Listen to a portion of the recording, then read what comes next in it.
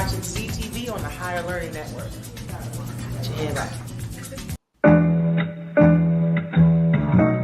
The Female Solution Global Radio TV Show invites you to an invigorating conversation with our team of hosts Monday through Friday, 7 a.m. to 9 a.m. Central Time. Start your week with Monday Morning Mindfulness with Zelda Speaks. Tuesdays, Self-Cell Care with Jody Susan. Wednesdays, Repairing Broken Families with Naima Latif and co-host Kareem Hamid. Thursdays, Soulful Solutions with Dr. Debbie Green. And Fridays, Health and Wellbeing with Beata. Saturdays, tune in 12 noon to 2 p.m. Central Time. First Saturday, Success Strategies with Jana. Second Saturday, Wendy Williams Esquire on relationships. Third Saturday, Move Around with Deborah. And fourth Saturday, Wisdom with Mama D.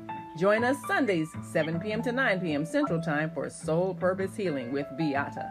Call in and comment 515-605-9325. Press 1 to speak to the host and be a part of the solution. Grand Rising, and thank you so much for joining me. I'm your host, Zelda Speaks, the stressologist. Any stress in your life? Well, most of us do. Unfortunately, we don't know what to do with it. Stress, especially as it relates to worry. I was once a worried about everything, and I finally figured it out with some training. Yeah, I've been certified with the American Society of Training and Development, National Speakers Association, and a host of others. But none of those organizations helped me stop worrying. They just gave me validation for the public to see what credentials I have. So the credentials I have now are from life experience, and I've learned how not to worry. And you can learn how not to worry too, because it is indoctrinated in us to worry. We don't have the answers, so we think the worst is going to happen. Well, I got a solution to that, and that is the Worry Workshop. So I'm going to pull that up for you on my blog. Why do you worry when you don't have to? Go to my blog, zeldaspeaks.wordpress.com, and you can sign up right there and find out how you. And remember, sharing is caring. If you care about yourself and your loved ones, help them see their way out of a mess. Give them the gift. It makes a great birthday gift. It makes a great holiday gift. So instead of running to the store getting something that they really might not need, give them a worry-free life. Give them the gift of a worry-free existence. And thanks for sharing. Make it a great day. Don't worry, you are not alone. Join us for thought-provoking, stimulating, and mindful conversations on higher learning with Zelda Speaks for your Monday morning mindfulness session on Blog Talk Radio, the Female Solution. Mondays, 7:30 until 9 a.m. Be sure to send your ideas, thoughts, comments, and suggestions. Also, if you'd like to be a guest on the show, visit ZeldaSpeaks.com. For further info, we'd love to have you. Experience mindfulness moments with the mindfulness/stress coach, Zelda Speaks. And thanks for sharing the mindfulness moments with us today. Stay on purpose, stay empowered, and stay tuned to the next session of mindfulness on higher learning with Zelda Speaks. This is a mindful day.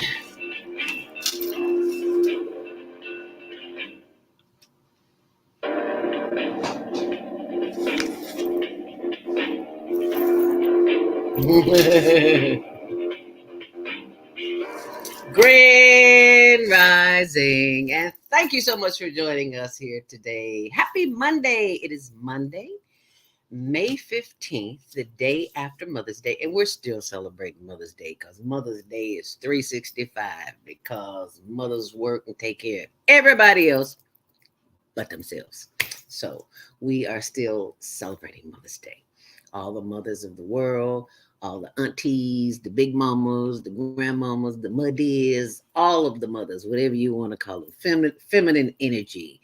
How about that? Because it is it's usually the feminine energy that keeps a little peace going on in the community. That's why we have so many wars, because men are running things. Nothing against y'all. I'm just saying. Anywho, thank you so much for joining me. I'm your host, Zelda Speaks. Welcome to Monday Morning Mindfulness on the Higher Learning Network. And today we are celebrating the inauguration of Chicago's new mayor, Brandon Johnson.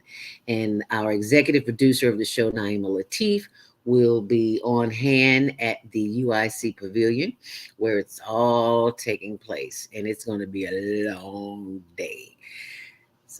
But in the meantime, in between time, we'll give you something to keep you cool, calm, and relaxed, because it's the mindfulness stress relief session that's coming up at 7:15. So right about now, happy Earth Day, birthday, born day. If you're celebrating your natural day, your trip around the sun, it is your day, and we're celebrating it with you. And speaking of birthdays, last week we had Naima, the executive producer, Naima Latif. Her mom turned 100 on the 8th, a week ago today. And I saw on the news that there on Mother's Day, there's something called Club 100. Did you know that? I didn't know it. Well, we both know it now. And it's moms who are celebrating 100 or more birthdays. And they had a brunch and fashion show at the Marriott Marquis. And the oldest mother there was 111 years young. I was like, look at these women just doing it. So kudos to all the 100-year-old centenarians. I hope I'm pronouncing that right. If I'm not, you know what my heart is. Okay. Alrighty. So I just wanted to share that with you. Happy Mother's Day again and again. We can't say that enough. Let us keep in prayer. The weather is so chaotic around the world. And I saw a brother on TikTok who was working at some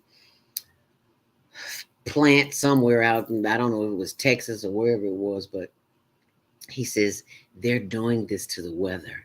I work inside where they do this, and I don't know if he's still living, because you remember what happened to the brother who squealed on Watergate. It's like it just doesn't. Anyway,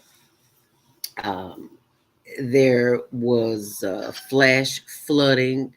The weather is just messed up everywhere. Flash flooding in St. Louis, Missouri, where people were stranded in their cars for like 4, 6, 8 hours. Like, oh my God. And then in Texas, so much property damage and people being killed. This all over the world. It's just crazy. Oh, Lord. So that's why we need to stay prayed up. Okay. If you're listening online, we'd love to have your comments after the 7:30 hour at 515-605-9325. But you got to press 1 to speak. And you're watching us live on our Facebook and YouTube channel, Higher Learning TV Show. And excuse me. I had, for Mother's Day, I had some banana pudding. It was so good. I was like, you ain't got no business eating no banana pudding. So I just got a little bitty place, about 2 big tablespoons full. Oh, it was so good. Something is always good when you're not supposed to have it. So yeah, I had it, and now I'm paying for it, because I woke up this morning, had so much mucus in me. It was ridiculous. But we live and we learn, don't we? So not doing that again. Anyway, it was worth it. So I'm going to go walk today and try to get some more of this mucus up out of me. Because Dr. Sabi would say mucus is the only disease, because it sets up inflammation in our bodies, causes all kind of diseases. Diabetic donut. I know I was a diabetic for 10 years and didn't even know it. So if you go to diabeticdonut.com, you will see my story on how I reversed type 2 diabetes. So that information is there. So be sure to check it out. And it's free. I don't want anything. I'm just showing people, if I did it, anybody can do it. So you just be sure and check out diabeticdonut.com. There it is right there. And as we take a look at traffic and weather today, if you are headed out and about, traffic and weather is sponsored by Karen Kelly of iTex. If you are an entrepreneur or a business owner and you have products or services to sell, uh, you might want to consider iTax. And thank you for those who have joined up. I don't get anything from it. As a matter of fact, I give you something. You get $100 bonus just for signing up, and you can go shopping. But you gotta remember to use the promo code ZELDA, ZELDA. And always giving thanks to the ancestors who came before me: Richard McGee, Herb Kennedy, Von Daniels, Bernadine T. Washington, Jackie Hasselrig. Yeah. I always give thanks to the others because they made a path for me. And if they didn't do it, then I couldn't do it. So here we go. All right, let's check out your traffic and weather.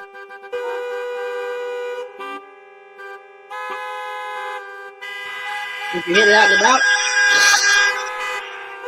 allow extra travel time because it is crazy outside. I kid you not. Traffic and weather. High 68 degrees today. Yes. 80 on Tuesday. Yes. My bid Wednesday. And before sharp cold front hits us by Wednesday, down to the 70s, and by the weekend, it'll still be nice. So no worries. No reported delays on CTA and Metro, but on the expressway, there's a whole other story. You know, construction began on bridge work on the Kennedy at Diversity, especially. That local lane ramp is closed. So it is a nightmare right about now. Diversity construction. You might want to get off at Belmont Avenue because your next stop otherwise will be Ohio. You can't get off at North Avenue, Division, Armitage, Fullerton, none of that. So you got to get off at Belmont. It's an hour and 15 minutes inbound, and it's slow at North Avenue, 31 minutes outbound. As we take a look at the the Edens inbound, it's 31 minutes, 21 minutes on the reverse. On the Eisenhower, 42 minutes in, 27 out. Your usual delays from First Avenue to Central. And on the Stevenson, it's 35 in, slow from LaGrange to Central, 23 on the reverse. On the Dan Ryan, 25 in, 13 minutes out. On the Bishop Ford, the accident has been cleared up, but it's still slow motion, 18 in, 12 out. And on North Avenue inbound, past North Avenue, on Clark Street, actually on Inner Lakeshore Drive, that crash has been cleared up, but it's still 11 minutes in and 10 minutes on DuSable Lakeshore Drive. And that's your traffic and weather, sponsored by Karen Kelly of iText.com. Now, last week, I mentioned that we had a new time, and that is incorrect. We, by the grace of God, we still have our same time on the Higher Learning Network TV show, which airs Tuesdays at 6, Wednesdays at 1, Channel 19. 24/7 on the World Wide Web, Higher Learning TV show on Facebook and YouTube. And sometimes people say they can't download the app, because you can download the app, the CAN TV app, and you can see us streaming live. And that way you already have it on your phone, or you can always pull it up on our YouTube channel. Yeah, that's real safe and simple. That's how we do that. All righty, it is 7:13, and it is time for your Monday morning mindfulness meditation. So today, the topic is surrender. And I ask you this question: what is it that you need to surrender to? I know I need to surrender the spoon. I should have left that spoon of banana pudding, but I ate it. I'm sorry. And I paid for it today. So anyway, I digress. Spiritual surrender, not physical, spiritual surrender. Monday, May 15th, 2023. At those times, I feel my life is bottomed out and I have nothing else to try and no one left to whom I can turn. I may believe I have no choice but to give up.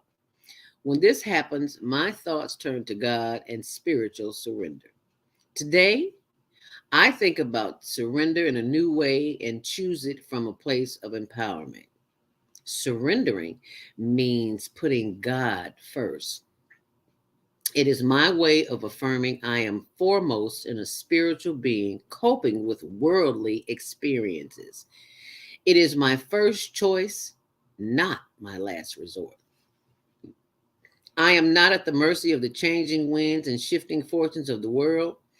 I am a divine being endowed with the attributes of God and which with rich divine ideas. I surrender myself to this truth and feel newly blessed. Your kingdom come, your will be done on earth as it is in heaven. And that's from Matthew 6 and 10.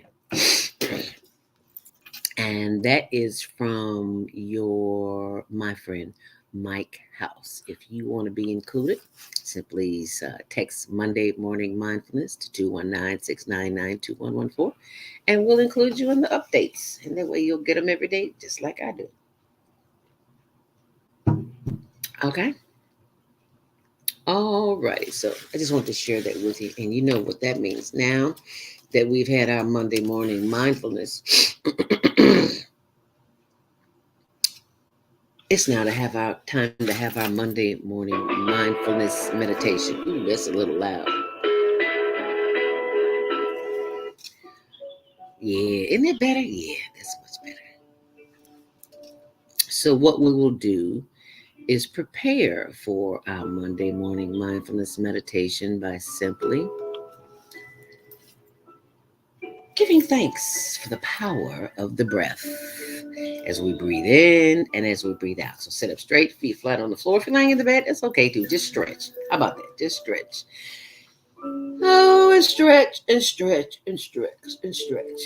And what we will be doing is simply moving our inner organs around. Yeah, we're shifting them, moving them, giving them a little exercise too.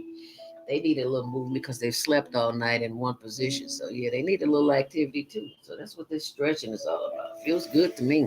Turn around and stretch on the other side. Yeah, that feels good. Oh, good morning, Grand Rising, my beautiful plants. Thank you so much. They smell so good. You need some nature in your house. And as we just continue to stretch and stretch and stretch, giving thanks for the power of the body and the movement and the stretching that is going along with it and the power of my plants. Yay! And we continue to stretch. What we'll do is breathe in and breathe out to the count of 5.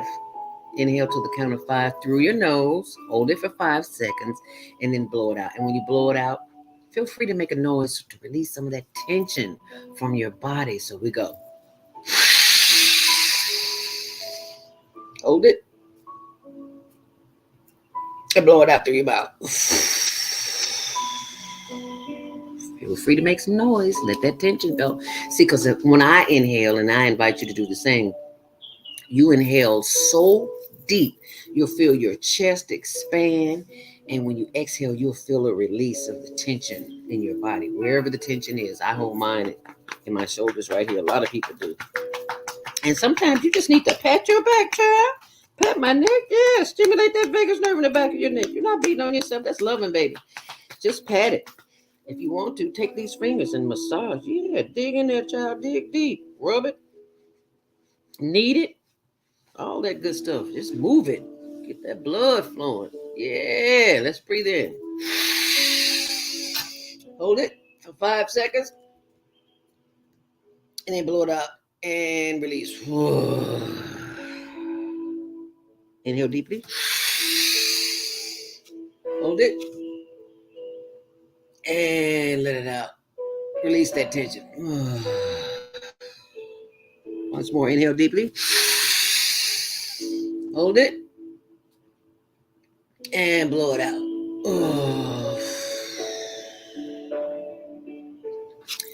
Now let us bring all that breath to the top of the head. Inhale deeply. Hold it. Giving thanks for the power of the breath as it moves through the body, down through the face and through the shoulders, and we blow it out. Relax those shoulders. Rotate those shoulders left and right, right and left, and stretch as we inhale deeply.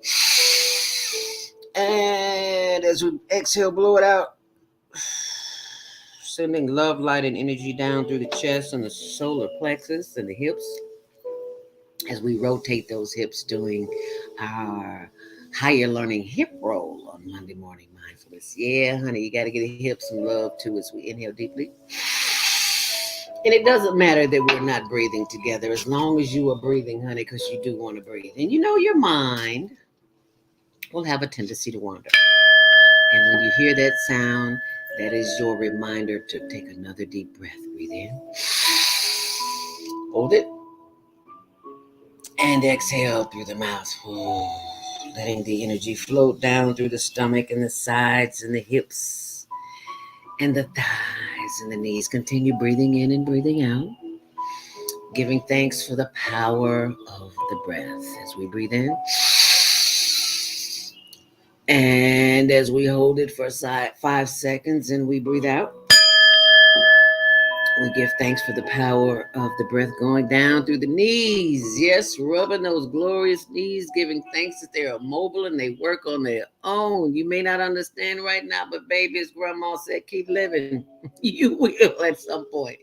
You run, you jog, you work out, you play tennis, basketball, football. Honey, them knees take a beating. So rub on them knees, get them knees some love. Or any other part of your body that garners your attention. Mine is my knees, so I'm always grateful for my thighs and my buttocks and my hips and my knees as we breathe in. Hold it. And we blow it out, giving thanks for the power of the breath. Sending love, light, and energy down through the legs and the ankles and the arches and the toes. Yes, wiggle those toes.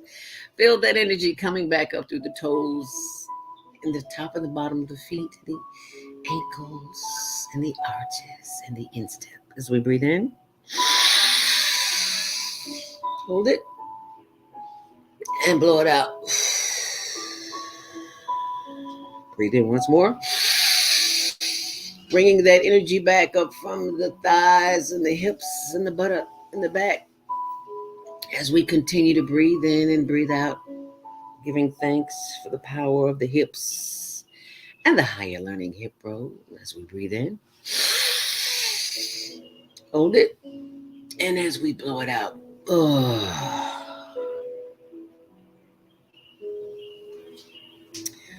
We give thanks for the power of the breath because somebody somewhere can't do it on their own. They may have a trachea in their throat, have asthma or COPD or any other of the respiratory diseases that we have on the planet. We give thanks that we can breathe. Inhale deeply. Bringing that energy up from the chest and back up through the neck and the face and back to the top of the head. And we stretch again and we give thanks as we breathe in. Hold it. And as we blow it out.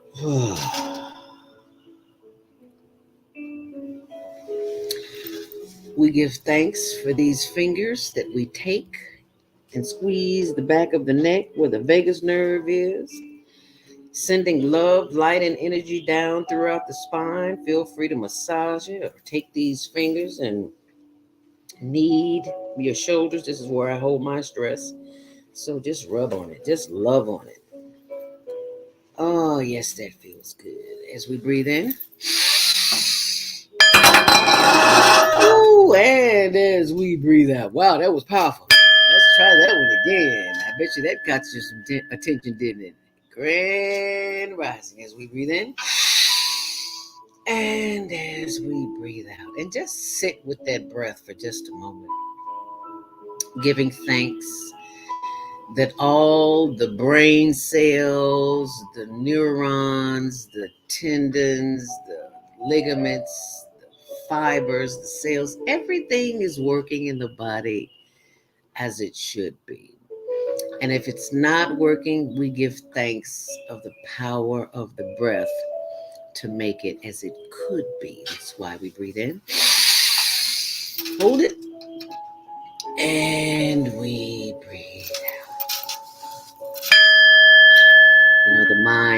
tendency to wander all over the place. That's what the purpose for the bell is, to bring you back into sync with your breath, to remind you to breathe in and to breathe out. So let's take one long, last deep inhale together. Hold it. And as you exhale, bring your head forward, chin to chest, and slowly rotate that head to the left. Slow down, and slowly bring it around to the back and over to the side, to the right, and bring it back around to the front. Ooh, that feels good. Head up. Take a long, deep breath. Inhale deeply. And bring your head forward, chin to chest, and slowly rotate the head to the right. Slowly. Slow down. Moving too fast. I want you to feel the stretches in your neck. And slowly around to the left and back to the front. Head up. Inhale deeply. And as you exhale, look to the left as far as you possibly can. I got a little crook in my neck. Yep, I slept on the pillow last night. Can you tell? So I'm just going to take my fingers and just massage those muscles right there. Ooh, yes, Lord. Feel that stretch. You feel that stretch? Oh, yeah, I feel that stretch. And bring it back. Inhale deeply. And as you exhale, look to the right as far as you possibly can to feel a stretch in the left side of the neck. Feel that? Feels good, doesn't it? Yeah. Yeah. Ooh, that feels good. Let's rotate them shoulders. Yeah, I needed that. I needed that. You needed that. We all needed that. And somebody else needs that too. So be sure and share it. As you inhale, hold it. And exhale, let it out. And that is something that you can do, and you can share that with somebody, because everybody's stressed out. Everybody crazy. And they don't have to be, because once you share with them Monday morning mindfulness, you will experience the same thing. And you can also experience that and more of my daily inspirations when you go to YouTube. Inspirational Conversations are back. Remember on the Troi Tyler Show back in the day, and on Gospel Radio 1390, where I played gospel music, not secular music, but also was on WGCI FM with Sundance. She would allow me to come on and read there sometimes. So they're back, and they've got their own YouTube on channel, and that's the YouTube channel. So be sure and check it out. I update it daily, and I want to thank you for that. It is 7:27, and you know what that means. I forgot to show you that. Yeah. It's time for our first commercial break, but first I want to go and show you some of what we've been working on, and that would be the Higher Learning Network, HLN TV Instagram page. We're always working we have an outreach to the homeless, and this is what we do. We go every Thursday and try to be of service to them, to help them get resources for housing, and for if they need IDs, or if they need any kind of information on jobs, just resources. We take that information, but we also take them food, which is donated by the Chicago Food Depository from EAAchicago.org. That's the European American Association. And go in there and pack the food and then take it over there. And this is just a small sample of what you will see when you go to our Instagram page, Instagram.com. HLN dash. Please, yeah, praise God, yeah. Just grab some, baby, because it's all going. Those are the goodies. That's the snacks. That's the snack table. You got some toothpaste. Got all kind of goodies over there. You got some hand sanitizer over there. Got some milk. Got some canned soup. Got little boxes of juice here. So just take the whole thing. Take the whole thing, baby. That's what it's for. It's for y'all. Don't worry about it. There's plenty more. Plenty more. Plenty more where that come from. Got a whole 3 things of donuts over there, so you all good. Yeah, honey. Oh, and there's some nuts too. Get them nuts. Just grab them nuts too, because they feel. When you come back, get this box of cereal. Got some raisin bran here. A whole box of it. Let me open it up for them so they can see it. What a blessing to be a blessing, right? Whole box of cereal. You can eat cereal when you can't eat nothing else. And you don't need milk all the time. You can use water. I know that sounds crazy, but something is better than nothing, right? Raisin bran, my favorite. Here we got some milk, peanut butter and jelly, something to keep you for a minute, and some juice. Whole thing of cereal, peanut butter, jelly, milk. Now that's the delivery on the off days, because on the regular days, I'm sorry, not regular days, but every other Thursday,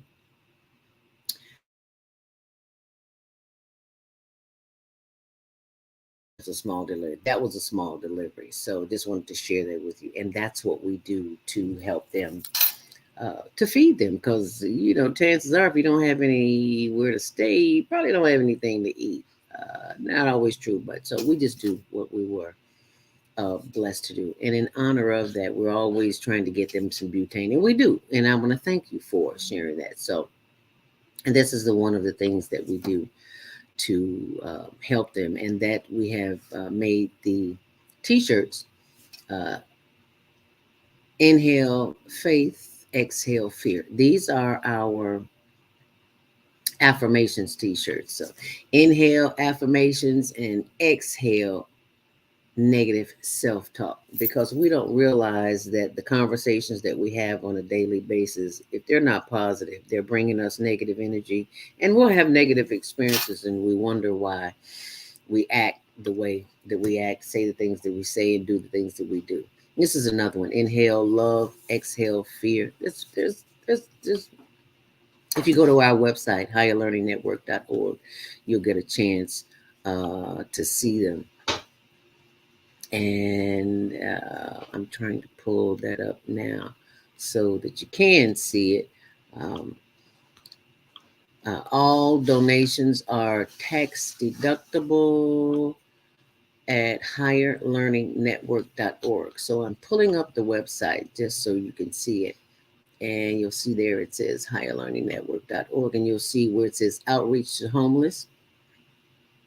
You'll see our Facebook page here, our YouTube page, our Twitter, Instagram, and LinkedIn. So you can just click on any of them. But I'll click on our Instagram page just so you can see it. And you'll see it goes right back to our homeless efforts. Well, I clicked on it. Okay, so where is it? I know it's there somewhere. There it is. Did you go through? Okay, but you saw it. There it is. Yeah, higherlearningnetwork.org. So, this is our outreach to the homeless. So, yeah, when you click on outreach to the homeless, you will see it. Oh, there it is. Okay. Oh, and this is 2 weeks from, just a little bit over 2 weeks. It's the first annual benefit gala for the homeless. We have partnered with the Obliging Care Network, and we're putting together a gala, the first annual benefit gala. And if you go to higherlearningnetwork.org and click on the homeless program, you'll see this, and you'll see a link to the website where you can go and get your ticket. So you want to do that, okay? And then you just put your information, your email. So I'll put in there info@higherlearningnetwork.org, so you'll know. But you put your email address in there. Don't put ours. And then it'll take you to Cheddar Up. I've done that. I'm trying to show them. Let me show them, y'all. Okay, so why is Cheddar Up not popping up? Yeah, we're on Instagram there. Yeah, there it is. Y'all can see all of that. As you scroll down, there's just a whole lot of information. But I'm trying to figure out why the Cheddar Up is not going to the Cheddar Up website. That's going to have to be fixed today, isn't it? But you can also go to her Facebook page, which is Obliging Care Network. So when you go to facebook.com and type in Obliging Care Network, that will come up and you'll see. I'll have it when we come back from the break. But right about now, I wanted to remind you about the Teen Talent Contest. So stay close and we'll be back. Attention and all thanks for talented watching and teens sharing. ages 13 to 19. Are you ready to show the world what you've got? We're excited to announce the latest global virtual teen talent contest, where you win cash prizes and scholarships by performing your unique talent. Here's how to participate. 1. Record a 1-minute video of yourself performing your talent. 2. Upload the video, link in description or comments. 3. Submit your video by the deadline. We're looking for a wide range of talents, from singing and dancing to magic tricks and comedy skits. So whether you're a musician, an actor, or a chef, we want to see your unique talent. The top talents will be selected by a panel of judges and will be announced shortly after. So don't wait, start filming and good luck. Start filming and good luck. We appreciate you for supporting the Global Virtual Teen Talent Contest. And if you'd like to continue to support, and we thank you, you can send us in donations, tax-deductible donations at PayPal, at Cash App. There's my Zelda Speaks. And on PayPal, go to higherlearningnetwork.org. You'll see that. And for Zelle, you need to call us at 312-409-6619 or info@higherlearningnetwork.org. And that information will be there. We'll be right back. What if you could live to be 120 years old and remain active, healthy, alert, and vibrant? Our bodies are made up of cells that are constantly rejuvenating. So if we take proper care of ourselves, we can literally defy aging. Join us every Tuesday from 7 a.m. to 9 a.m. Central Standard Time to learn about self-care from Susan Essentials on the Female Solution Blog Talk Radio Show. Learn how to help your body and yourself feel rejuvenated each day through proper nutrition, sleep, frequency medicine, and many unconventional methods of self-care. I'm Jody Susan. Join me and my amazing guests by calling in at 515-605-9325 and press 1 to speak. We'll help you achieve a breakthrough in your health today. Hi, I'm Dr. CJ of Valona Health, where we combine orthopedic manual therapy and neuroscience to treat the whole person. Health tip for the day is keep it moving. Doesn't matter how, just keep it moving doing something you enjoy. Walking, dancing, rolling on the floor with your dogs or kids, really anything. The body craves movement to keep its bones, joints, and muscles happy. Even our mental health and internal organs and digestive system rely on our movement. Thanks for being a part of the Higher Learning Network on the Female Solution.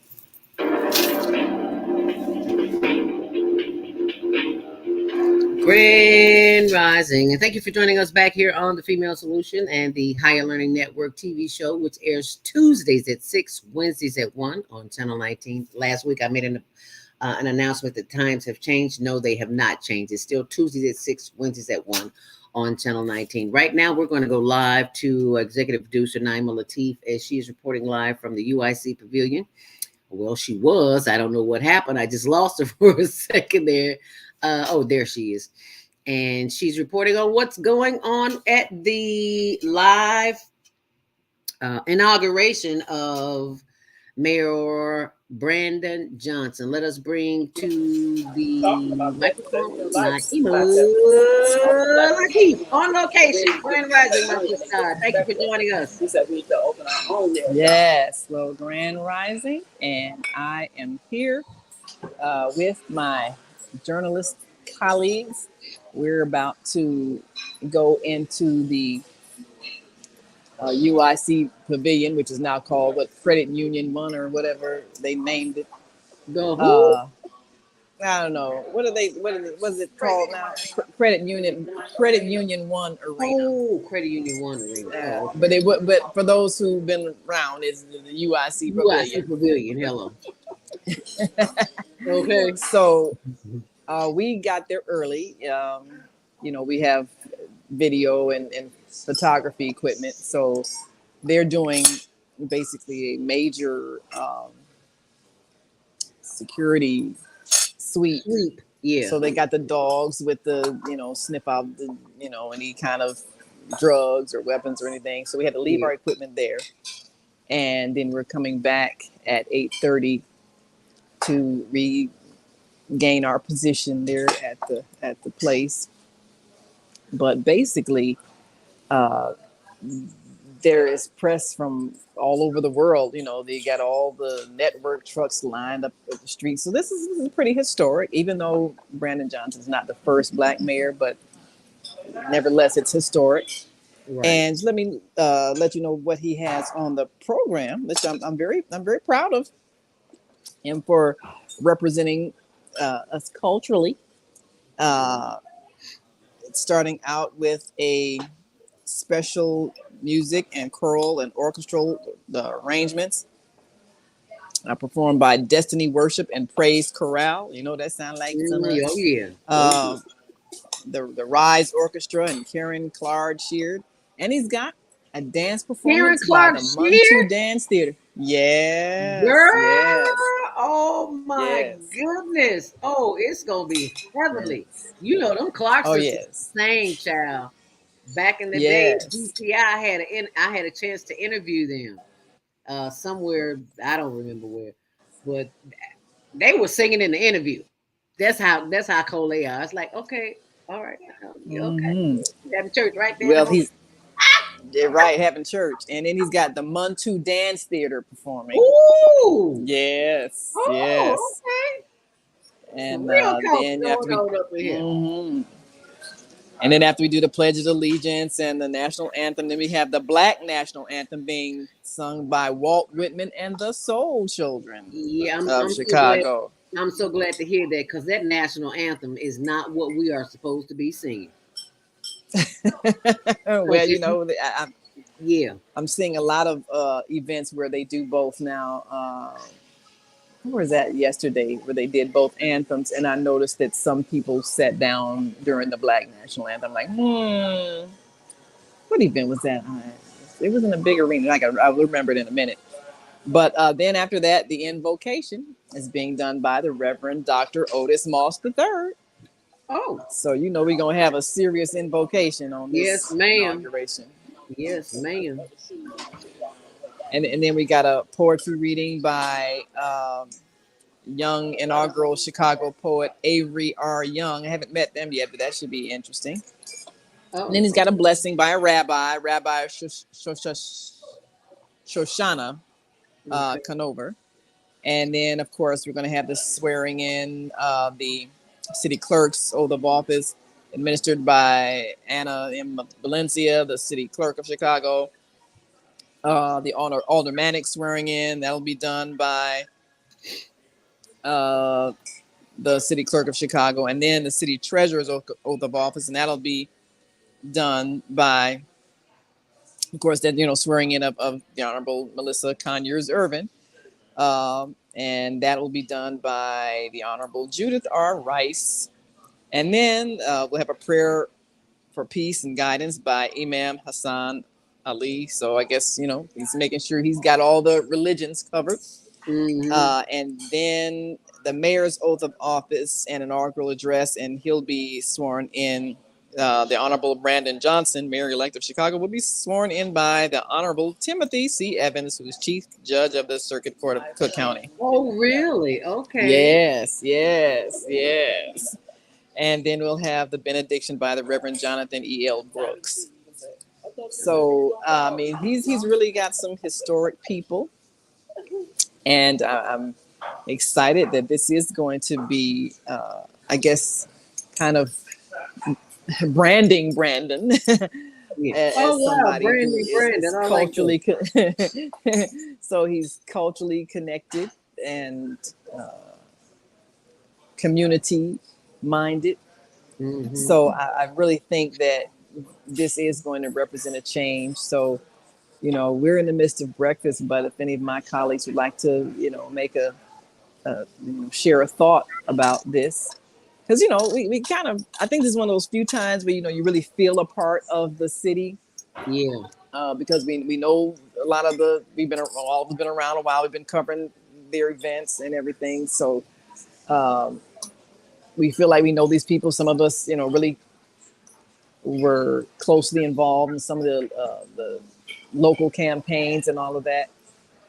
So it's time for us to feel like this is our city, and we have an influence in what's said. And as members of the media, our voices will be heard and will be influential. The images that we capture and the words that we capture will have an impact on how people perceive the city. Because right now, everybody's looking at Chicago because we get ready to host the National Democratic Convention. Right. So what are they going to see? Are they going to see clean streets and people behaving well toward each other, or are they going to see riots and protests because people are angry? Just depend. What are they going to see? What are we showing them?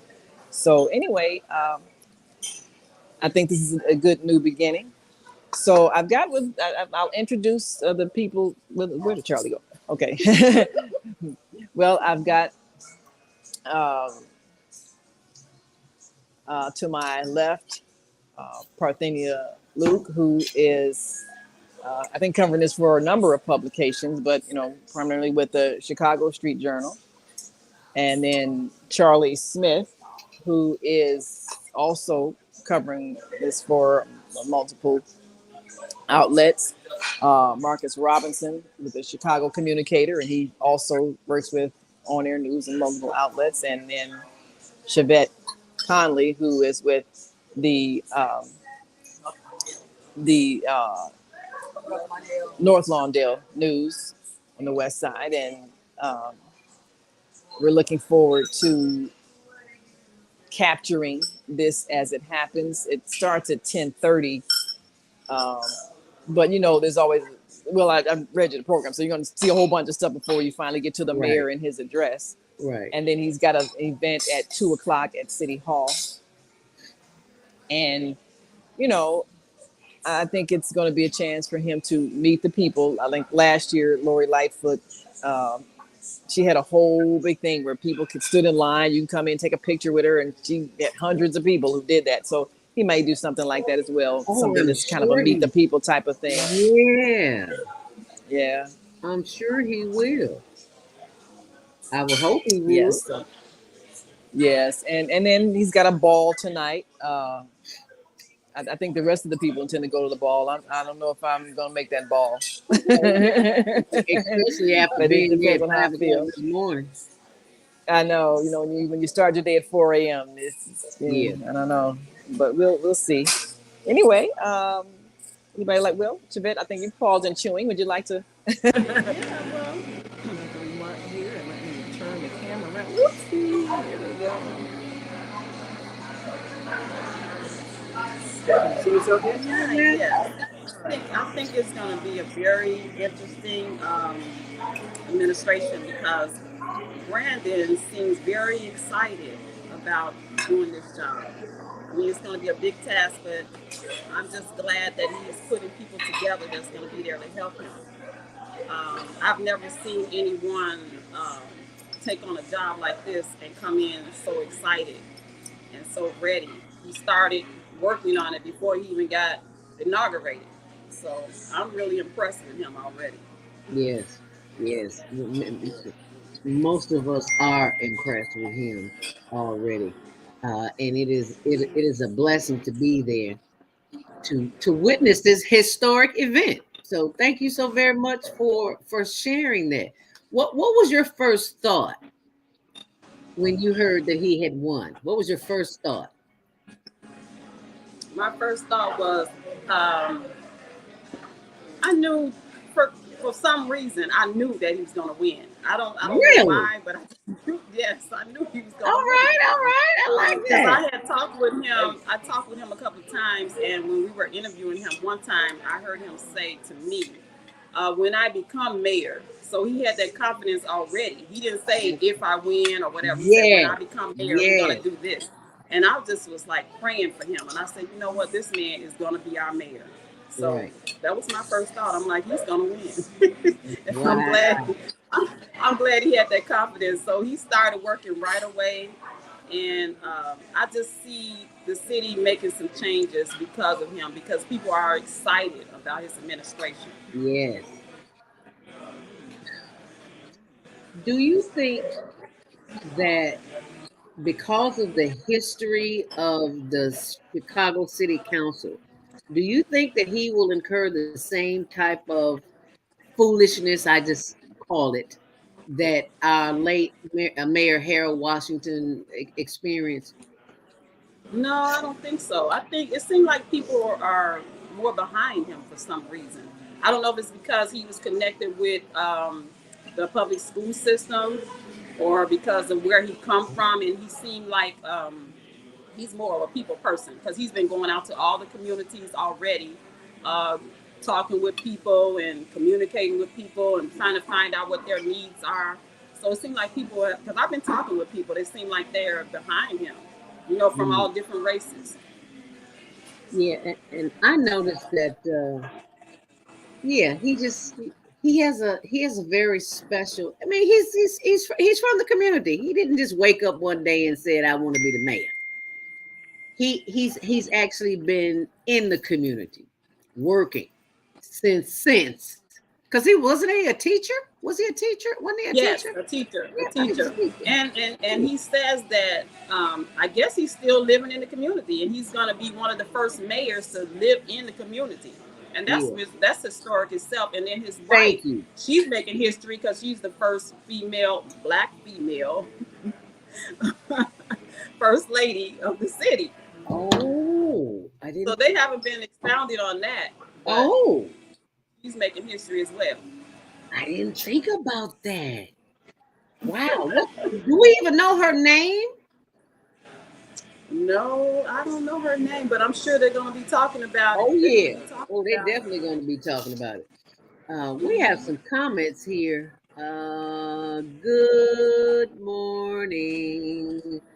Victor Sarmiento. Good morning, Zelda. Have a wonderful day. Thank you so much, Victor. Good morning to you, too. And you have a wonderful day. Victor is a veteran who works with other veterans. He's very resourceful. So thank you so very much. Be sure, and I don't know what his page is. Victor, if you're still listening, put your page up there so I can share that. Okay. We have Marcus over here. Okay, good. Let us bring Marcus up here. Grand Rising, beautiful sisters. Thank you for joining us, Jody. And there is Marcus, my brother from another mother, Marcus Robinson. Thank you so much. Phenomenal media consultant, photographer, videographer, you name it, he does it. Tilt it back just a little bit because your head is cut off. I can't. Here, there you go. That's better. All right, there you go. Much better. Good morning, Marcus. Thank you so much for joining us this morning on the Female Solution. Yeah, Can you hear me? Can you hear me, Marcus? Yeah. Okay. Go right ahead, dear. Yeah, there you go. Yeah. Much better. Thank you, Naomi. I'm trying to. Could you repeat that? I said good morning, Grand Rising. Thank you so much for joining us this morning on the Female Solution and the Higher Learning Network TV show. Have you begun taking photos this morning yet of the event, of the inauguration? 8:30. It's a little noisy in here, so. Oh, okay. Do I need to speak louder? So you're asking me about the inauguration, right? Yes. Your thoughts and comments, please. I can tell you as a photographer my opinion about Brandon Johnson. That's what we want to hear. I think that we should give him a chance. I don't expect him to wave a magic wand and change what's going on in this city. I don't expect him to stop the violence that's going on in this city, because it's been going on for decades in this city, and violence is a mind thing, not a political issue, but it's a mindset. Unless he can change the mindset of the young people in this city, this violence is not going to stop.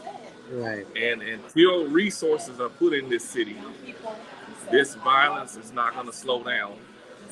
Right now, busloads of immigrants are coming into this city. They're coming into predominantly black neighborhoods. Yes. They're occupying South Shore High School. Yes. Next, it will probably be Inglewood. Yep. And that has upset black people in this city. And that's what he's coming into. Yep. He's coming into angry black people who are mad about immigrants coming in here taking it over their neighborhoods. So that's something that he will probably need to deal with when he steps into City Hall immediately. And the crime and the jobs for young people, which he've already said that he's going to give them jobs.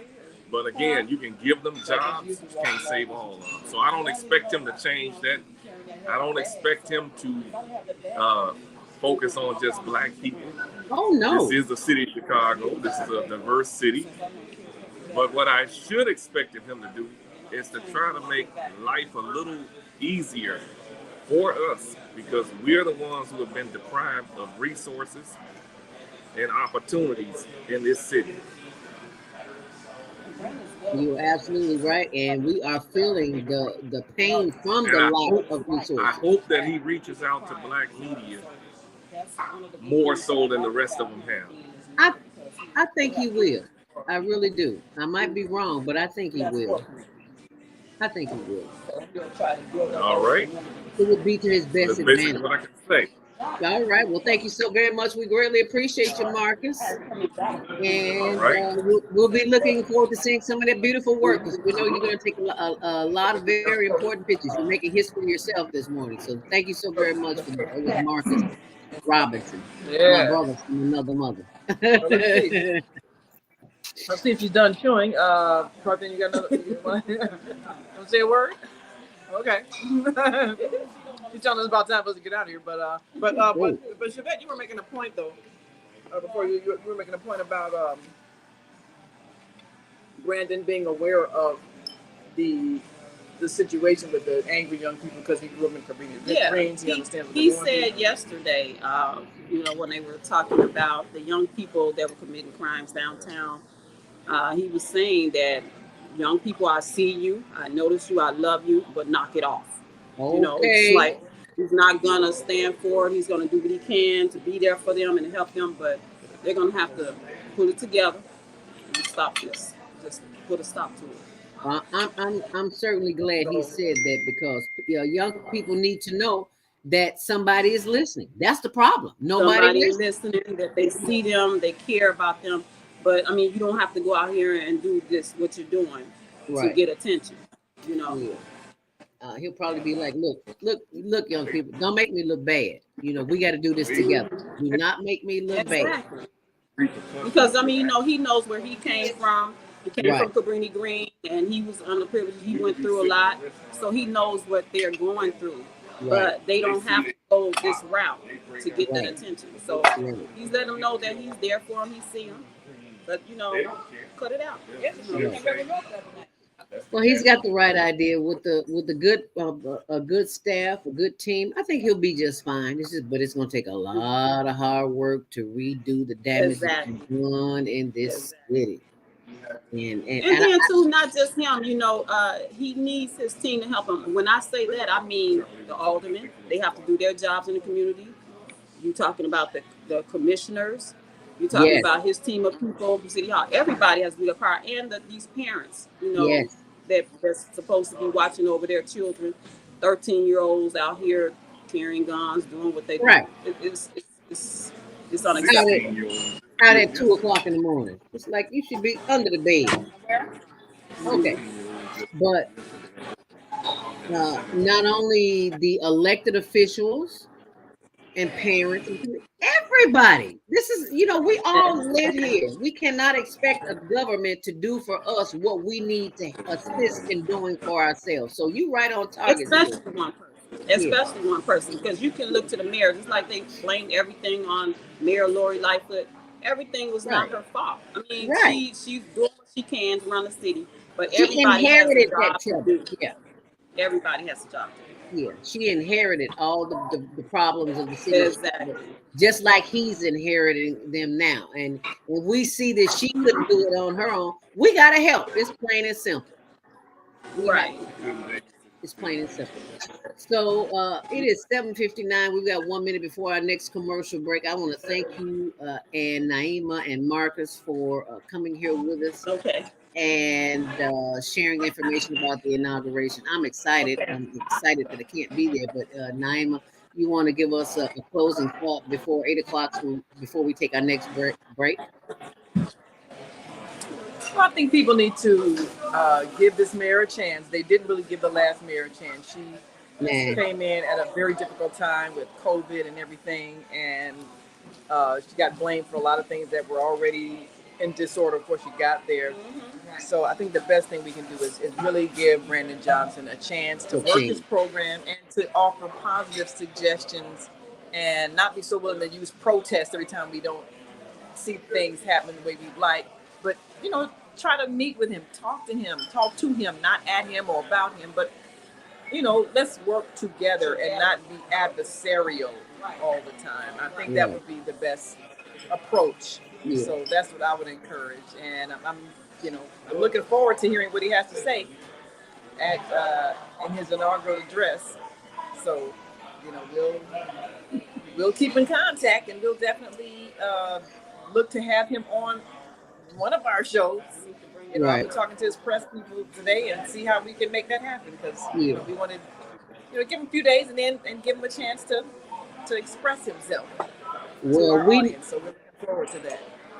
Well, we know you're going to make it happen because he called your mom on your cell phone last week. So, for birthday, so we know we're going to get him back in. I do want to get a chance to say thank you to him for that, too. Yes, definitely. Yes. That lit her up. That lit her day. So I know it did. It made everybody's birthday special. Right. Absolutely. Well, it's 8:01, time to take our commercial break. You stay close and we'll come right back to you. Oh, will you be heading over to the arena? Because right now you're having breakfast. So how's that going to work? Will you come back after the commercial break? Yeah, I'll come back after the commercial break. Okay. All right. Y'all stay close. We'll be right back. Do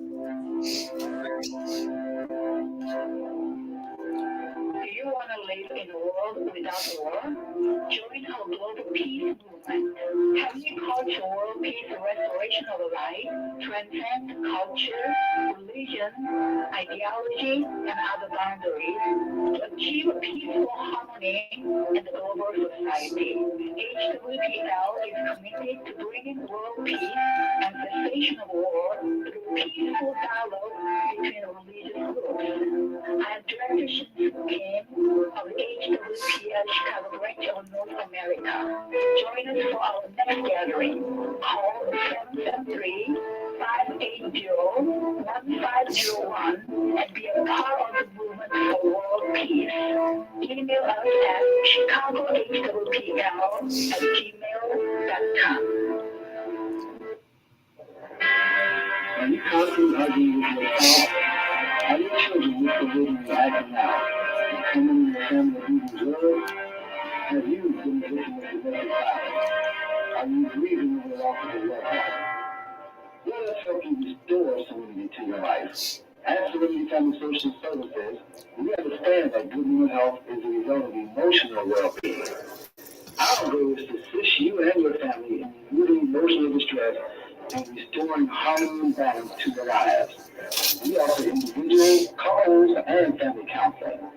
I'm Howard Williams, CEO of Serenity Family Social Services. Call us today at 312-315-4820. That's 312-315-4820. We have an opportunity to transform the whole global society in the next 50 years. 50 years from now, the earth will be populated by a new generation of adults, many of whom are yet unborn. Our mission is to nurture them in childhood with love, guidance, and protection, and to raise them in healthy, happy families. If we impart values of compassion, generosity, and respect for fellow human beings in the next generation of children, they will create a world where people can live together in peace. This is our goal. Be a part of the transformation. Get your copy of the book, The Female Solution. Go to www.naimalatif.com. That's www.naimalatif.com. latif.com. Oh man, gotta set the Monday sun bill today. This sunlight is really expensive, especially during this season. I'll probably have to work overtime to pay it. Well, you better pay it on time. We don't want the sun to go out and we're sitting up here all day in the dark. Wouldn't it be terrible if God charged us for sunlight? Well, thank God, the light and heat from the sun is free. So why are we paying such high bills for the energy we use in our homes? Because we don't know how to use solar energy, the free energy from the sun. You can convert your regular home to a solar energy home and save tremendously on your electric bill. Take a look at your electric bill. Wouldn't you like to reduce or possibly even eliminate that cost altogether? Let one of our solar consultants show you how. Call today, 312-849-3456, and schedule a free consultation. That's 312-849-3456. Hi, I'm Naima Latif, executive producer of the Female Solution Global Radio TV show. We are part of the online network of associated internet radio hosts. On Air. On Air empowers you with transformative news and interactive radio TV shows. This is such a wonderful time to be alive and to see our human family coming together as one community as a result of that powerful tool, the internet. We can now talk directly to each other all over the world. There's no need for conflict or misunderstanding. There's no need for violence to solve our differences. We can talk to each other face to face until we reach an agreement. On Air offers a fantastic global guide to communicators from all over the world who are using their internet platforms to inspire us to strive to be our best selves in order to become the kind, compassionate, loving people we were all born to be. Once we do that, we'll see planet Earth transformed into a place of peace. Subscribe to the recommended YouTube channels, Facebook pages, and podcasts created by these Voices of Enlightenment. On Air provides daily news briefs and a weekly magazine to keep you abreast of events and opportunities. On Air news affiliates in television, radio, and print share information, insights, and interviews with notable personalities. Go to onaireverywhere.com for a daily dose of uplifting news. We're on air everywhere, online all the time.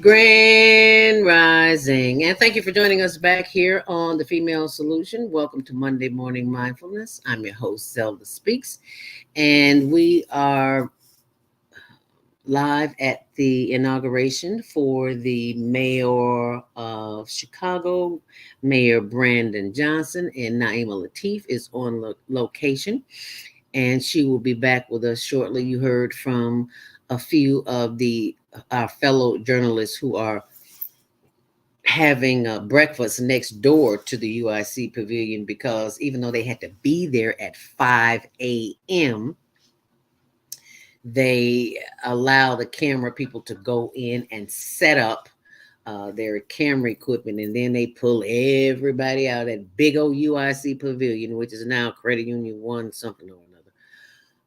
But they have to leave all their camera equipment and come out. So they went and had breakfast at a Black-owned restaurant right down the street.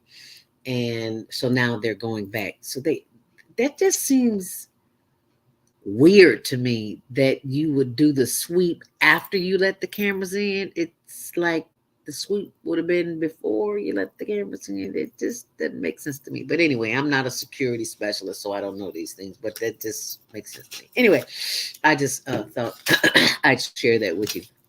And that's a lot to deal with early in the morning, because Naima told me, and I saw the email where we were granted permission to cover the event, and they told us one door, and then you get there and it's another door. Well, when you're hauling around camera equipment and lights and tripods and things of that nature, that gets to be pretty aggravating.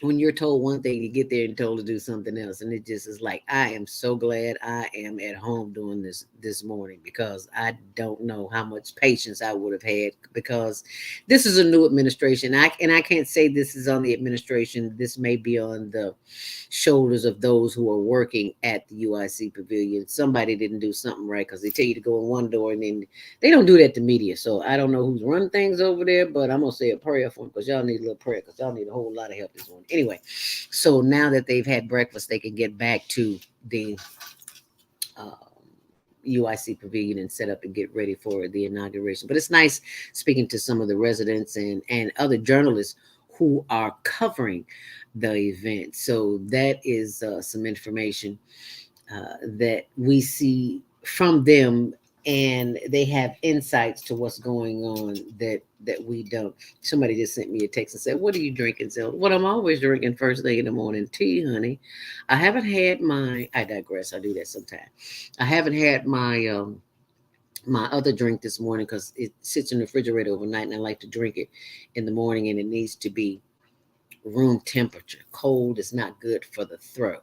You speak for a living, you learn things along the way, and it's like you don't want to drink anything cold. You always want it room temperature. So I take it out in the morning, that and my other diabetic donut drink, and I just let it get room temperature. So by the time I get off the air, I can drink it. But right now I'm drinking my tea, my hot tea, and I'm drinking rose tea this morning. Oh, have you ever heard of rose tea? ROSE. Oh, it is so good. It's just like a little subtle flavor. I don't know what rose tastes like, but this tastes good. Anyway, there's a rose oil too. Good for stress relief. So just thought I would share that with you. What we're talking about today is the inauguration of Chicago Mayor Brandon Johnson. So there's a whole lot going on over there today, and all that we don't get to today, I always put updates on my blog on zeldaspeaks.wordpress.com, but I do also want you to be aware of on-air news. Now, this is what Naima was covering this morning. If you see this site right here, it's onaireverywhere.com. And these are some of the on-air daily news highlights. And as you can see, she's been very busy covering political events, covering local sports events. And as you can see there's another one that she was at the White Sox park, at the Bulls and the Lakers. I mean, she just, and I wonder if those are Marcus shots. You know, you just saw Marcus Robinson on here with us. I wonder if those are, no, those might be John's shot. John is the official photographer for onairenews.everywhere.com. Oh, wow. He really does some wonderful work, doesn't he? Oh, my goodness. He gets the shot, baby. All right now. Love it. Don't know where he is there, but he's somewhere. Oh, Biden Harris 24. Okay. All righty. All right. There's Brandon Johnson. Yeah. You want Brandon? You got Brandon. I don't know where she is on this one, but it's somewhere in the community. This looks like a play. Might be ETA Theater or BET Theater or something like that. But if you go to the site, Brother Muhammad over there on the right, I know who that is. That must be the old Navy Pier, because it doesn't look like the new one. Anyway, so just thought I would share that with you. So anytime you want to go to find out what's going on, just go to onaireverywhere.com. Can I scroll that down so you can see it? Onaireverywhere.com. I'm trying to pull the site down just so you see it. Nope. Okay. Anyway, so that's what we're covering today. Onaireverywhere.com. And she is literally on air everywhere. And I'm bringing her back to the screen here on the Female Solution. And I need to put her up so you can see her. So yes, we are on our way back to the UIC Pavilion, the Credit Union One Center for the inauguration, and you know it's expected to be a pretty crowded event. We have some of our associates that are on the west side where Brandon Johnson is having an event at 9 o'clock before he comes to the pavilion for the inauguration. So I'm trying to think, it was a prayer breakfast or something. Whatever, you probably got the email, but it's an event that, he's meeting with people before the inauguration, which I guess that's also kind of a historic thing too. So he's going to do a lot this day. He's, doing the breakfast, doing the, the community thing at 9, then the inauguration at 10:30, and then meeting at City Hall at 2 o'clock. So we'll have all of that up on the on-air news site this evening to update people on all the events. And I think this is the time for us to really make our voices heard in terms of what we would like to see happen in the city. It's not enough just to complain, because citizens write legislation. Our own Mama D, she's written some legislation that has passed. Yes. So if we have ideas, we should bring them to the people who are being sworn in today, the aldermen that are supposed to be making the laws and the policies. And we got a couple of things that we'd like to suggest for legislation. And, of course, you've been working with the homeless community. Having shelter really needs to be a legal right. It's inhumane to have people sleeping out on the street when you have empty buildings. And I don't think banks should be allowed to bar people from shelter because they don't have money. Right. And I think Chicago can set a precedent on having humanity be the reason for our laws and not money making. If we can be leaders in that and lead the nation in showing how human beings should treat each other, that would be great history. I love it when our people, African-American people, are able to rise to leadership positions, but it doesn't really matter what your skin color is or what color the body you're wearing is if your thinking is no different than the people who created this mess. Right. So we have to be pioneers in showing how to treat other people. All the people we share this planet with, they have a right to life, and they have a right to live stress-free, always having to worry about basic survival. That is not a way to live, and that should not be something that is acceptable. And so I believe that Brandon Johnson has the right spirit, but it has to come in the form of changing policies. We were just talking about, on the way here, we were just looking at the street sweepers. And you know how the thing goes. You're supposed to move your car before the street sweepers come down, otherwise you get a ticket. Well, if the intention was to clean the street, then you would have your regular day that you clean the street, and people would know and they would move their cars. And if they forget, then you would be able to inform them. If they're parking in front of their house, you would, have your person, maybe people come by and remind them, can you move your car about this, clean the streets? Mm-hmm. But the intention is to make money off of tickets. So what do? They wait until maybe the night before, and they don't. And then many of the least affluent neighborhoods, mm-hmm. they keep changing the day of the street cleaning. They do it in Inglewood. And they do it in Inglewood, and the distressed areas where people can't afford to be paying tickets, and they do that, and then you rack up tickets because you accidentally parked when they were cleaning the streets, and then they end up towing your car. So what happens when you rack up tickets because you weren't informed of the street cleaners coming, and so you get a ticket because you were parked outside on the street cleaning day, and you look up and you got hundreds of dollars worth of tickets. You can't afford to pay them, and then next thing you got a boot on your car, and your car gets towed, and then you lose your car, and they sell your car at auction.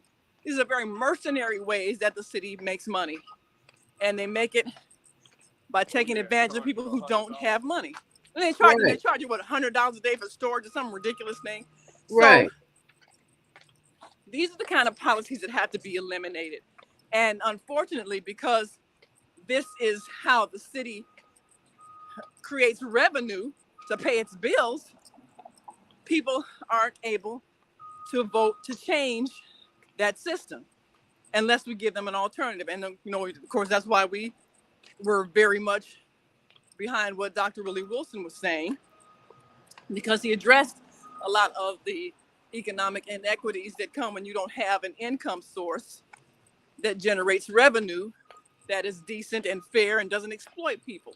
Right. So I'm hoping that Brandon Johnson will be amenable to new ideas on how to generate revenue for the city and not using the same old ways of using fines and tickets and fees, because that's what caused Ferguson to erupt, and anger and violence and riots, because this is what the city was doing. They were taking advantage of the poorest population and constantly writing tickets and taking people's cars and all that.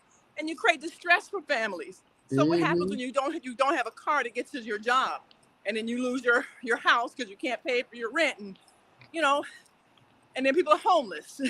Right. So there's this cycle of homelessness. It comes from really abusive practices by these municipalities. So Chicago has an opportunity to set a new standard, set a higher standard of how to treat its citizens, and to make sure that everybody is housed, everybody is fed. I mean, we're doing better when it comes to food. We do have the food pantries and things like that, and that's good. Now we need, as you know, we need to deal with the housing. We need to deal with people who should have shelter, people who have children, and they need to be able to have their children in a shelter and a safe place to stay. We have so many homeless teens. A lot of the teens that are out here creating havoc are the ones that don't have any place to go, and the shelters won't take them because they're over the age of what they will allow people to bring children in a shelter. So they're just out on the street at night. Right. Something's wrong with that. Right. You got young people that are coming from homes where they've been abused or been abused in foster care. So all of these things that people are suffering from, they can be changed, but they have to be changed because we are choosing to live by a higher standard of how we treat people. And this is something that a mayor can do if they take leadership with a different attitude. The objective cannot be how do we make money off of this situation. It has to be how do we serve the people. So he said all the right things while he was running. Brandon Johnson said all the right things. So how do we turn that into policies? How do we turn that into laws that change conditions for people? And that's where the citizens come in, because it really is our responsibility not to just put people in office there and sit back and wait for them to act like Superman and fix everything. We have to bring forth the legislation. We have to formulate the plans, and then we present it to those who are supposed to turn it into laws. That's our job to do that. And so this is what I would like to see Chicago be, is a leader in setting a new higher standard for how we're treating the citizens and how we're treating each other. Now you talk about legislation, and Mama D is responsible for some legislation. I think the Female Solution and the Higher Learning Network need to get together and propose some legislation as well, especially as it regards to much of what you just mentioned, especially for with this immigrant situation coming in, moving into South Shore and Inglewood and other areas. We need to propose some legislation. If you can house those people, then why can you not house the people that are here in the state of Illinois, in Chicago specifically? Absolutely. I mean, that's the major question. And there's no good answer that makes sense if you're saying, well, we have to help them because they're in distress, coming from other countries. Well, the people who are on the street are in distress too. That's how distressful is it to be out on the street and you can't protect your child at night and all of that. So part of it is also not blaming people for their financial situation. We tend to learn to look down on people if they come to hard times and condemn them. Yep. Yes. It's not the people's fault that they're in the condition they're in. It's this wicked system that's been put into place that has it's this wicked system that has been put into place that has caused these people to be in the shape they're in. I'm speaking from experience growing up in Inglewood. Every time a young black man had a car, I had 2 cars. The police kept messing with me. They kept pulling me over, and if my car was parked, they wrote bogus tickets. And no matter how you tried to challenge it, you still had to pay it. And a lot of times, people don't have the money to pay that kind of money. And one thing I wish Brandon would do is really listen to the real people. Not the big time pastors, not the big time activists and the grant grabbing activists, but the people who are really living in these conditions and create some type of resource to help them. Or better yet, abolish these bogus tickets, wipe it out, give them a clean start so that they can live their lives, because it's stressing people out. The utility companies are overcharging people. They taxing people on everything. You got to pay to park, even right downtown. How do you expect people to work and they got to worry about their car being towed? They don't there should care. be some place where they can park for free.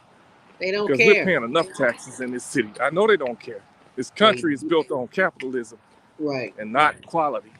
Right. You are absolutely right. Yeah, they cared absolutely nothing about us. It's just like money, money, money, money. Yeah. Get that money, and then they have us conditioned to think that's all you got to do is get money, money. That's what you see all the rappers on TV throwing money around. Money, money, money, money. It's a distraction. It's a distraction. Yes. It's about. Well, that's the wrong signal that they're giving to young people. The reason why young people are acting out, when the only standard you give them is get as much money as you can, however you can get it. Well, yeah, it makes sense to steal, because that's the standard that we set. Take from people in a way that's hurtful, because that's what the city's been doing to them. Like Marcus was saying, every time you leave your home and you're being harassed by people, or if you're driving a nice car and you're a young black man and you get accused of probably being stolen and all that, and you're constantly being humiliated and jacked up and searched and all that. So much of that stuff is just mean-spiritedness. It's got nothing to do with keeping us safe in the city. Not a doggone thing. Oh. You are walking an awfully long way. Where was that restaurant at? Well, the restaurant was actually on Taylor Street, and so we got to walk back to Harrison. It was a bit of a walk. Yeah, I'm like, good Lord. I said right down the street. I'm like, where the heck was she? It's a long street. Yeah. Okay. I'm like, that's one of the longest blocks I ever seen in my life. Yeah, so but we figured rather than just stand outside the building for 2 hours, it makes sense to just go on and eat and then come back, because we're gonna be here a while. Yeah. So that long program, I mean, it's not a long program, but it is, it's long enough. Yeah. So we'll be there. So for people who want to see, here we are at the Credit Union 1 Arena, which doesn't sound as good as UIC Pavilion, but I guess that's that. I guess that's who owns it now. Yeah. So, and that's surprising, because UIC is known for owning so much in the city of Chicago. I'm shocked to hear that. Yes. Somebody beat him to that property, I guess. Well, not beat him to the property, sponsored the property. I said that incorrectly. Yes. So go ahead. Oh, so yeah, we're about to enter the building now. And what did they say? Come back to 3? Are we? Oh, we'll be here. Okay. Oh, okay. Get the credentials first. Yeah, we got to stand in line to get the press credentials. Again. Well, what we had to do is set the equipment first. Oh, okay. And so now we're in the line with all the press to get the credentials. Oh, yeah. my goodness. Yeah, I'm glad we went in 8, because I'm glad you did too. Because it ain't nothing like being hungry, standing in the line. Woo! Yeah, yep. So we got all the network folks and whatnot that had to be here 5 a.m. You know, that's part of it. Yep. But I mean, this is a great symbolic thing. But like we're saying, some fundamental things need to change. You know, like Chevette was saying about Brandon Johnson having grown up in the struggle on the West Side, and he said a lot of that during his campaign. That was one of his big points. You know, I grew up in one of the most dangerous neighborhoods. I understand all that. So that sounds good, and we elected you because we believe that you have sensitivity. Right. we got one of our other great photographers here, Melanie Brown. Yes, always on the case. So you know, we're just hoping that he will take his experience and really choose to change some policies that need to change, because people are being deeply affected, and it is very distressing when you're always on survival mode, when you're always worrying about losing everything, and when you're one step away from homelessness. And so that needs to change, because if the economic situation changes, I think the crime situation will disappear. Absolutely. We know that, without a doubt. Yes. So I know we got to go to another break, and I'll be back after the break. All right, stay close. We'll talk more. All right, thank you so much, Naima Latif, reporting live from the mayoral Brandon Johnson inauguration. You stay close, and we will be right back.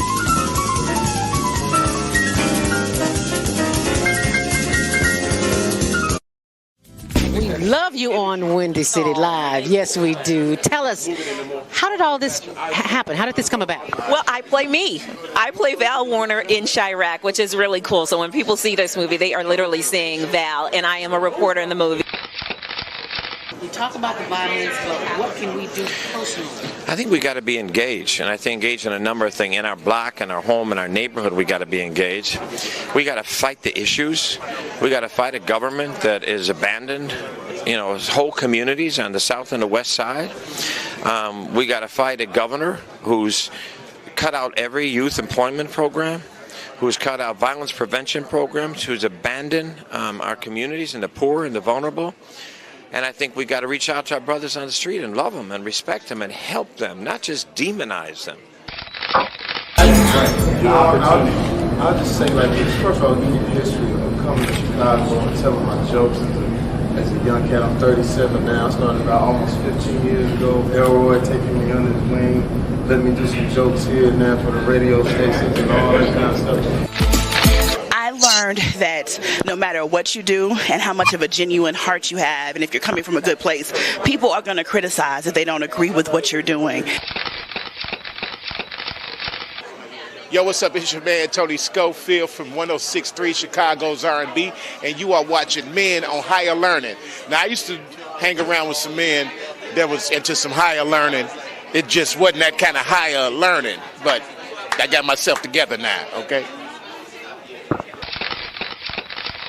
What is it that you do in your quiet time, in your meditation time, that allows you to bring us the films that you do? I sit courtside in Madison Square Garden, world's most famous arena.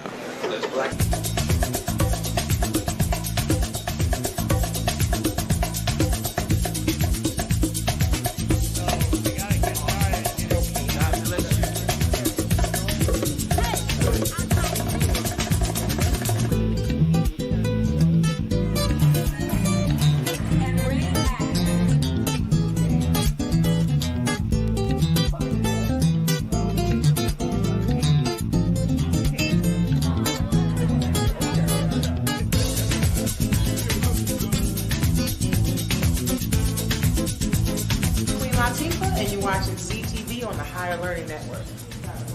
Yeah, right.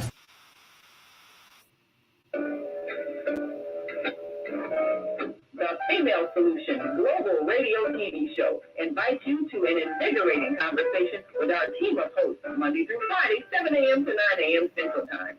Start your week with Monday Morning Mindfulness with Zelda Speaks. Tuesdays, Self-Care with Jody Toussaint. Wednesdays, Repairing Broken Families with Naima Latif and co-host Kareem Hamid. Thursdays, Soulful Solutions with Dr. Debbie Green. And Fridays, Health and Wellbeing with Beata. Saturdays, tune in 12 noon to 2 p.m. Central Time.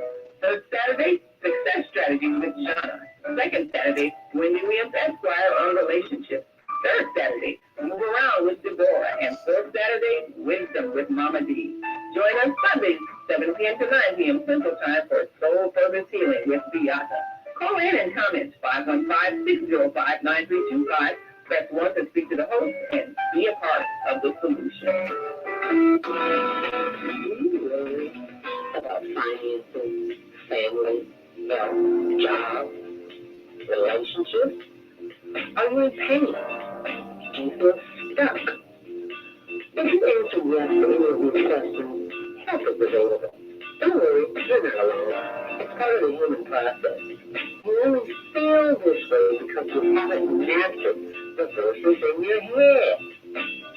No hype, just down to earth, solid, workable tools and techniques that you can practice daily. It's really food for the soul, whether you want to learn how not to worry about anything, whether it's type 2 diabetes, publish a book, promote your product or service, or just make extra money. To take advantage of the deal of the day, go to zelderspeaks.com or call 212-409-6619. Use your promo code for Female Solution and get free shipping. That's zelderspeaks.com or 312-409-6619. Stop worrying today. Visit zelderspeaks.com.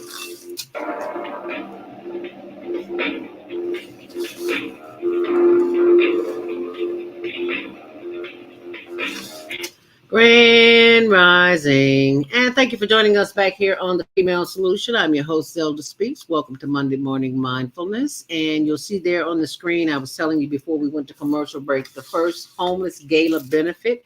If you go to Facebook.com and type in Obliging Care Network, you will see this, you'll see their page, Obliging Care Network. And then you will scroll down on the page and you will see, right after you see me there asking for your donations, you'll see you'll see my photo, my video, I should say, and I'm talking about the network. And you'll see the link right here. It says OCN First National Benefit Gala at cheddarup.com. So this is the site that you want to go to, which is cheddarup.com. When I first saw that, I laughed. I was like, that's what the children call it. They call it cheddar. They call money cheddar. And I said, why is it not coming up? Oh, okay. So I got to get out of that and get into the other one so you can see the cheddarup.com so that you will know that you are on the right page. So when you go to the Obliging Care Network and click on that, this is what you'll see. The first annual benefit gala for the homeless. I've been out on location with Miss Ozell Ross. She is the founder and CEO of the Obliging Care Network, and she asks that you join us for a night of dancing and fun to benefit the Obliging Care Network mission to improve the lives of Chicagoans in need. And it's the first annual benefit gala will be at the Crystal Sky Banquet, 7941 West 47th Street in McCook, Illinois. You just take 47th Street west to Harlem is 72, so it's just past Harlem. And that's coming up in about 2 weeks, Saturday, June 3rd, 7 p.m. to 12 midnight. Formal wear is expected. You'll enjoy an open bar. I haven't heard that in a while. Open bar, hors d'oeuvres, live music, and a live DJ. So be sure and go and check that out. That information will all be on my blog on zeldaspeaks.com. But right now we're going to go back to the inauguration with our executive producer, Naima. And she joins us back here. Finally back in. Yes, well, I'm just so excited to see all my media associates here. And if I may, maybe I can start there. Well, you know, we are meeting all kinds of people who are coming from all across the nation to do this. And I want to quickly introduce you to one of my former students at Betty Shabazz School who was working with the campaign here, Jasmine, who is coming in from out of town, out of, what is it, Arizona? Arizona, came Hi, from Jasmine. Arizona. Nice to see you. Nice to see you. Yeah, so she's helping coordinate this. She's working, so I can't keep on too long. But she's actually helping coordinate the crowd here, and helping people get to where they have to go to, and this massive crowd of media people, as you can see, long, and getting longer line. So I don't know if they had anticipated that it would be this and this much attention and coverage, and certainly we're excited to witness this. And so many people are striving to cover this for their various outlets, and I know that there's going to be a lot said about the proceedings that happened. And the lady here, who's one of the coordinators, I know she's got her hands full, Hannah. And so many people, and wait one more time, Jasmine. Hey! It's gonna be a great day. Yeah, so good seeing you. Let me catch up to my place here in line. Yes, just so exciting to see a former student from Betty Shabazz now. She said she works in politics in Arizona, and got hooked up with this effort to come to Chicago, because she's from Chicago, but now living in Arizona. Oh, wow. So to come to Chicago and be a part of this very historic day. Yeah, I see lots of journalists out there behind you. Yeah. I mean, people coming from all over the world. Chicago is a major market city, so yeah, we do some things. So thank you for doing that. Yeah, put my earphones back in so I'm not got all the background noise. Okay. So yeah, so is that better now? Much better. Yes. So I think that this will probably kind of give us a clue as to how, how much we can expect interaction from this administration, how accessible Brandon Johnson is. We'll be there at the event this afternoon at City Hall. And, I believe he's going to try his best to really be accommodating. But also, I know it's a challenge because, you don't know how much the previous administration actually gives in terms of information on how to do things, and which people are going to stay and keep their positions, which ones got to be replaced. Because some people you can't get rid of them because they know how to do everything.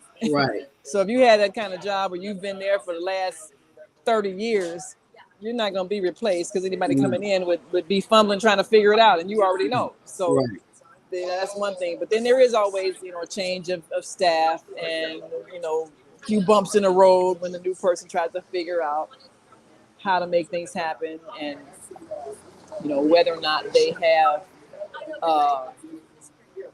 the kind of experience that they need to have. And that's why when you get elected to office, you can't just, give a job to your cousin. No. Because, they need to have some skills. No. So, pardon me, just a quick moment. So we're going to be checking in of our credentials here. And basically, once we get in and get seated, then it'll just be waiting for the waiting game. Yeah, the waiting game. Yeah. And but that's how it is. and part of being a part of a big city is managing a lot of people, managing crowds in a way that's polite, which is always challenging, especially when people get agitated and irritated if things don't go well. So, this is always a test of a person's skills in that area, and the team that you pull together to help you manage that. And you said to set up on the right, right? They're not letting you without the pass. Yeah. Here, if you can come with me. Yes. You can come with me. Yes. Look like somebody's having. Yeah, I think both of them are already in. Yes. Looks like somebody's having a little difficulty getting their credentials this morning. No, we need to get the thing right. So if you could just come with me, we're gonna escort you in just a little lower. Oh, you're low. Well, as you can see, she's having trying to get her credentials to get back here. Yeah, we should be on the list also. Naima Latif at On Air News. OnAirEverywhere.com is where you can go to see more footage of this as the day progresses. So is Ron coming as well? He should be, yes. So it is 8:45. We just got a so we've got limited space in the press table, so we've got press seating behind, directly behind. And while she's doing that, let me show you this quick video. I want you to keep in mind every day at noon. Let us keep in mind Jamie Foxx. I don't know if you've heard the reports, but he is in need of prayer. So we ask that you pray every day at noon. And this is a little promo I did for his healing.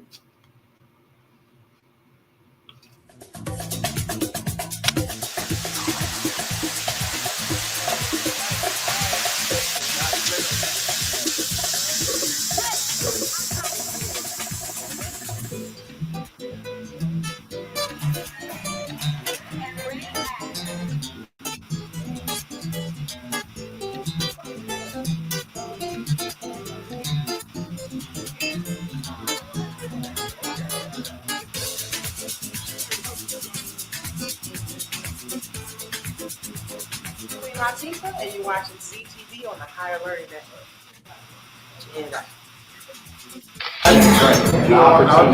I'll just say like this. First of all, give you the history of coming to Chicago and telling my jokes.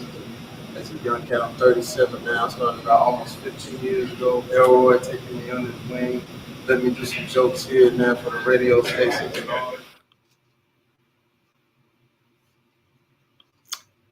Well, alrighty now. So that is what we're doing every day at noon. We are saying a prayer for our very own Jamie Foxx. And you can see that and other inspiration at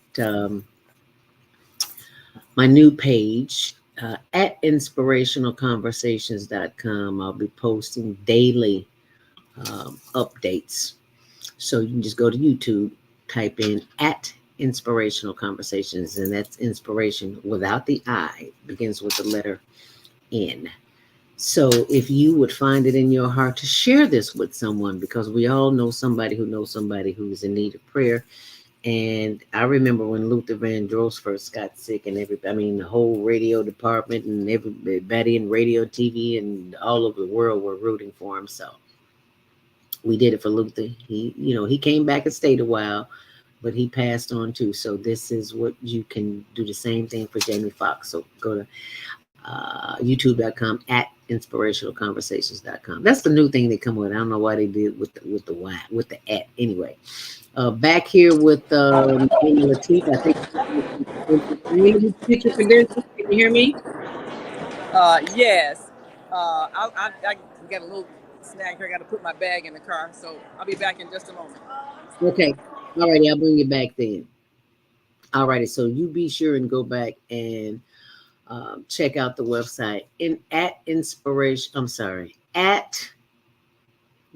I'm still stuck on OnAirEverywhere.com. Oh, I need to get rid of that. That was Jake. Yeah. There you go. onaireverywhere.com. Now, I do know that many of you are stressed out, as most people are, because stress kills. If you are the type of person that flares up, if you are agitated easily, you probably need some stress relief training. And that is my specialty. You see under my name there, it says Stressology. Now, that does not mean that after speaking with me after a session that you will be stress-free. No, that does not mean that. What it means is that you will be equipped with the tools and the techniques to practice stress relief. Just like we do the breathing in the morning, that's all part of stress relief, because when you inhale and exhale, you send messages to the brain and to the rest of the body to calm itself down. You're no longer in the fight or flight mindset, so you can relax. And when you are relaxed, you make better decisions. When you're stressed out, we often make decisions that are detrimental to our future. I know I have. And if you are one of those people like I am, then you certainly know that stress kills. So this is, I'm doing some stress relief for some this organization here, visit.org. And this is a place where you can learn tools and techniques that I teach to manage and relieve stress. So you can learn stress relief tools and techniques that you can incorporate quickly and effortlessly into your daily lives. And these innovative mindfulness stress relief program was designed by yours truly, Zelda Robinson, who suffered trauma after an accident and knows exactly how it feels to be stressed out for long periods of time without the tools necessary to bring one back into balance. You see, stress is only an imbalance. These mental and physical techniques can be used in or out of the office, and you can benefit from the entire community, in which you live, work, and play. So it is possible that if you are stressed out, you can learn some more things. And those are these tools to managing stress and relieve stress can really make a difference in the quality of your life. That's what you'll do. So this is what else you should know. And you can learn stress tools and techniques that you can incorporate quickly and effortlessly. You want to be quick and effortlessly. And so this experience will take place over Zoom, and it's available for you and for your organization wherever you live. It is available. All you have to do is contact us at higherlearningnetwork.org. Okay? Or you can call 312-409-6619. But higherlearningnetwork.org, you'll get a quicker answer so that you can learn to manage and relieve your stress and that of your coworkers, family, and community. Be sure and share, because sharing is caring. And thanks for sharing. So that's what's possible for you, and I invite you to take advantage of that. This information will be on my blog on zeldaspeaks.wordpress.com. And I know I talk fast, and I apologize for that, but I was trained in radio where you only had a very few minutes to say a lot. So you learn how to talk very fast. So I apologize for that. But I don't talk fast on my blog, because I don't talk at all on my blog. So this is my blog, zeldaspeaks.wordpress.com. And as you can see, the information for the show there is today, live broadcast of the inauguration of Chicago's new mayor, Brandon Johnson, on Monday morning mindfulness. Yes. And Naima Latif is on location. And this is just information from last week we had interim CEO Vienna C. Little of Fresh Start. And we also had Naima's mom, who made 100 years young, Miss Leatha Charles. She's our first interview with our first centenarian. And I hope I'm pronouncing that right. Centenarian. There you go. Centenarian. I finally got it right. Miss Letha Charles. Bless her heart. I wasn't able to make a birthday party, but I did get a chance to have her on the show. So thank you, Miss Letha Charles. We appreciate you. And thank you for the wonderful daughter, Naima Latif, that you raised. She's a darling. So full of life and sunshine and just information. I should have known she was a teacher because she's so much patience with me when I was trying to learn how to run this switchboard. But as you can see, there's a ton of information there. So all you have to do is scroll down. Oh, the information is there about the Obliging Care Network first benefit, homeless benefit gala. So that information is there as well. So if you scroll down, you'll see lots of other information there. So, and I update it weekly, so you can always go back and check that out. Okay. And last but not least, speaking of stress, if you know someone who has alcohol or substance abuse problems, if they need disability services, senior housing, mentoring and education support, if they are an ex-offender, there are reentry services available at the Habilitative Institute, and they are located at 415 South Kilpatrick. That's on the west side of Chicago, but they help you, doesn't matter where you are. You can reach them at 773-261-2252. That's 773-221. I'm sorry, 773-261-2252. And their their website is Habilitative Systems Inc. And I'll be putting all that information on my blog as well. Now, I know some people change their blogs every day. I don't. I'm not one of those, but I will do it after the show on Monday. And if there's some pertinent information during the week, I do it several times a week, but not every day. Maybe every other day. How about that? So I just don't want you to go to the blog and expect something to be there and it's not, because I just don't want to disappoint you. So I just want to share that with you. And also, if you would like to receive, to be on our mailing list for stress relief, we can also send you, well, I should say you could text us at our text number and we can put you on the list. If you would like to receive a text, you can text us at, you will see the number scrolling there on the bottom, 219-699-4119. You'll see the information scrolling there. And you can also post your comments on YouTube at our Higher Learning TV show or Facebook Higher Learning TV show. And we've got some comments here. So let's see what the comment says. And it says, Vieta Robinson, my sister from another Mr. Grand Rising Queens. Yeah, if you didn't see the show last night, oh my goodness, please do yourself a favor and go back and see it. You'll be glad you did. And she also says, yes, the systems are broken, but when do they take responsibility and make changes to leave? Yeah, the big system. Well, we're not depending on them anymore, Viata. We're depending on us, because we're going to, the Female Solution and the Higher Learning Network, we're going to make some changes. So that's what we're going to do. We're going to make some legislation and introduce that to Mayor Brandon, because Naima Latif has this ear, and she's right here with an ear. Yes. So you're finally back inside. Yes, absolutely. So can you hear me still? Loud and clear. Great. Yes. Well, we're inside now. For a minute, they were saying, oh, you got to put your bags in your car and all that. I'm like, oh, okay, you can stand this long line. But, you know, just went to another place and they said, oh, go on in.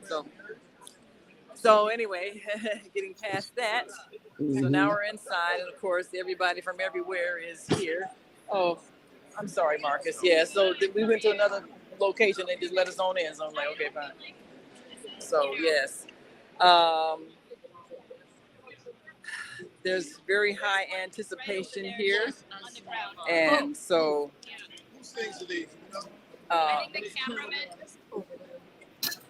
one of the things that we know is going to be a challenge is the tremendous amount of media people and the WVON? limited You can thank that gentleman. That space. gentleman, that's the one to thank. So That's the one to WVON thank. is here.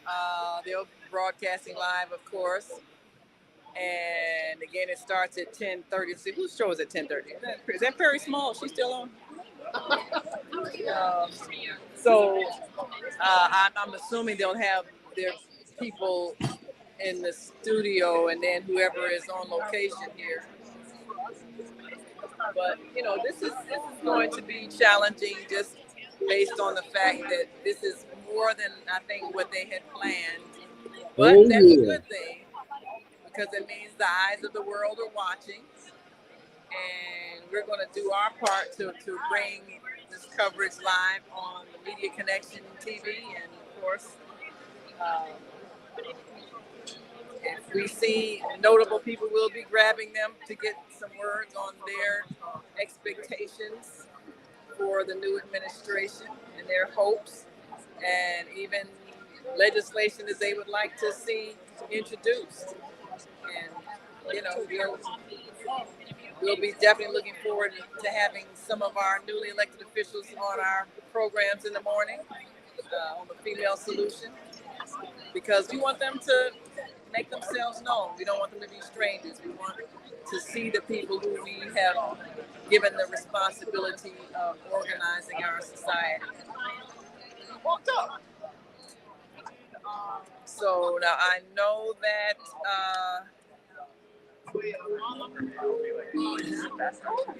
you've got a schedule. I know. Are you going to stay live with us for a little while? Oh yeah. I have a 9:30 meeting, but I can reschedule. This is history. History. This is history. Yes, this doesn't happen every day. Yes, it is. It doesn't happen every now. Oh, sorry. Pardon me. Yeah. So, but when I, because they're expecting me, so when I have to take a call, I'll just enlarge you and let you continue the process. Oh, that'd be great. I can do that. Yeah. I can do that. Okay. Yes.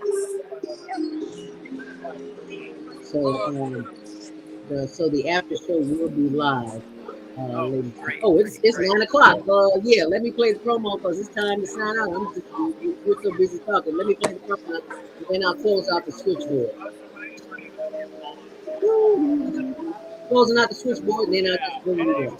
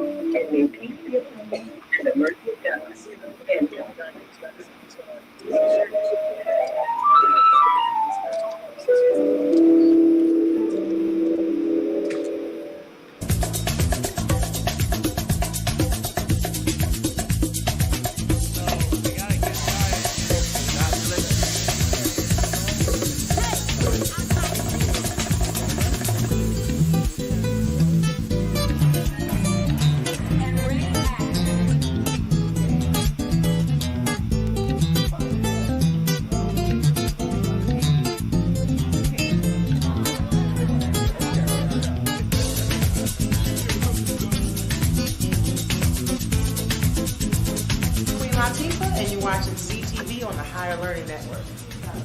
Check out.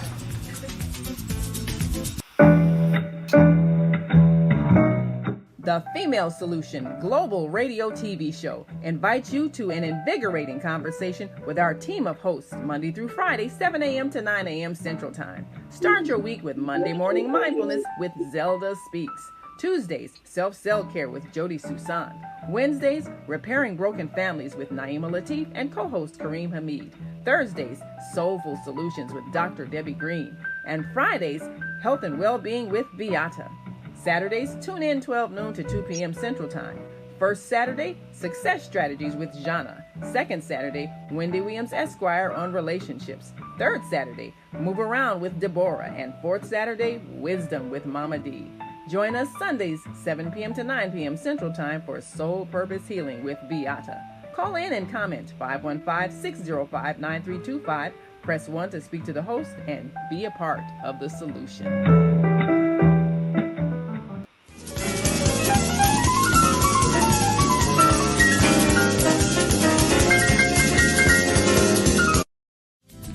Love you on Windy City Live. Yes, we do. Tell us, how did all this happen? How did this come about? Well, I play me.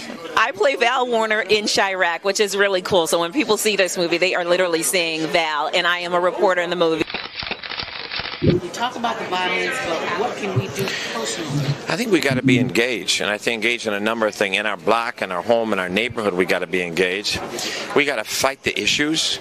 We got to fight a government that is abandoned, whole communities on the south and the west side. We got to fight a governor who's cut out every youth employment program, who's cut out violence prevention programs, who's abandoned our communities and the poor and the vulnerable. And I think we got to reach out to our brothers on the street and love them and respect them and help them, not just demonize them.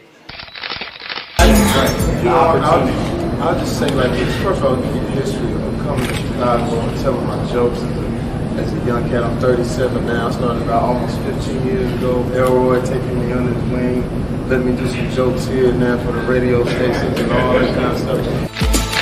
I learned that no matter what you do and how much of a genuine heart you have, and if you're coming from a good place, people are going to criticize if they don't agree with what you're doing. Yo, what's up? It's your man, Tony Schofield from 106.3 Chicago's R&B, and you are watching Men on Higher Learning. Now, I used to hang around with some men that was into some higher learning. It just wasn't that kind of higher learning, but I got myself together now, okay? What is it that you do in your quiet time, in your meditation time, that allows you to bring us the films that you do? I sit courtside in Madison Square Garden, world's most famous arena.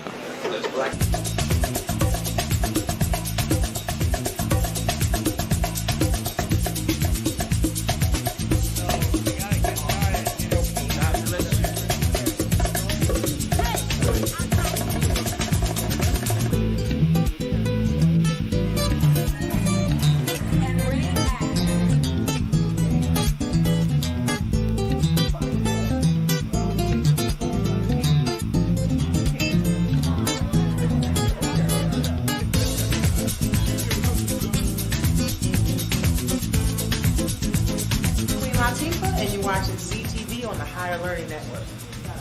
Check out.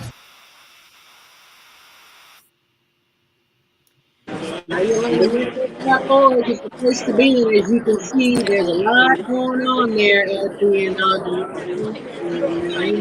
There with the other journalists who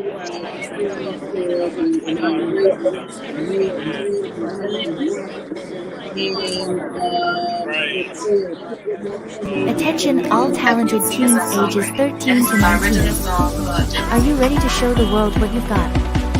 We're excited to announce the latest global virtual teen talent contest, where you win cash prizes and scholarships by performing your unique talent. Here's how to participate. 1. Record a 1-minute video of yourself performing your talent. 2. Upload the video, link in description or comments. 3. Submit your video by the deadline. We're looking for a wide range of talents, from singing and dancing to magic tricks and comedy skits. So whether you're a musician, an actor, or a chef, we want to see your unique talent. The top talents will be selected by a panel of judges and will be announced shortly after. So don't wait, start filming, and good luck. That's right. You can get that information in for the Global Virtual Teen Talent Contest. Youth 13 to 19 years young can audition by sending their own YouTube link. Send us an email to hlmtvc@gmail.com. And you can win prizes, tips, and scholarships for the Higher Learning Network.org. If you have any other questions, or click on the Global Virtual Teen Talent Contest. So you can see in the background here, Ryan is still at the inauguration. And those are some of the journalists that are just hanging around waiting for the event. Thank you for the footage at 9 so that we can see what's going on. Well, people are just waiting. It's 9, 10 minutes after the 9 o'clock hour, and people, the journalists, I should say, are waiting there for the inauguration festivities to begin because Naima gave us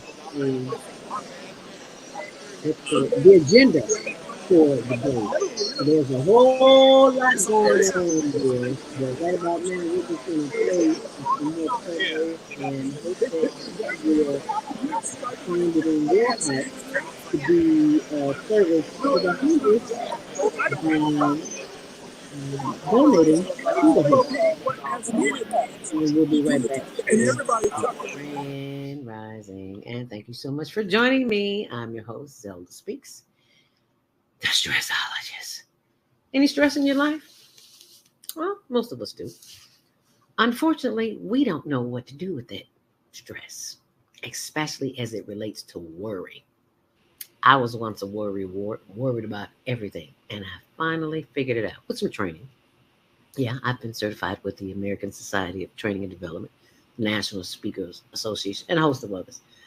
But none of those organizations helped me stop worrying. They just gave me validation for the public to see what credentials I have. So the credentials I have now are from life experience, and I've learned how not to worry. And you can learn how not to worry too, because it is indoctrinated in us to worry. We don't have the answers, so we think the worst is going to happen. Well, I got a solution to that, and that is the Worry Workshop.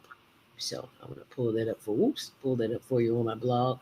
Why do you worry when you don't have to? Go to my blog, zeldaspeaks.wordpress.com, and you can sign up right there and find out how you. And remember, sharing is caring. If you care about yourself and your loved ones, help them see their way out of a mess. Give them the gift. It makes a great birthday gift. It makes a great holiday gift. So instead of running to the store getting something that they really might not need, give them a worry-free life. Give them the gift of a worry-free existence. And thanks for sharing. Make it a great day.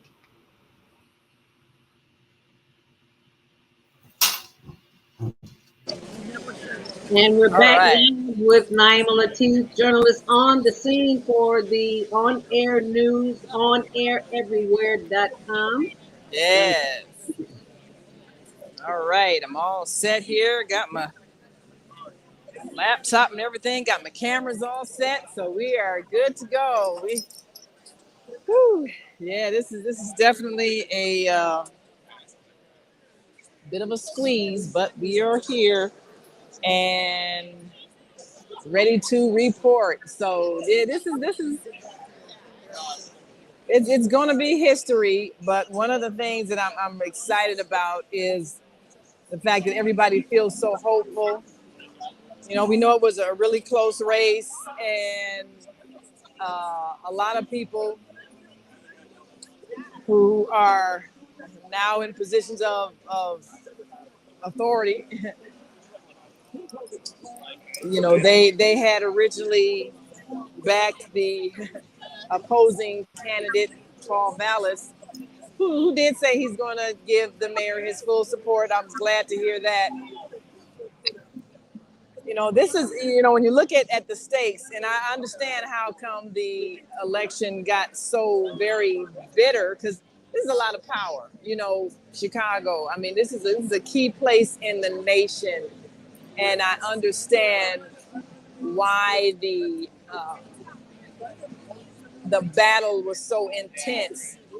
This is a lot of money involved, a lot of influence, and a lot of potential.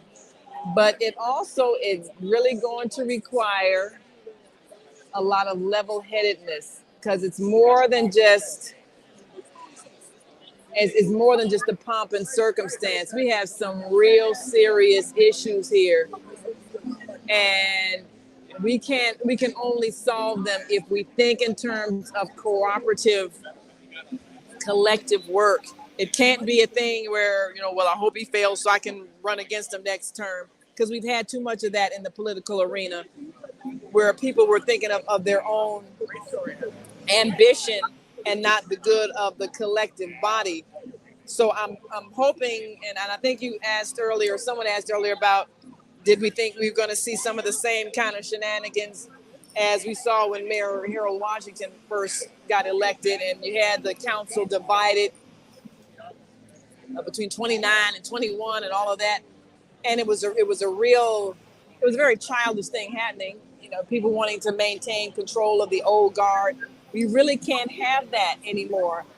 The issues in this city are literally life and death. So we have to have mature people that are in office, that are working together. And I am glad that we have a whole new city council, a lot of people who have not been elected before, a whole new group of people. I hope that they form coalitions. I hope that they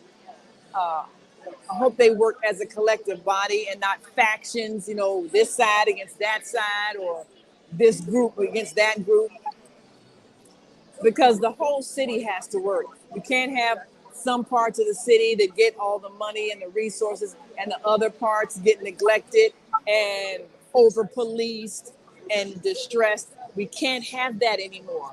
And every candidate gets up and says, oh, I'm for all the people, but then we see the money not being distributed equally. That can't happen anymore.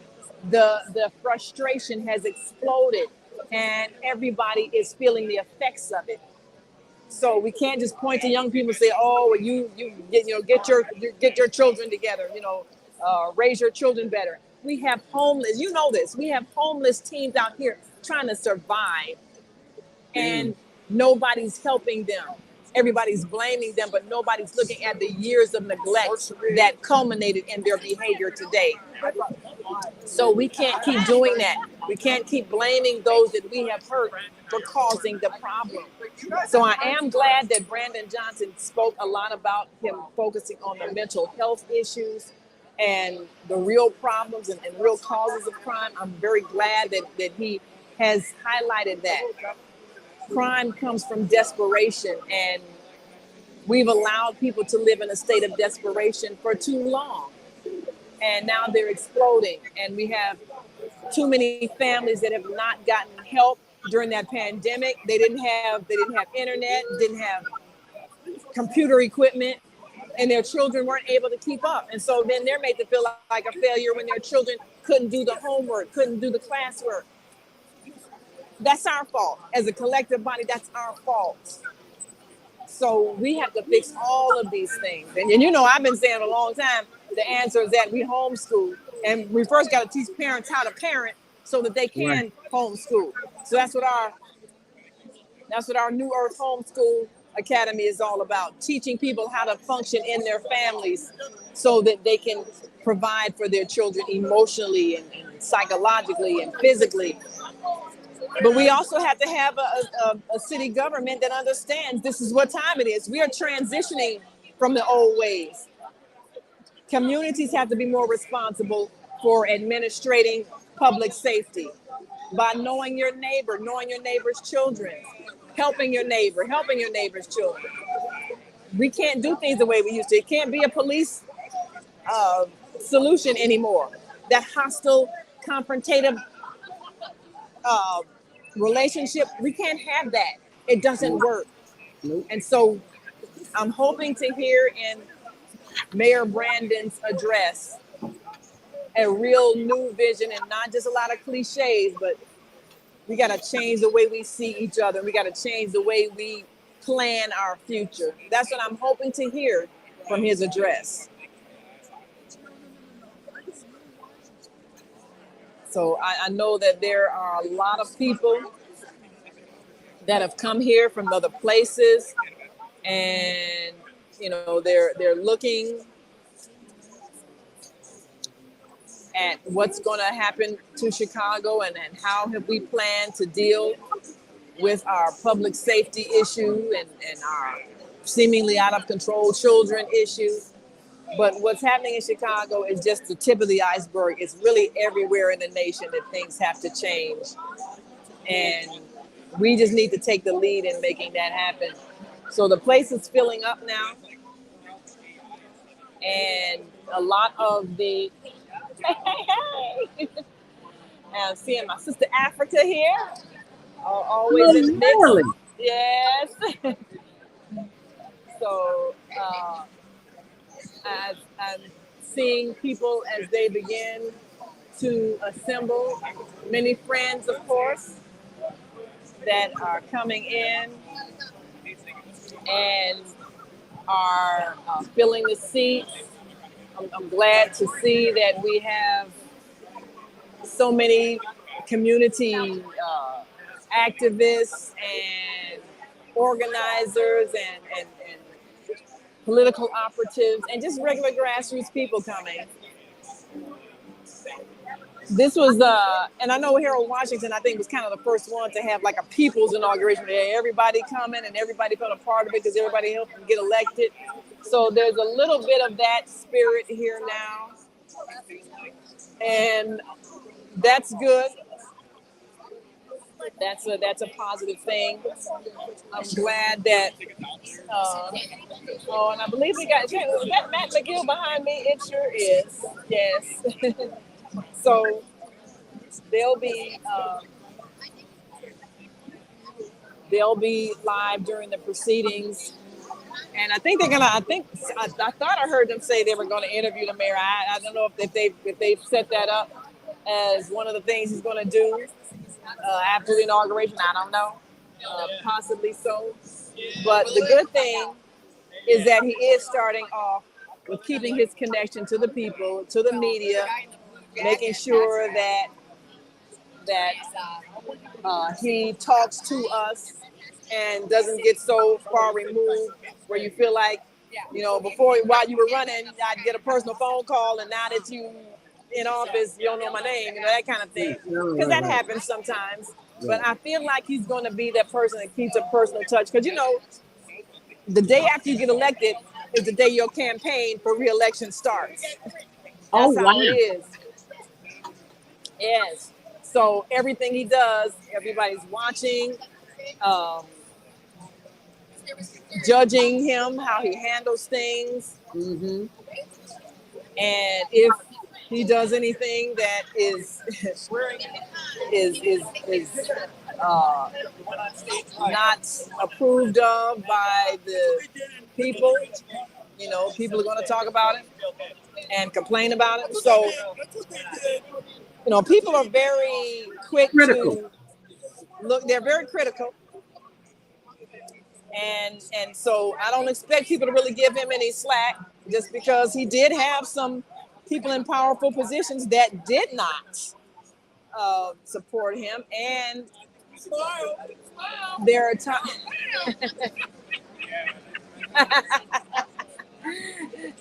and there are hey, good to see you. And there are people who, in the course of campaigning, they said things that were not pleasant. And so when you say those things are remembered. Yes. Certain kinds of criticisms. So I'm hoping very much that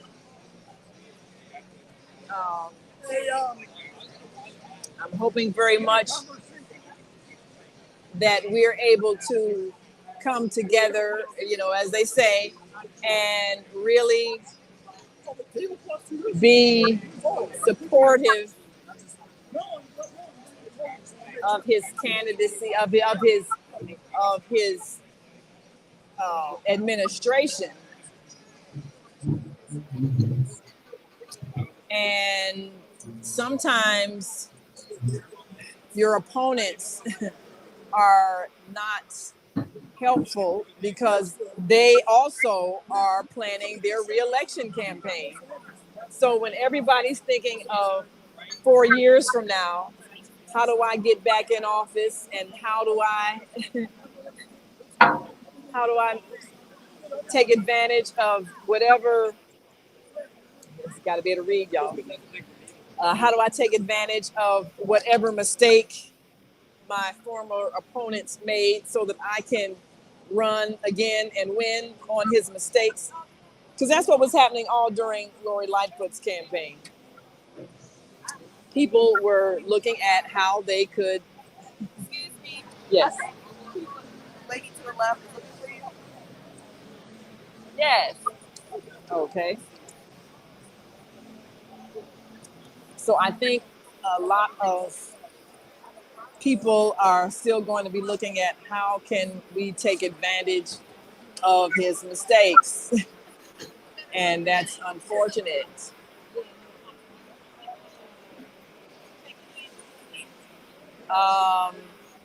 You didn't put it back in your bag?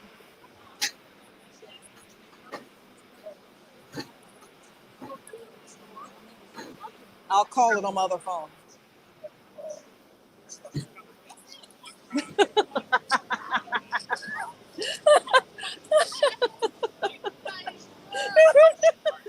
Okay. Oh my. Yes.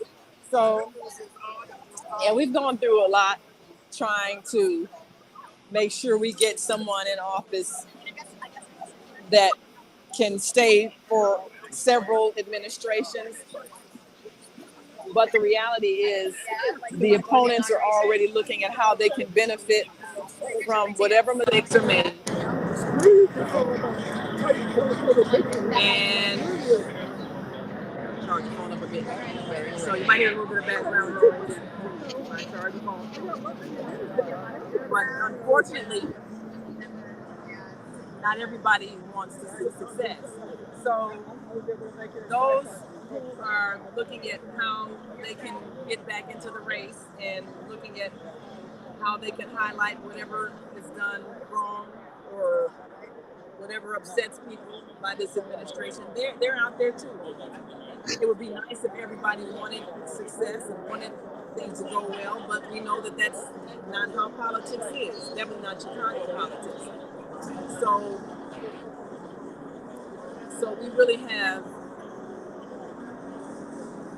some challenges ahead, and no one wants to see the city in a bad light, but those who are looking to run again or run for the first time are perhaps hoping that things don't always go well. And that's unfortunate that we tend to think that.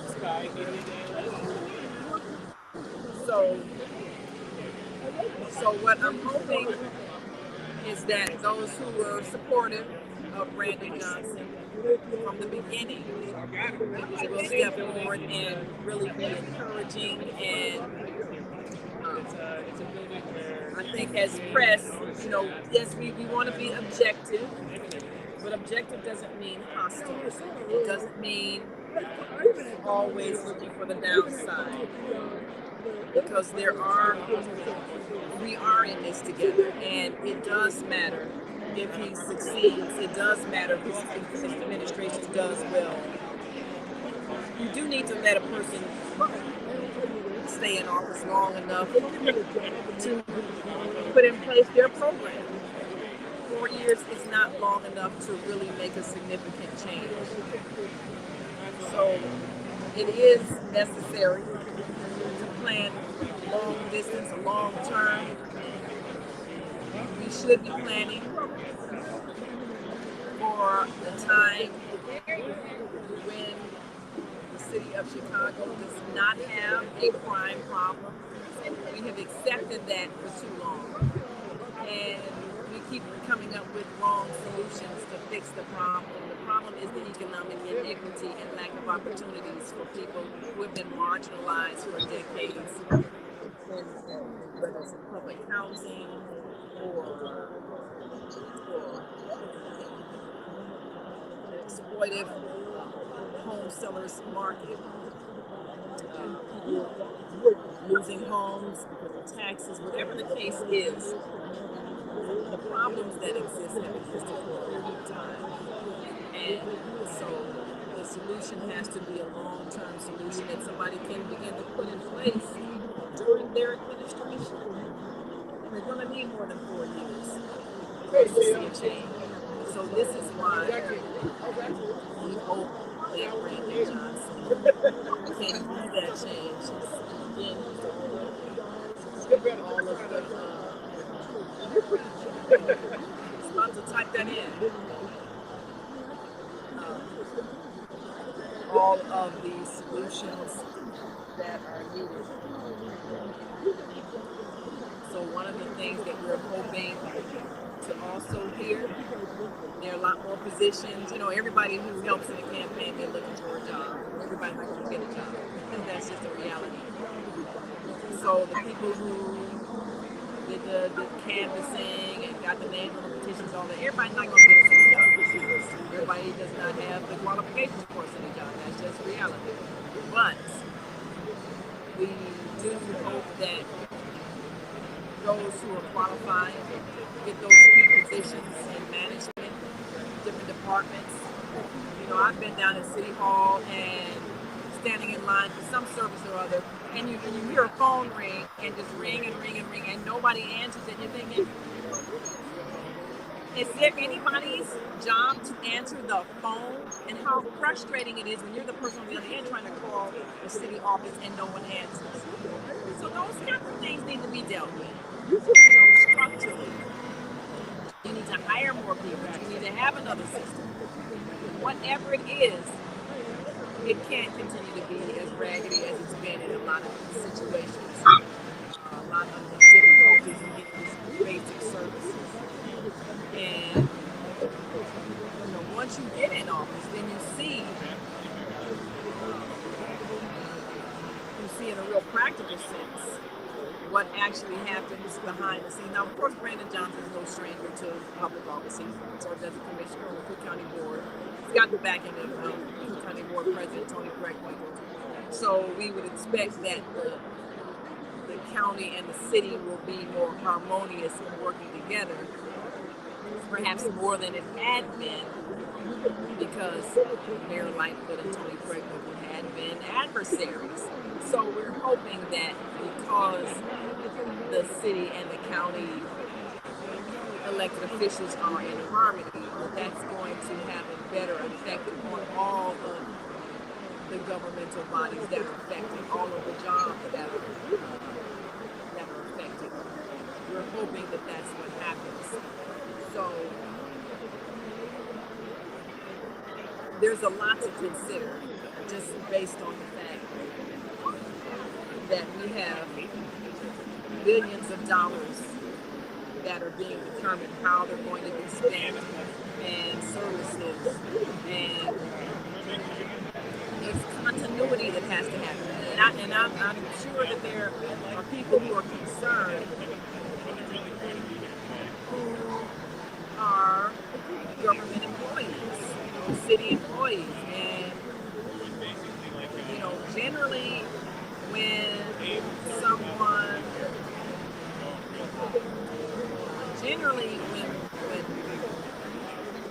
a new person comes into office, there is a change that happens, and there is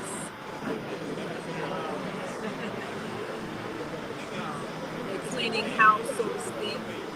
So I'm sure there is a concern for those who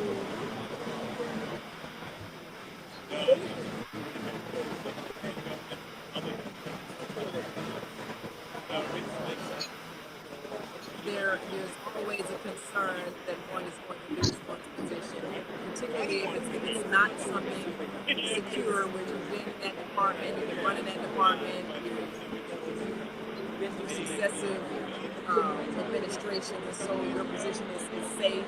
You're not one of those people that you got in because of politics, you got in because this particular person got elected. You might be a little concerned that your job is not secure. And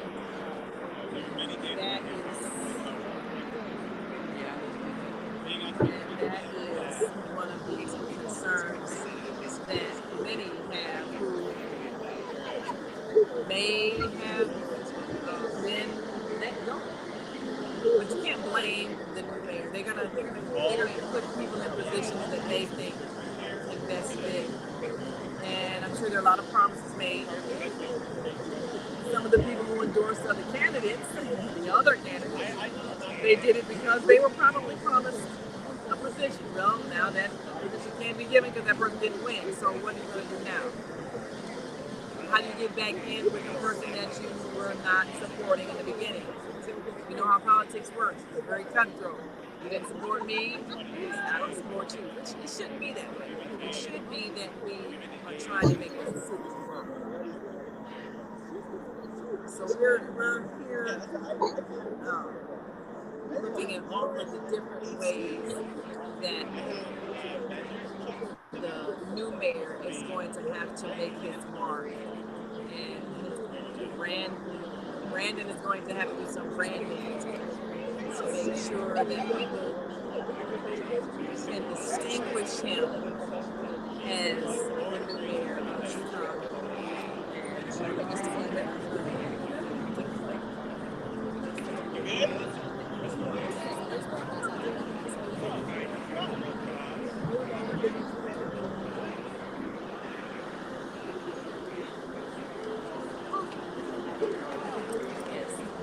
Okay, we're gonna make sure we are set so that we can bring you live coverage here. And we can keep you abreast of what is happening. And we also want you to be able to feel like you're participating, you can comment on, you can comment and leave your comments. We will be live on the Media Connection TV on YouTube.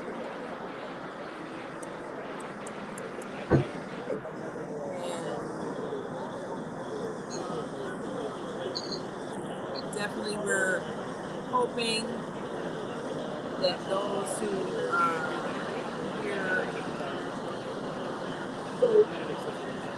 to represent whatever outlet they're with are fair. Because, once again, there tends to be a tendency to look for the downside. People think that is objective reporting. Okay, great. All right.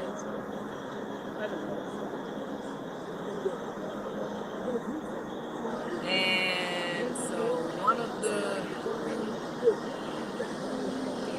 all right. So we're going to make sure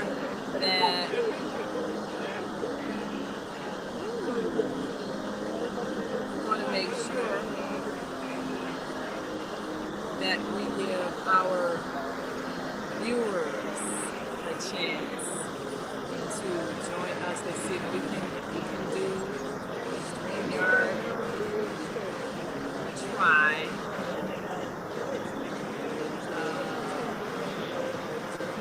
Live on StreamYard. And we also know that there are a lot of people here who are going to be on Facebook Live and everything else, but that's okay. That's okay. Because we do know that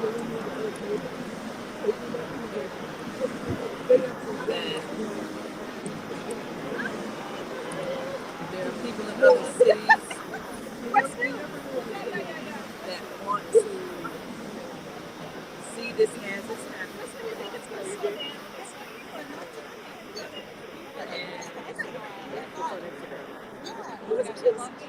There are a lot of people that have been asking what's really happening there in Michigan. So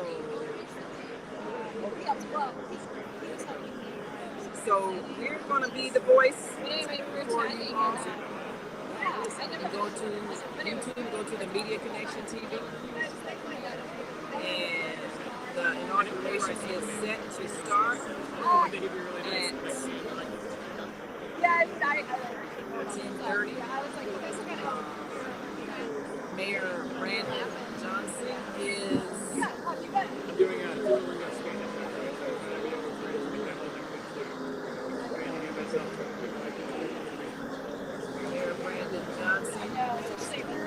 going to be coming here after he goes to his morning event on the west side of Chicago. And then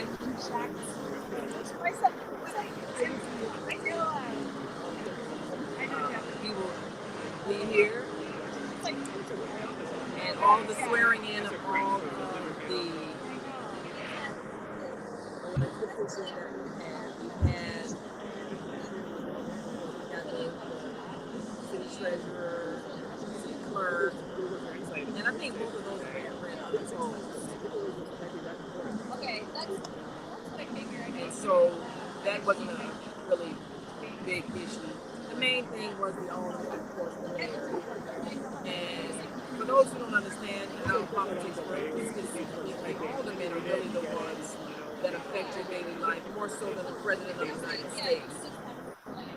Because they're the ones who decide some basic things, like whether or not you have a stop sign working at the corner of your block in case from running over your children as they're playing in the street or whatever the case may be. And so we want more young people to be involved in the political process and even run for office so that they understand how to make change and understand the change by angry protest and tearing up things, but by talking to the people who you have put in position to make policies that serve you.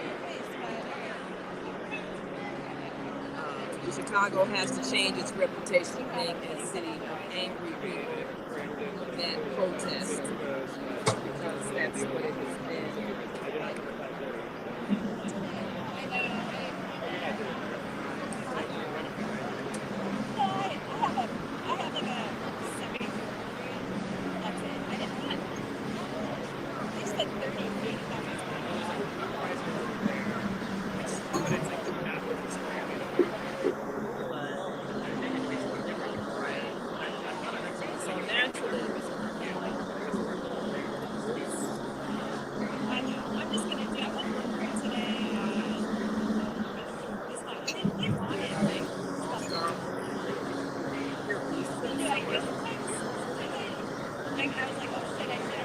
So, of course, one of the things that we are hoping to hear today from all of the various officials that are participating. Like it's going to be Beyonce says, yes, the systems are broken, but when do they take responsibility and make changes to leave the city, the big city systems? Well, that's definitely something that families can make a decision, because there are groups of families that are forming smaller communities in more urbanized areas. We know that the whole big city system is broken. It doesn't serve people well. And if we were thinking clearly,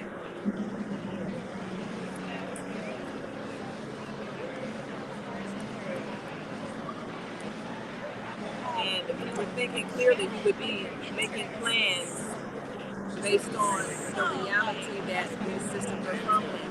It's getting more difficult to serve populations in these cities, and more elected officials are finding that they don't have the resources they need to provide basic services. And you can't just tell people to do without, especially when you have so many that are overly affluent and wasteful, throwing out food. And you've got people that got to scrounge through garbage cans. So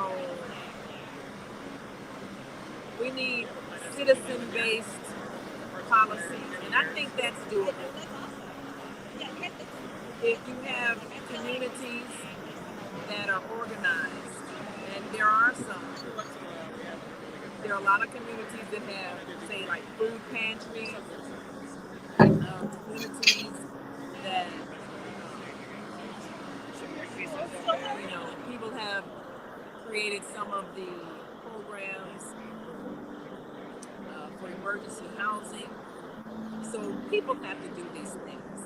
It's not always the elected official. Sometimes it's the people that get us right. And there's some comments. Victor Soriano says, "Good morning, Zelda. Have a wonderful day." All right. So now, George Confirm says, "What does he stand for?" My earplugs. So, let me go a second. Gotta put an earplug in his bottom. Now I'll be able to. All right. So that's probably better. So now I'll be able to have a camera set up to watch. Trying to do some finagling here so I can bring you a shot of the stage.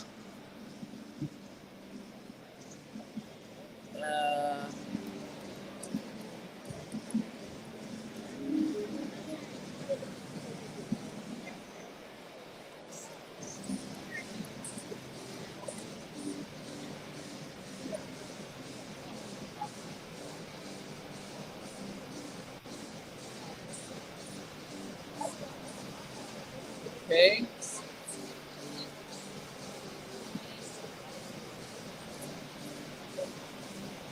Oh, all right. Great. I got it. Okay.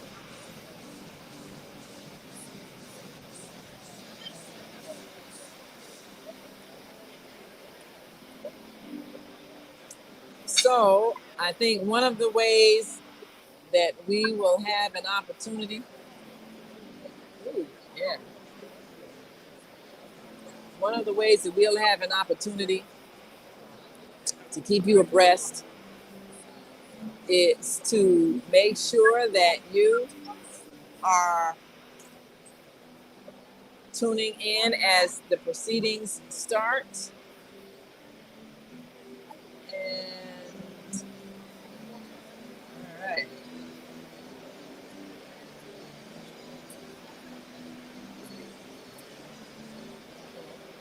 All right, that's good.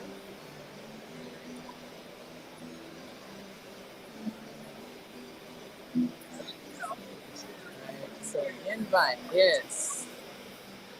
And what we do want to make sure also is that people are able to make comments, give us their views.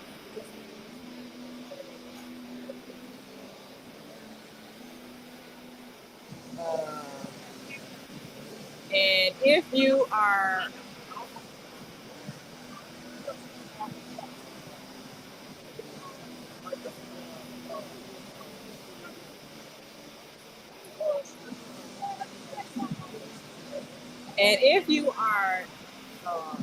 outside of Chicago, we want to hear your point of view as well.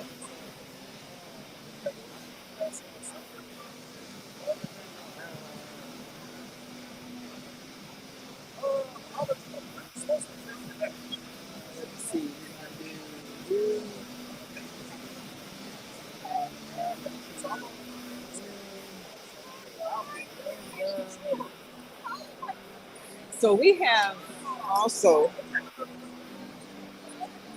oh yes. So we've got VON here,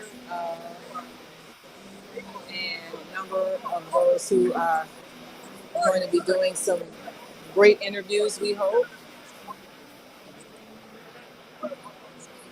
Might see which of my media people I can pull in.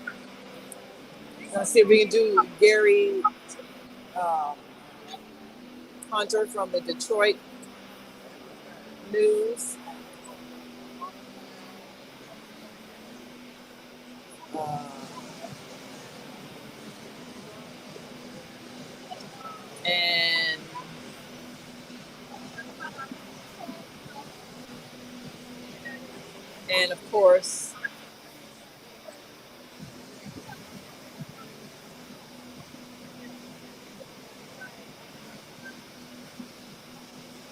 And of course, if you are anticipating this, you're going to be sure that you have a way to record it, that you do so.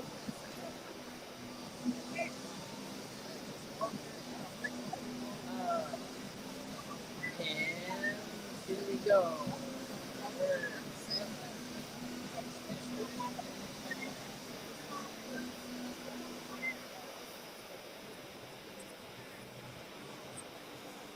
All right. Now we also know that they're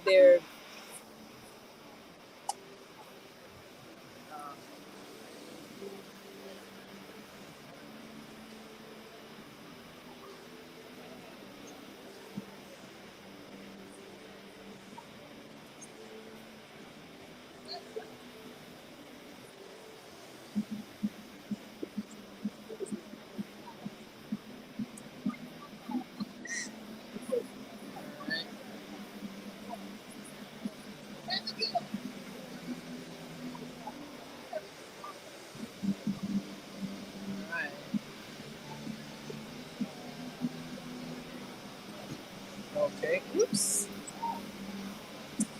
So a lot of the ways that you can keep track of what is happening in and around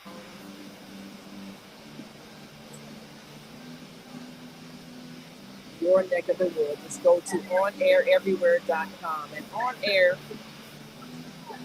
provides you with local, national, and international news so that you are able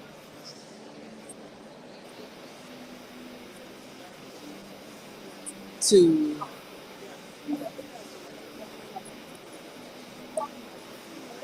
keep track of the people who are making a difference. Can you see the screen, Naima? Yes. Oh, great. Yes. We see it. Oh, great. Yes. There we go. On air everywhere. Yes. And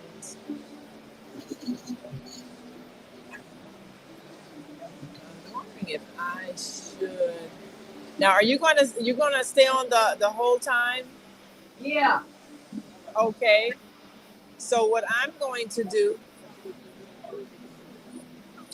I'm going to pull me up on another outlet, and then I'm going to take this camera and set it up so that it will show the stage, and then you and I can be on the screen. Okay.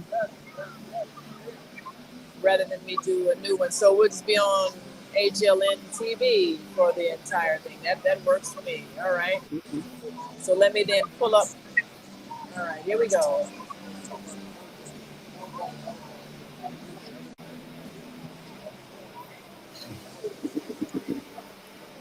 So I've got my laptop set up here, and I'm going to go and connect this camera to the stage. And we'll be able to see the live coverage and talk about it. All right.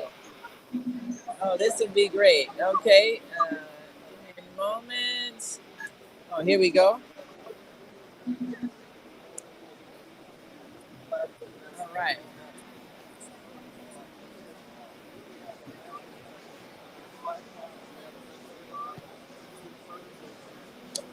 Okay, so you should see me.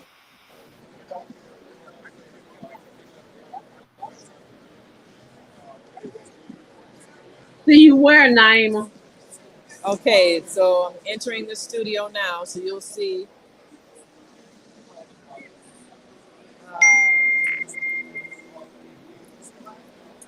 All right. Oh, okay, here we go. Now, all right, now, here's what I gotta do. You gonna close out the other one, or how's it gonna go?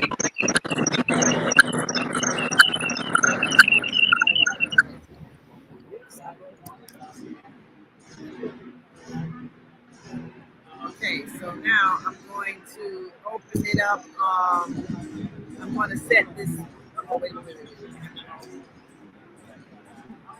Then probably another.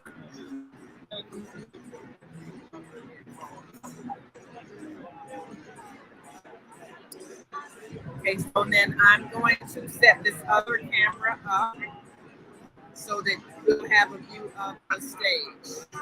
All righty. Well, take your time.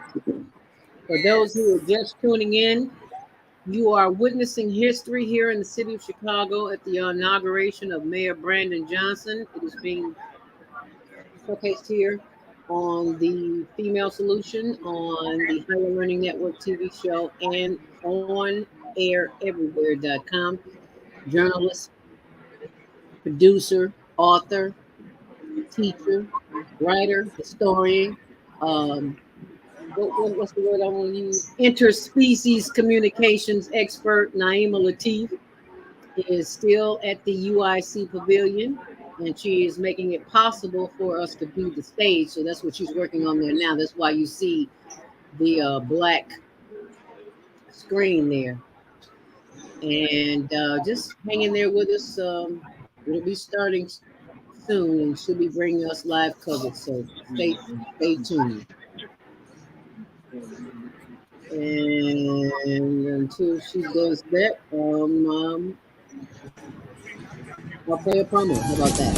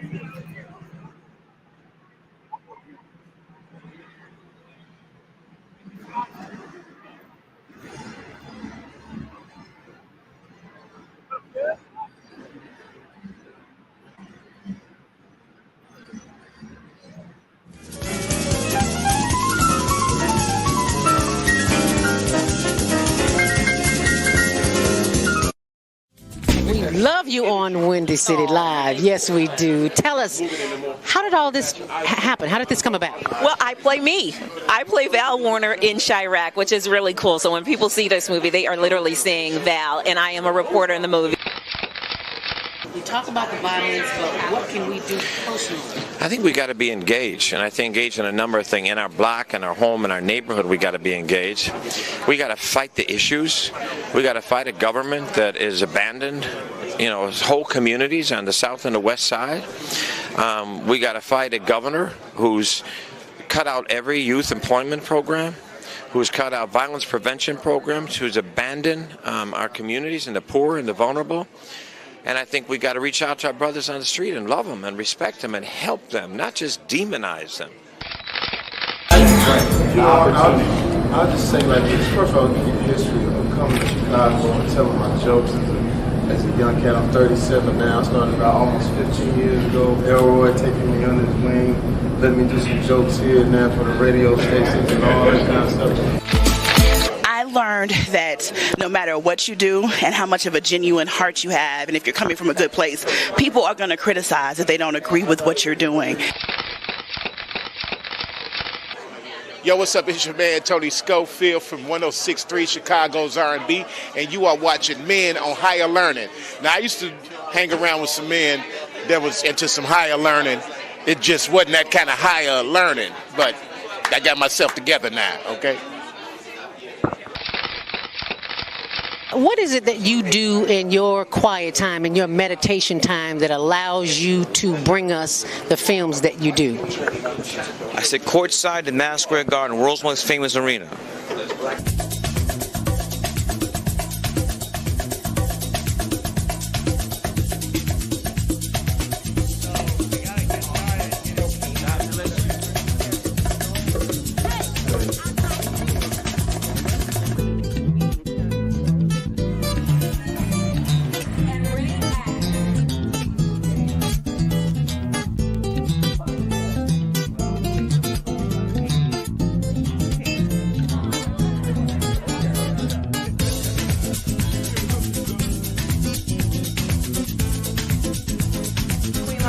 And you're watching CTV on the Higher Learning Network.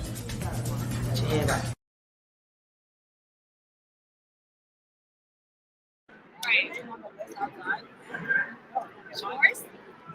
Okay, I mean, we were both registered, I'm guessing, by our editors, but I did it myself. Okay, Jen registered. Hey there, talented teens. Are you ready to showcase your skills and potentially win cash prizes and scholarships? We're excited to announce our global virtual teen talent contest, where you can enter by submitting a 1-minute video of your unique talent. Here's how to participate. 1. Record a 1-minute video of yourself performing your talent. 2. Share the video on TikTok. Include the hashtag Global Virtual Teen Talent Contest. 3. Tag 3 friends who also have amazing talents. Submit your video by the deadline. We can't wait to see all of the amazing talents that you have to offer. Remember to be creative and have fun with it. The top talents will be selected by a panel of judges and will be announced shortly after. So don't wait, start filming, and good luck. Are you stressed out? Are you ready to learn some quick techniques on how to de-stress immediately? Then book your free 30-minute consultation with Zelda Speaks, the Mindfulness Stress Relief Coach, at higherlearningnetwork.org. Thanks for sharing.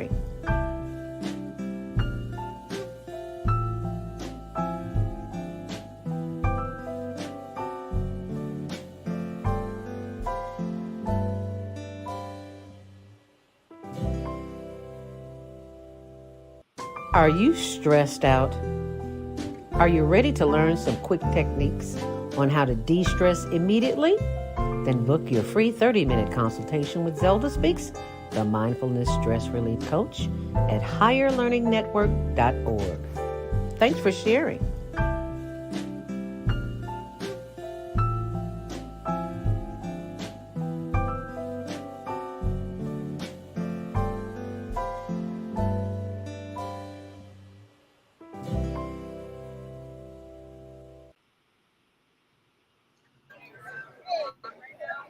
And we're back live at the Chicago inauguration of Mayor Brandon Johnson. Naima, you're still trying to pull up that big screen so that we can see. Now, did you see in the back? We can't see the screen. Can't see the screen. All we see is a black screen. Oh well, let me go on adjust. Maybe I need to fix something. Okay, I'll be right back. Okay, while she adjusts, I'll just play another promo for you. How about that? The Female Solution Global Radio TV Show invites you to an invigorating conversation with our team of hosts Monday through Friday, 7 a.m. to 9 a.m. Central Time. Start your week with Monday Morning Mindfulness with Zelda Speaks. Tuesdays, Self-Cell Care with Jody Susan. Wednesdays, Repairing Broken Families with Naima Latif and co-host Kareem Hamid. Thursdays, Soulful Solutions with Dr. Debbie Green. And Fridays, Health and Wellbeing with Beata. Saturdays, tune in 12 noon to 2 p.m. Central Time. First Saturday, Success Strategies with Jana. Second Saturday, Wendy Williams Esquire on relationships. Third Saturday, Move Around with Deborah. And fourth Saturday, Wisdom with Mama D. Join us Sundays, 7 p.m. to 9 p.m. Central Time for Soul Purpose Healing with Beata. Call in and comment 515-605-9325. Press 1 to speak to the host and be a part of the solution.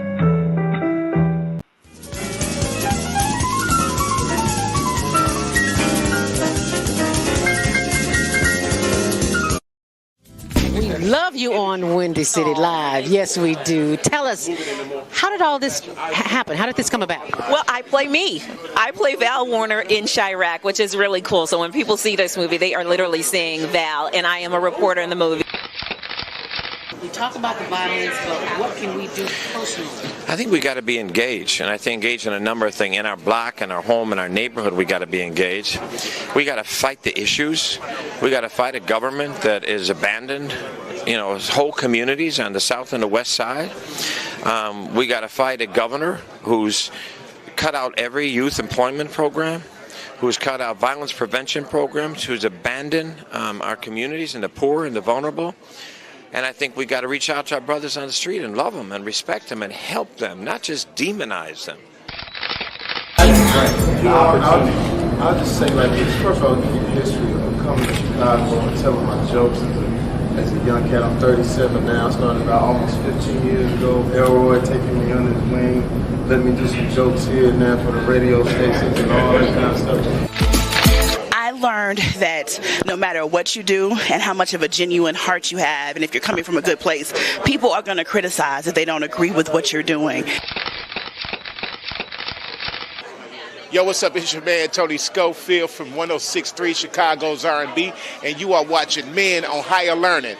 Now, I used to hang around with some men that was into some higher learning. It just wasn't that kind of higher learning, but I got myself together now, okay?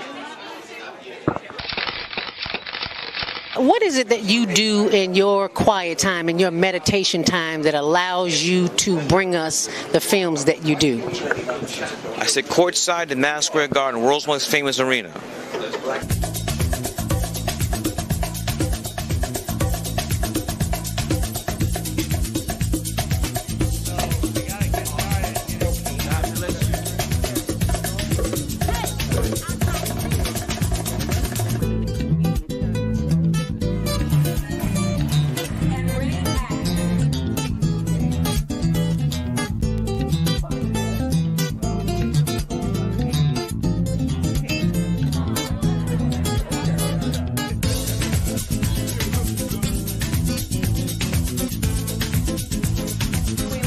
And you're watching ZTV on the Higher Learning Network. Got your head right.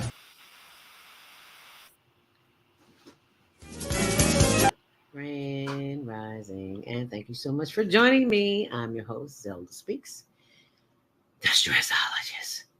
Any stress in your life? Well, most of us do. Unfortunately, we don't know what to do with that stress, especially as it relates to worry. I was once a worried about everything, and I finally figured it out with some training. Yeah, I've been certified with the American Society of Training and Development, National Speakers Association, and a host of others. But none of those organizations helped me stop worrying. They just gave me validation for the public to see what credentials I have. So the credentials I have now are from life experience, and I've learned how not to worry. And you can learn how not to worry too, because it is indoctrinated in us to worry. We don't have the answers, so we think the worst is going to happen. Well, I got a solution to that, and that is the Worry Workshop. So I'm going to pull that up for you on my blog. Why do you worry when you don't have to? Go to my blog, zeldaspeaks.wordpress.com, and you can sign up right there and find out how you. And remember, sharing is caring. If you care about yourself and your loved ones, help them see their way out of a mess. Give them the gift. It makes a great birthday gift. It makes a great holiday gift. So instead of running to the store getting something that they really might not need, give them a worry-free life. Give them the gift of a worry-free existence. Thanks for sharing. Make it a great day.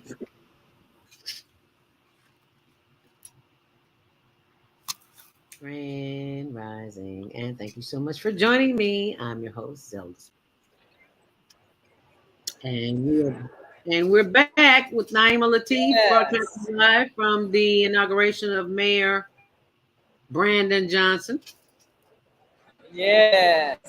So give me a moment. We're going to give you a view of the stage, and it's scheduled to start at 10:30. I gotta pull up the link on my other phone. I had it set, and then somebody accidentally knocked the camera, and I gotta do it all over again. It happens. Yeah. It's kind of hard to do that at 5 o'clock in the morning. Yeah, so, man. Trying to find your link. I can resend it. Yeah, if you just resend it, then I'll have it.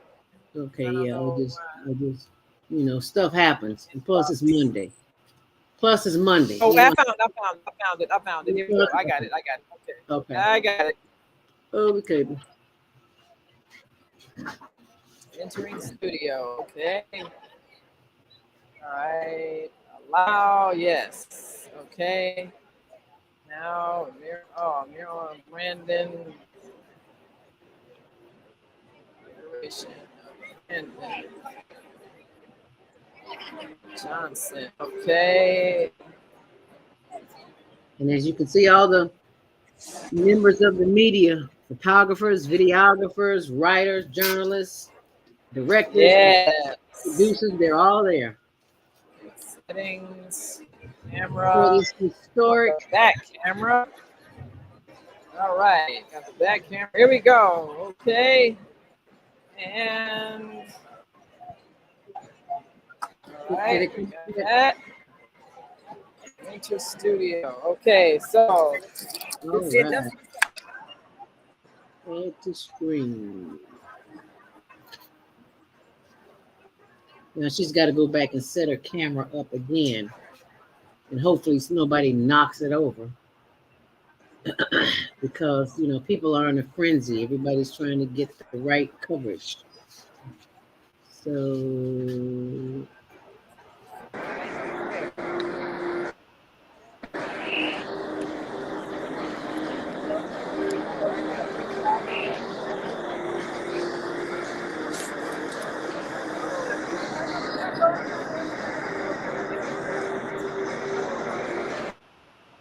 turn it down.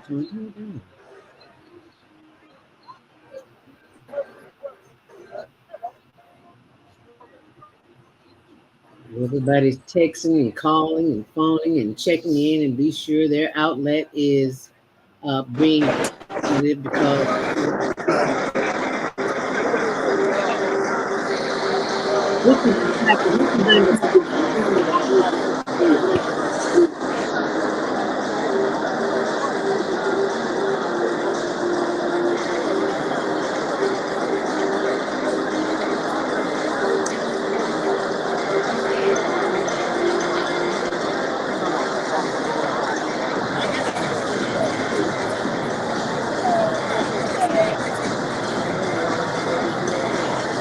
this is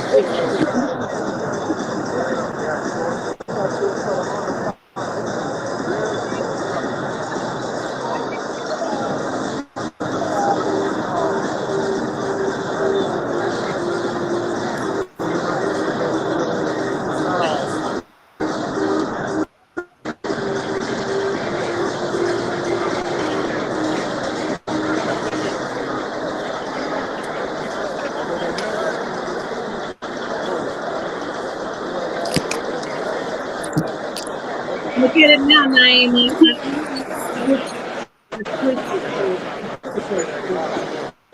As you can see all of the analysts here. People are getting Well, that is great. Well, I am got it set up. Actually, when we went to breakfast, we went live. We're still live with Zelda on inauguration, and I've managed to set it up so that we can see the proceedings even as we're still live. Is there a way to mute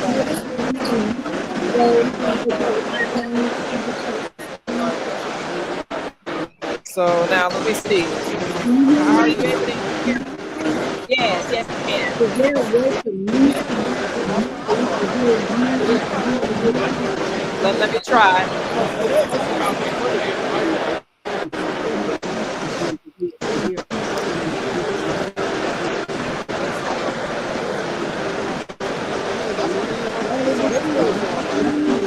Oh yeah. Hold on, let me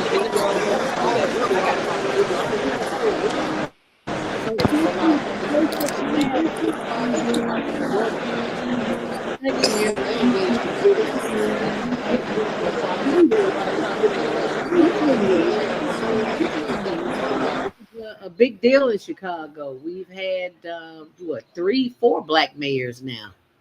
Not that that's going to make a difference because the system is the system. Oh yeah, she shut the audio off. Wonderful. We are waiting. Brandon is supposed to arrive at 10:30, so we're just patiently waiting to see what happens. This is an extension of Monday morning mindfulness, and if you did not get a chance to see the show this morning, which airs from 7 to 9 a.m. Central Standard Time, you can always go back and watch it. It's in the archives. Thank you so much, Naima. Yeah, we don't need to hear all of that until he's speaking. Actually, yeah. So. Yes. Hold on a second. Let me put this my earphones in for this phone so we don't have the background. Okay. Yeah. So I guess they're on the way here. Yeah, it's 10:17. So yeah, I'm sure they're en route.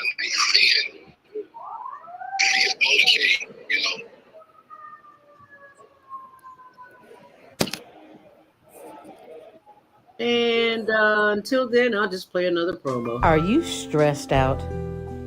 Are you ready to learn some quick techniques on how to de-stress immediately? Then book your free 30-minute consultation with Zelda Speaks, the Mindfulness Stress Relief Coach, at higherlearningnetwork.org. Thanks for sharing.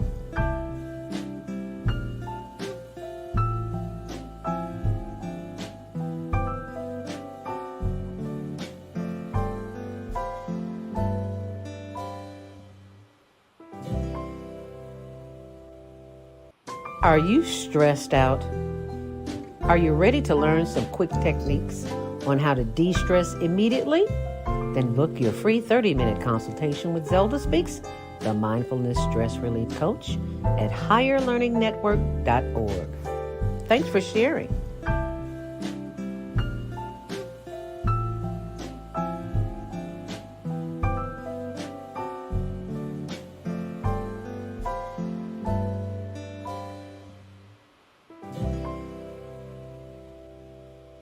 Are you stressed out? Are you ready to learn some quick techniques on how to de-stress immediately? Then book your free 30-minute consultation with Zelda Speaks, the Mindfulness Stress Relief Coach, at higherlearningnetwork.org. Thanks for sharing.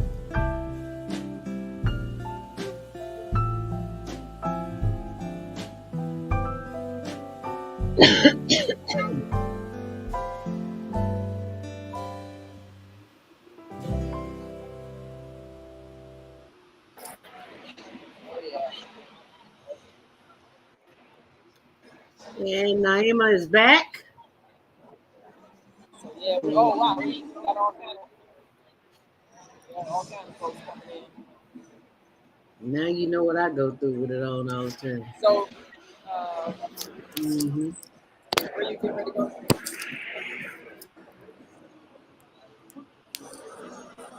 Yep. Great. The Female Solution Global Radio TV Show invites you to an invigorating conversation with our team of hosts Monday through Friday, 7 a.m. to 9 a.m. Central Time. Start your week with Monday Morning Mindfulness with Zelda Speaks. Tuesdays, Self-Cell Care with Jody Susan. Wednesdays, Repairing Broken Families with Naima Latif and co-host Kareem Hamid. Thursdays, Soulful Solutions with Dr. Debbie Green. And Fridays, Health and Well-Being with Beata. Saturdays, tune in 12 noon to 2 p.m. Central Time. First Saturday, Success Strategies with Jana. Second Saturday, Wendy Williams Esquire on relationships. Third Saturday, Move Around with Deborah. And fourth Saturday, Wisdom with Mama D. Join us Sundays, 7 p.m. to 9 p.m. Central Time for Soul Purpose Healing with Beata. Call in and comment 515-605-9325. Press 1 to speak to the host and be a part of the solution.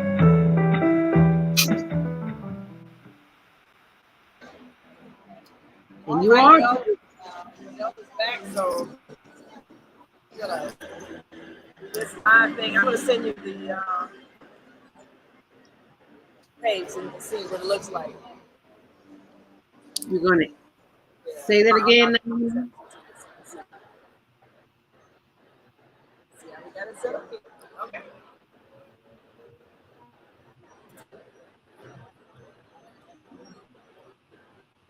And while she's sending me that, I'm not sure. Say that again, Naima.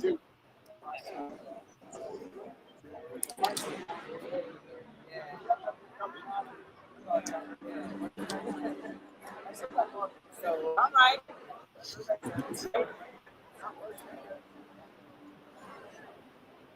Okay, you want to do 2 o'clock in the zero? Okay. Are you talking to me, Naima? Take it. So, all right. No, I'm not muted. All right.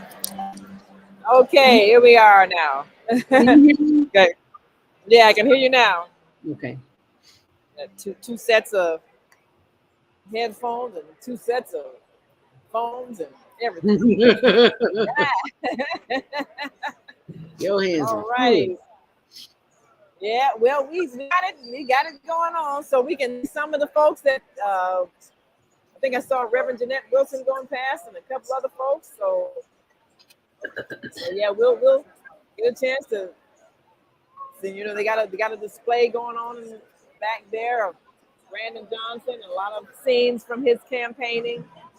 So yeah, this is going to be a good opportunity for people to network, which is what they're doing now. A lot of networking going on, and a lot of historic picture taking and all of that. So it's kind of a festive atmosphere, and that's good. You know what? We really needed. We needed a festival. We needed some joy in this city because we've been missing joy for a long time. Well, we got it today, baby. We got it today. Let the record today.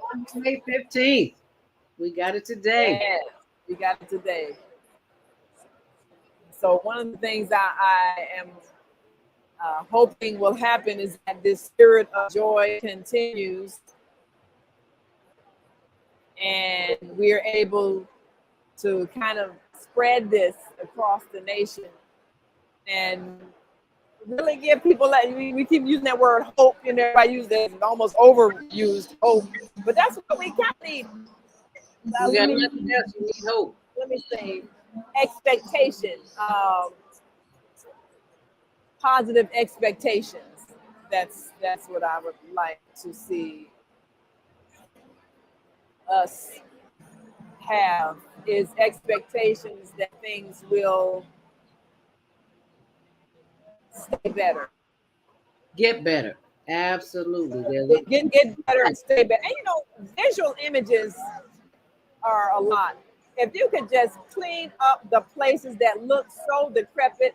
I mean, if you've ever gone home and you know your house is dirty, you don't feel good. You feel kind of depressed. But once you clean it up, maybe, you know, buy a couple of new ornaments or get some new curtains or just, decorate it, you feel better. And I think if we could just as a citizenship decide to clean up those areas where people are living, where it's so depressing looking and looks so impoverished, I think people would feel better about themselves. It's no reason why we can't do that. And that, if that was one thing I would say maybe the mayor could work on doing right now, would be to have every part of the city look as good as every part of the city. You really should be able to see who the wealthy people are and who the non-wealthy people are. All Real community involvement. Yes, ma'am. Yes. So I mean, that's something that's doable. It really is doable. Everyone must get involved. We can't put this on the mayor. This is not a mayor's job. This is he ain't gonna get out there with his broom and dustpan and shovel and dustpan and sweep up everything. That's not it. No. That's Hollywood. This is reality. It's reality. The people have to, in their own hearts, decide that they deserve better. It's just like if your house is junky and you just let it stay that way, that means you don't think you deserve better. But once you clean it up, you're saying, I deserve better. I deserve to live in a clean, comfortable environment. And I'm going to do that for myself. I'm not going to get mad because, the landlord didn't fix the torn curtains. I'm going to go out and get some curtains that aren't torn because I deserve better. That's how we have to think as citizens. If you deserve better, then make it better. Get with your block and clean it up. Don't keep talking about what the mayor's not doing. Say that again. Say that again, Naima. This has got to be a new day. Take responsibility for your life. Take responsibility for yourself. Take responsibility for your neighborhood. Get out there and clean it yourself. We're gonna do the female solution. We're gonna partner with some of these organizations that are doing that and have some community cleanups this summer. We're gonna do that because I've been looking at fields we saw so many vacant lots. I'm thinking we could be growing food. Thank you. Right there. And then some of it, because I know how to make some really good dandelion greens. Some of these vacant lots already got food growing and they just don't know it's food, but I know it's food. I'm gonna come in here and pick me some of these greens. Okay. Lower your blood pressure. I see it. Yeah, for real. Diabetes. You better get them dandelions. Quit throwing them in the garbage and put them in a pot and boil it and drink it. Hello. That's right. So I'm getting ready to do that. So I'm excited because a new administration does mean new opportunities. It means you're going to be listened to because they know they need new ideas. They know the old way is not going to work. It's never coming back. We're never going to go back to the way we were.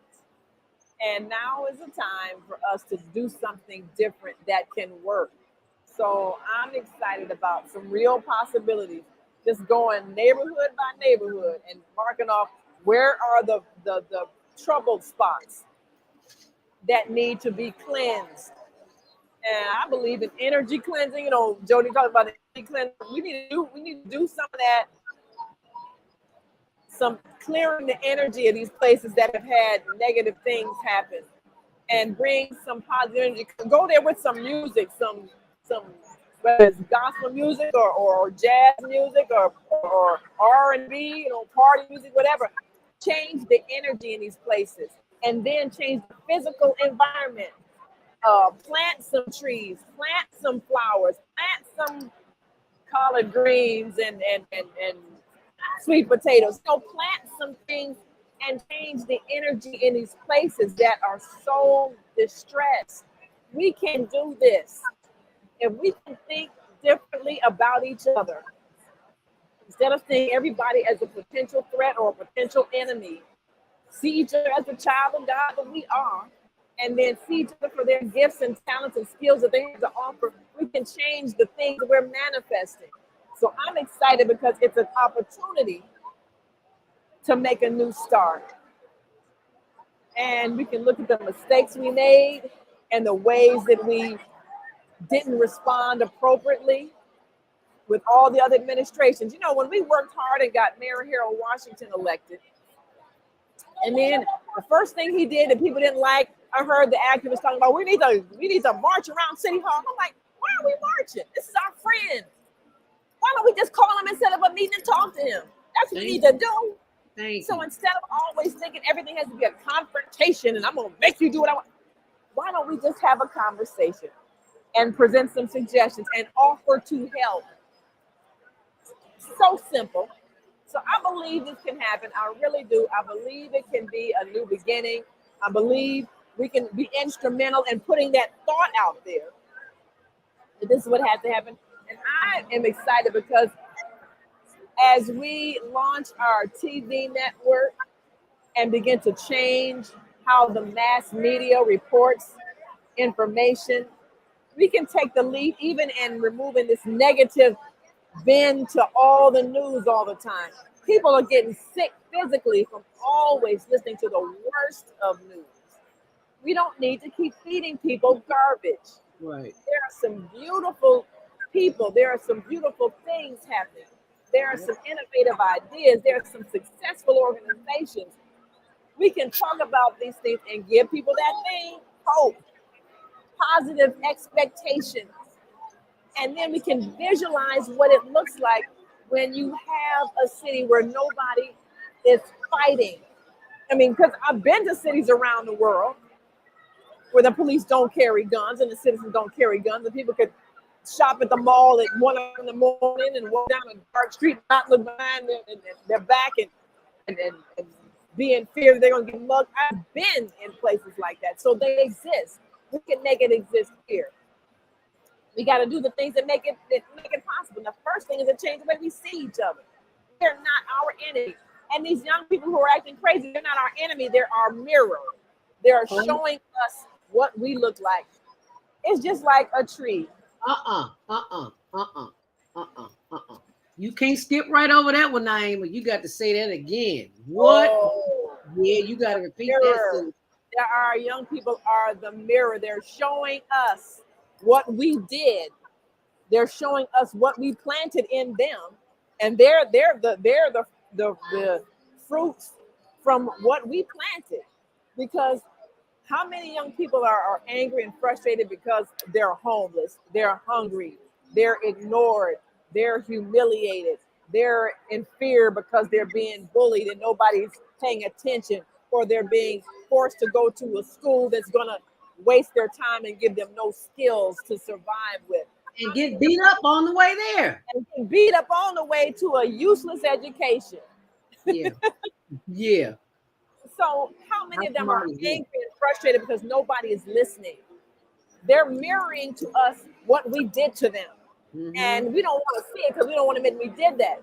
But when you got we could not have done that. Oh, yes, you did. Oh, yeah, yes, we did. Yes, we did. Yes, we did. There is possible to have a school system where instead of keeping young people in fear that, if you don't learn this, you're going to flunk out and be homeless and not have a job, instead of us doing that to them, why don't we create a school system in which we discover the talents and skills and interests in these souls that come to this earth, and then we help them to develop them in ways that will enhance the rest of the society. So there is no failure. There's only becoming better at what you already are. There's only enhancing your skills at where your interests and talents lie. There's only perfecting you so that you can be a better contributor to the society. There's no such thing as failure. You come here as a successful being, and our job is to increase your success. What about if that was our mindset? Just think, we would not have any crime, any violence anywhere, because nobody would be angry and fearful and distressed. Everything they have is going to be either denied them or taken away from them. We have to create that thought in order to manifest that system. And people say, well, is that realistic? Reality is what we create. So the reality that we created is ugly. And that's why our children are reflecting it to us, so we can see how ugly it is, so we can choose to change it. That's what we have to do. That's what we can do. That's what we must do. And so they're going to keep reflecting to us what it looks like to be mean-spirited, what it looks like to be hateful of people just because they look a little bit different, to be dismissive of people who are suffering, to be wasteful, to throw out food. We have these big banquets, we throw out bucket loads of food, garbage can loads of food, and people right down the street living under a viaduct hungry. I know. My brother used to be a manager at McDonald's back in the day, and he would always bring food home and give it to my girlfriends. I was in high school then, and I would always say he would bring home garbage bags. Do you hear me? Those big 25-gallon garbage bags of hamburgers and fries and chicken sandwiches and fish. And I was like, what all the homeless people in the world? And they throwing food out. He says, they will not give it away. They will throw it away because they don't want the liability. Well put it in like a homeless person gonna sue you. Right, like the homeless gonna sue you. Put it in the garbage, put it in the alley, and somebody. And then you. Now how? So when you treat people like garbage, what do you expect when they act like garbage? I mean, you're gonna make somebody take something out of a garbage bag in an alley when you could just give it to them. But they say, well, then if we did that, then people would just wait till at the closing of the day and just come and get the free food. No, they would not. You know, so looking at everything with back and forth, she left the country.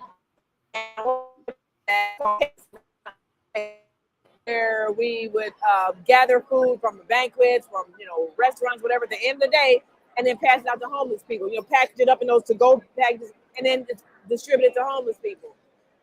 And they would understand. Okay, we're giving it to you. That we relieve us of all liability, and whatever you do with it, that's on you. But we can't be sued. Okay, fine.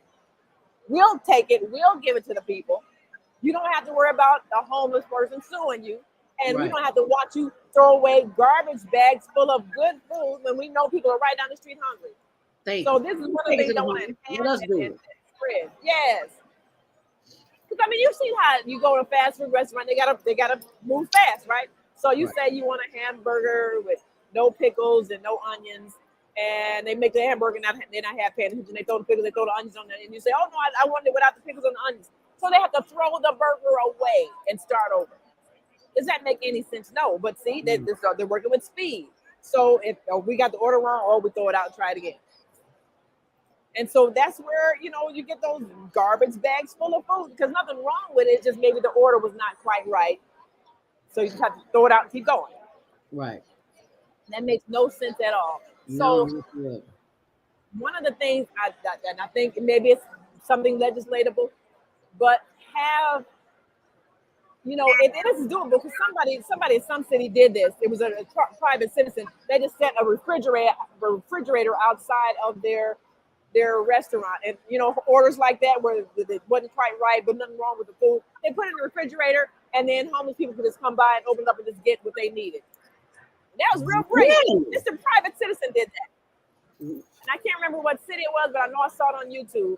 Well, this is the kind of thing that maybe it's legislatable, or maybe it's a suggestion or whatever, but if every restaurant set aside some type of, sanitary container, whether it's a refrigerator or a bin or whatever, and all of the orders where there's nothing wrong with the food, it just wasn't eaten because the customer didn't quite want it that way, put it in that, package it up, maybe to go package or whatever, but just put it aside, and at the end of the day, somebody can come pick it up and distribute it to the homeless or the needy or whatever the case may be, and there's no liability to the company. There has to be a way to do this without people saying, yeah, but we could lose money, or yeah, but we could get sued. Because all of those non-humane ways of looking at the problem doesn't make any sense. You're throwing in the garbage when people are hungry, and then you're upset because they get upset and steal from you. But if you gave them the food, they would not steal because they would not be hungry. Such a simple thing. So that's one of the things that I look forward to us proposing as a piece of legislation. Something that, and maybe we might have a couple of restaurant owners on the show to talk about that. You know, what if this was something that could be put in place? Would they be willing to just do this one little thing to help get rid of the homeless problem, the hunger problem among the homeless?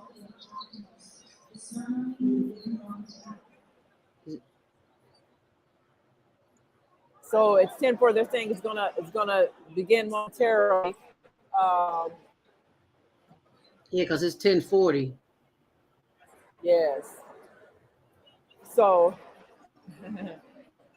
well, I know Brandon Johnson's event that he was at he was supposed to leave there at 10:30. So I mean, he wasn't gonna be here at 10:30. You can't be at two places at a time. But you know, I know there's a lot of stuff happening ahead of time, and they're anticipating it's gonna take a minute to, you know, get to the beginning, and then they got songs and all that stuff. But you know, at the same time, we know start out with no time. But, I didn't hear you broke up. You broke up. I said, check your camera. Oh, I said we don't need. Check your camera, because I don't see. Let me go fix it. Yeah, let her go. Let her go fix that, and I will play a promo.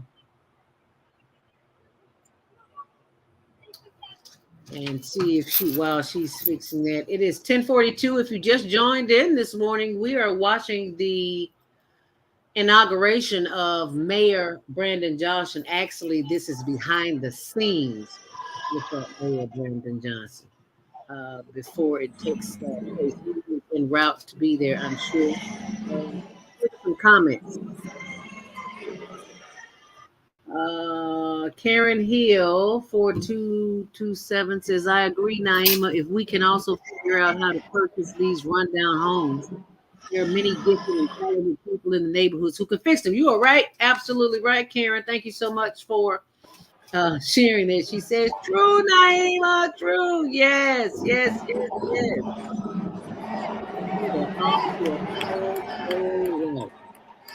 He must be coming in the door. The people are no. He just is. And you can see there's lots of journalists around. They're just hanging around, just waiting. That's the only thing about when you go out to cover an event at a journalist. As a journalist, if it takes a half hour or if it takes 4 hours, you got to sit there until they show up. Yeah, we lost the camera now, but we don't have the camera anymore. And your camera must not be on the riser because I see a lot of people. Oh, she doesn't hear me. Okay. We don't see the other camera now, Naima. Did we I lose know. I might have to do something else. Okay, I'm getting ready to do something else. Okay, well, while she does that, I'll just play a promo so she can. Well, because my two dancers are on, I want people to see this, so I'm going to put up on the other things. Hold on, I got you. Okay, good. Yeah, everybody wants to see the money. All right.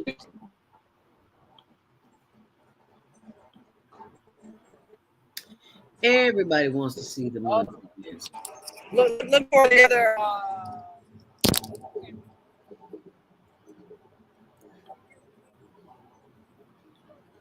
Oh, while she's doing that, I'll play a little something here. Remember, I told you about Jamie Foxx. I want you to go to our YouTube channel at Inspirational Conversations.com. That's inspiration with an N, not I-N. And hit that subscribe button while you're here. But while you're there, scroll down and see the ones that are done. This is one of my favorite, water therapy. I'm going to let you enjoy that for a hot minute. Hope you like it because I did it just for you. This is, there you go. Chaos and confusion. Oops, I forgot to turn the audio up. I'm sorry. Let me start it over for you. Got the audio up now.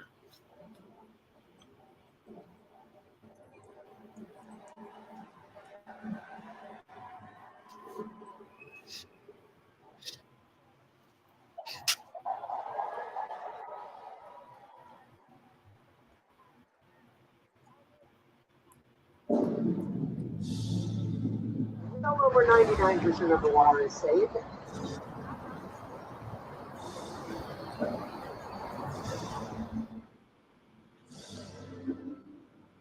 Alrighty, so you can go to inspirationalconversations.com and pick it up and see it anytime.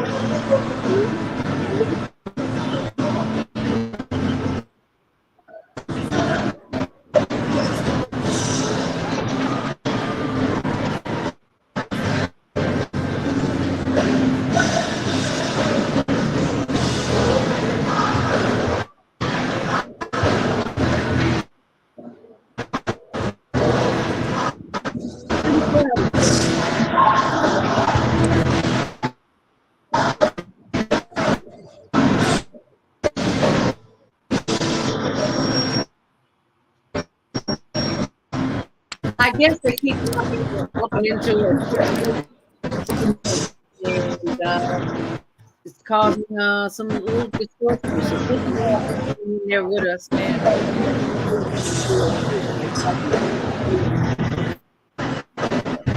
Okay, so your camera looks like it's not on the right.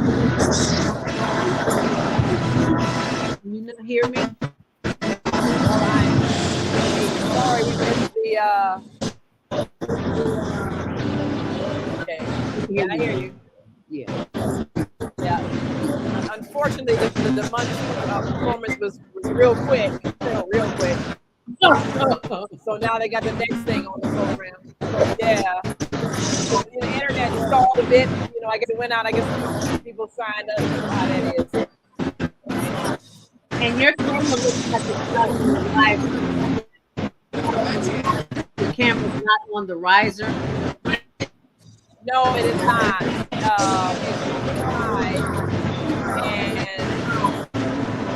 I mean, everybody, the risers are way back here. Can you zoom in? Not in StreamYard. Yeah, StreamYard. Oh, okay. I'm thinking. Yes. Well, I like it talking to the video. Zoom in and figure out how we can see it.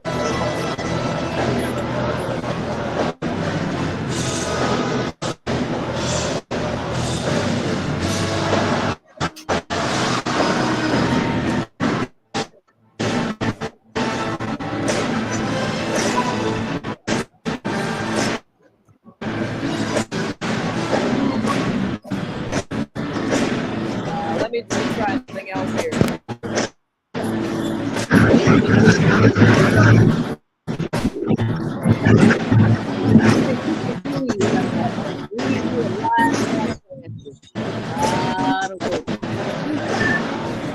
Make it look so happy. You think it's easy.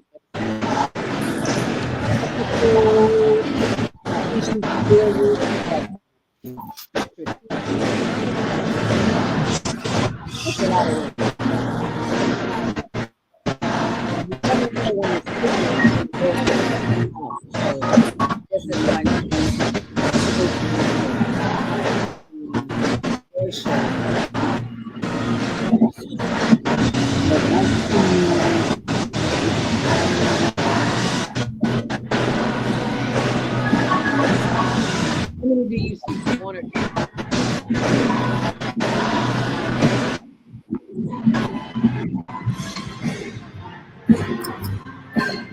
Does it sound better? Works better. Yeah. So I muted the sound on the camera. Is there somebody on the stage? No, that's just music.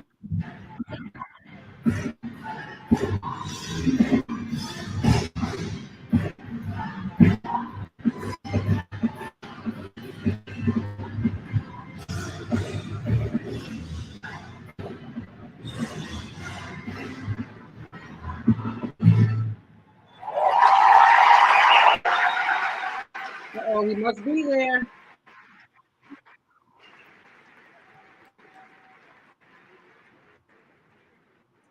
He must be there.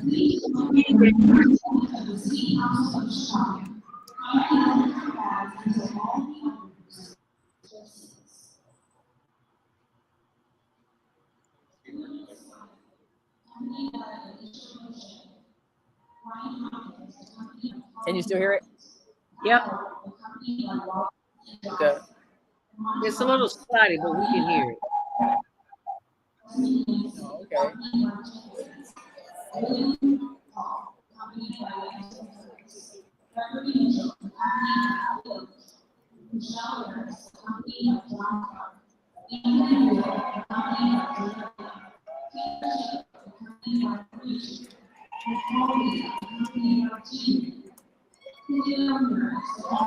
Okay, so now what they're doing is they're going through the city council members, and I guess they're coming by their spouses, coming to the stage.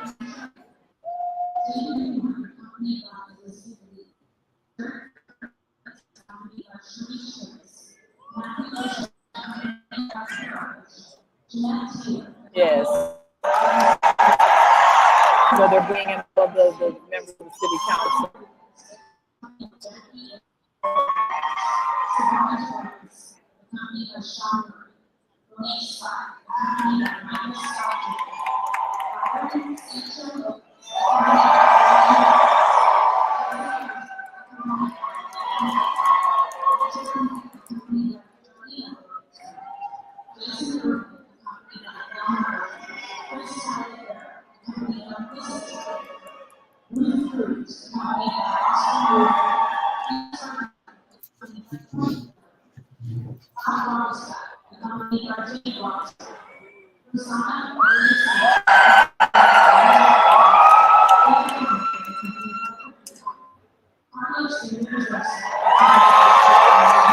Yes, these are the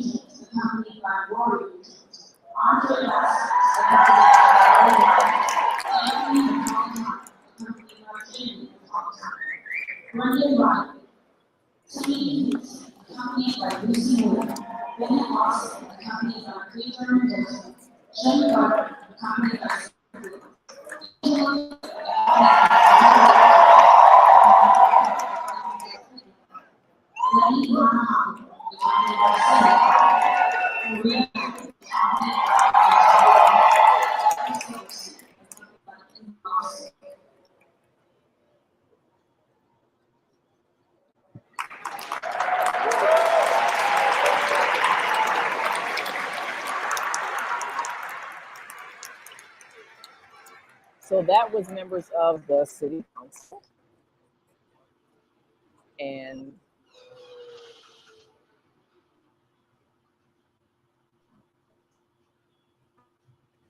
their spouse. And they've been accompanied to the stage. And then the next thing. Please welcome the inaugural churches. Kindly hold your applause until all guests have reached their seats.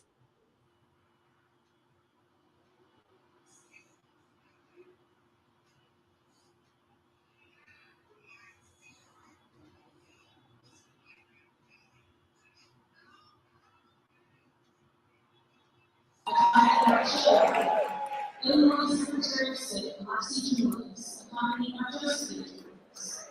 Illinois Comptroller, Susanna Mendoza, accompanied by David Sosa.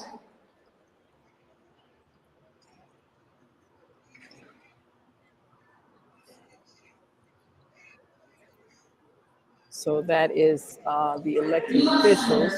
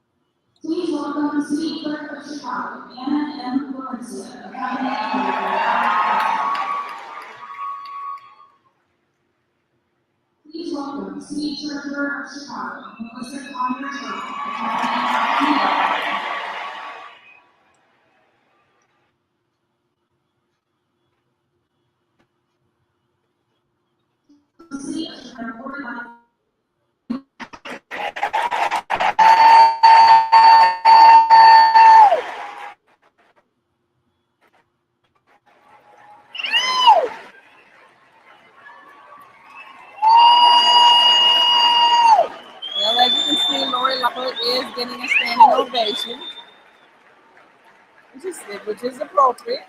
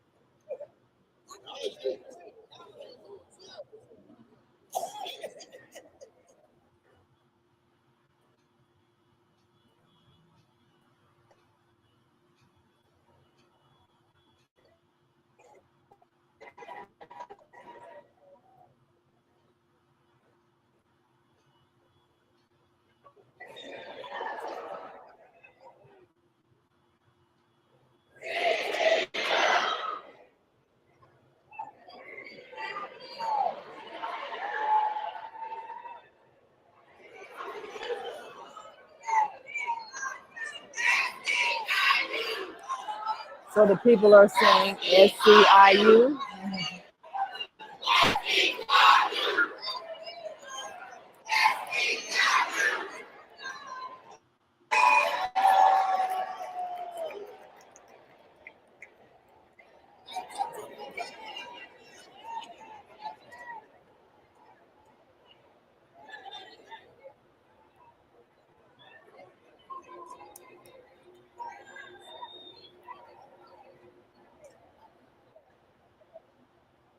Well, this was definitely, as it was said, this was a contest between the CTU and the FO.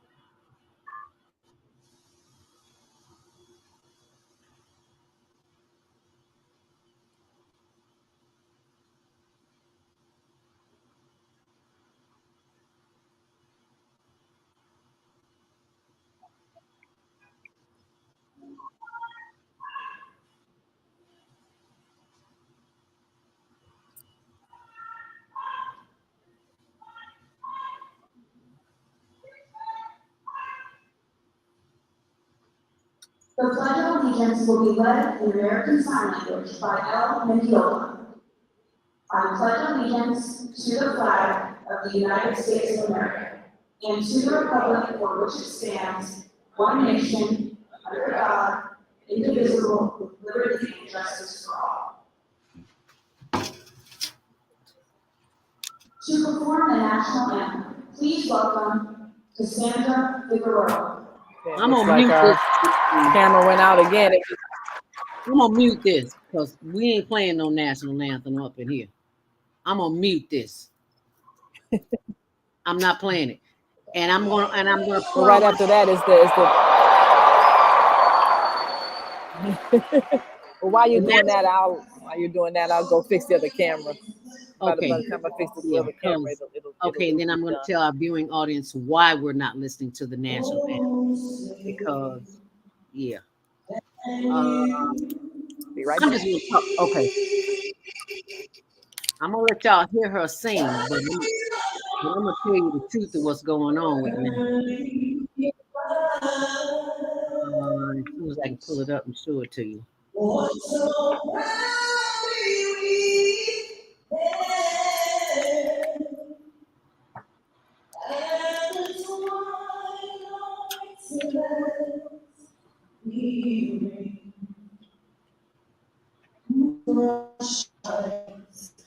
And bright stars rule I can't find it on. Yeah. I can't find it on my phone. ZeldaSpeaks.word.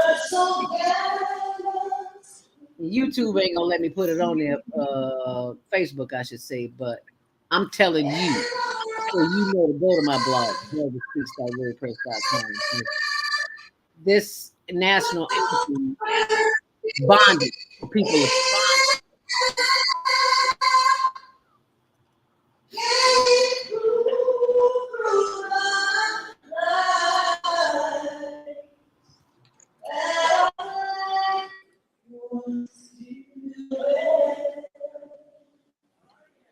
Oh, Savior, let's not stay long.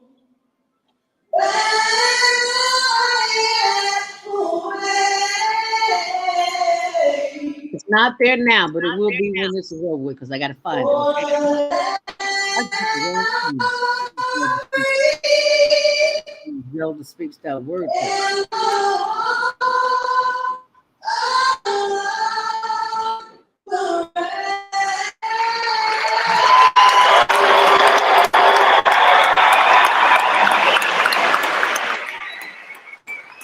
Zelda speaks that word test.com. Why we do not sing the national anthem. And no, I'm not a it is none of that. I just knew a lot.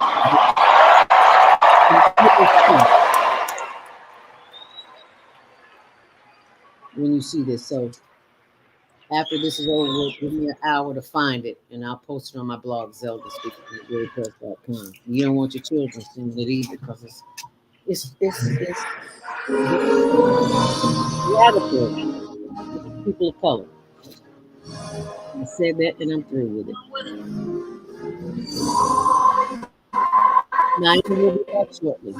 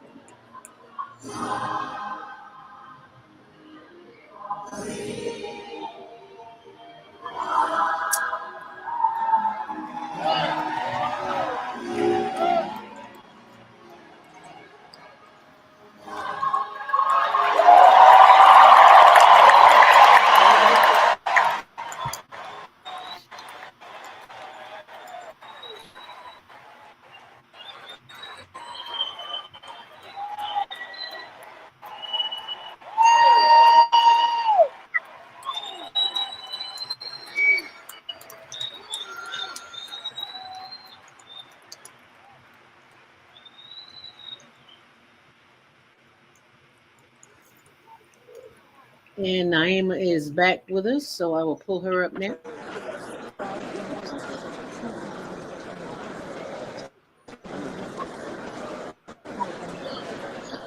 Lot of electricity running through that place this morning.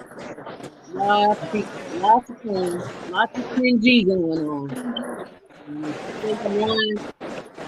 You need to go back to the female solution, listen to Soul Purpose Healing, talking about 5G and 10G. Thank you for playing. That's all I got to say. All right, Well, unfortunately, I don't know if you heard the audio of Walt Whitman, but Walt Whitman was doing the Black Mass Man. So did we get the audio? Yeah. Good.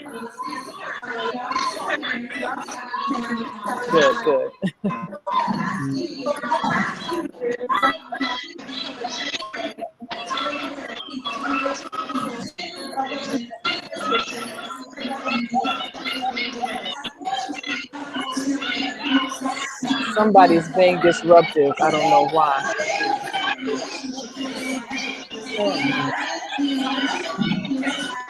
What did you say earlier about?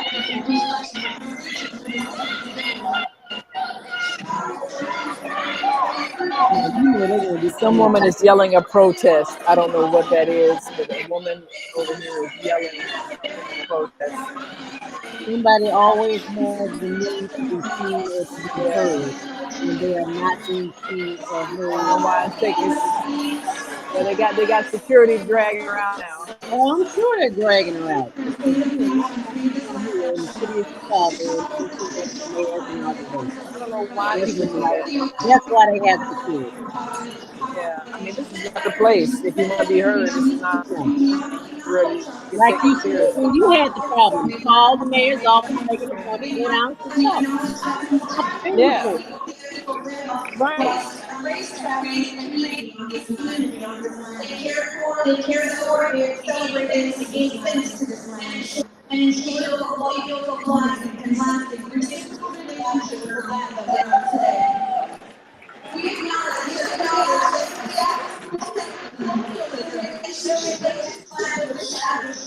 the original people were struggling torture, violence, and genocide. This is a legacy of legacy of how the city social cultural original required to acknowledge legacy of legacy. We must find ways to heal it and to move together.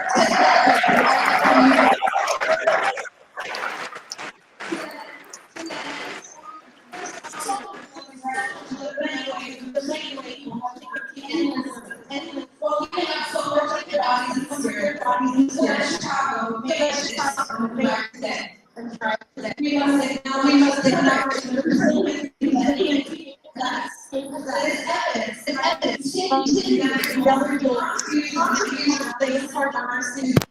this day. There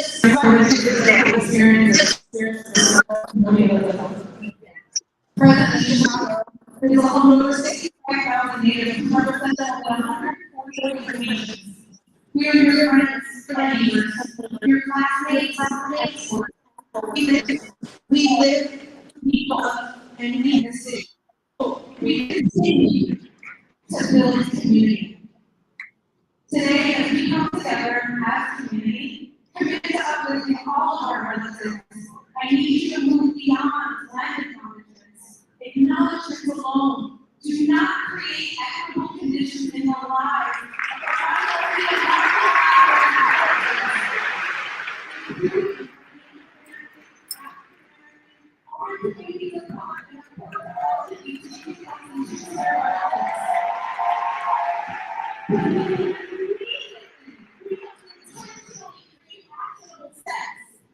so boldly dismantle Senator Williams here in Chicago.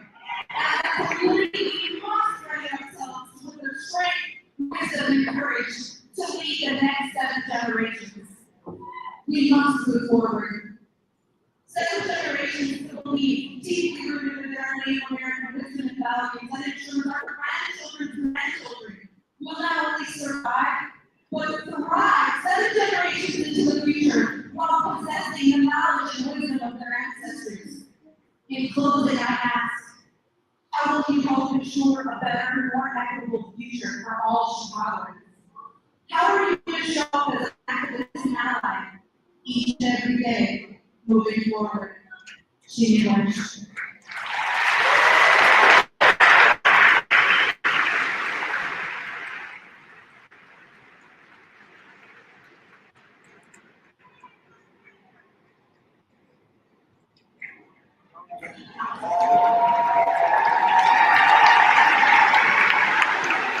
So now that was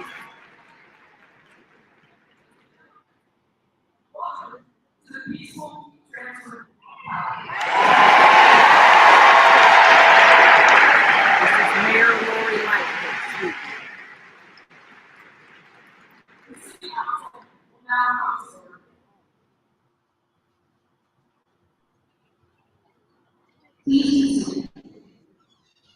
To deliver the invitation, we welcome the Reverend Dr. Otis Moss III.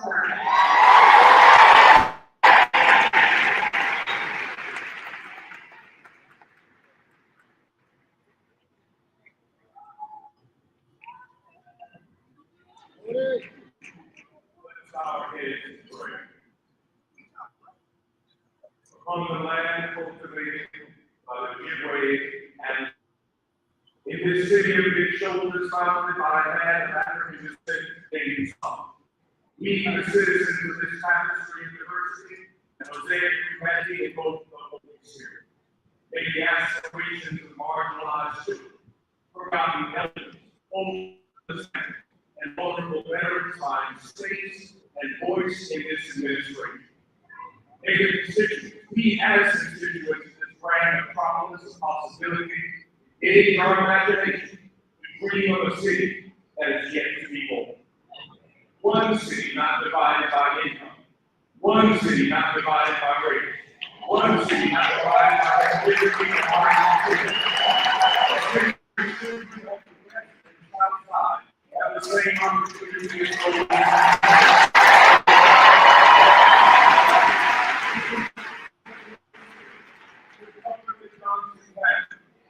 Congress is there to lead with humility and strength, integrity and passion, vision and faithfulness, justice and equity.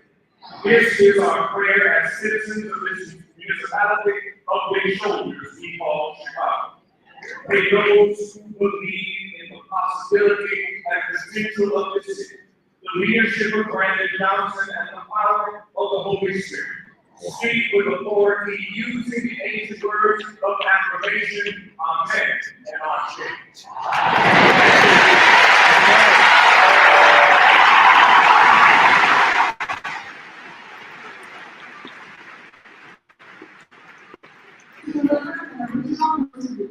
Please welcome the inaugural Public Order of Chicago.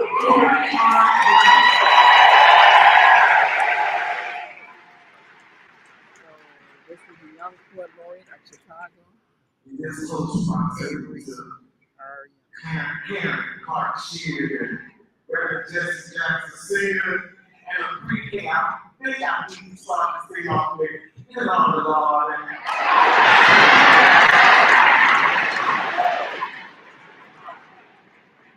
Look here, my regular set down back. Just break my son. You know?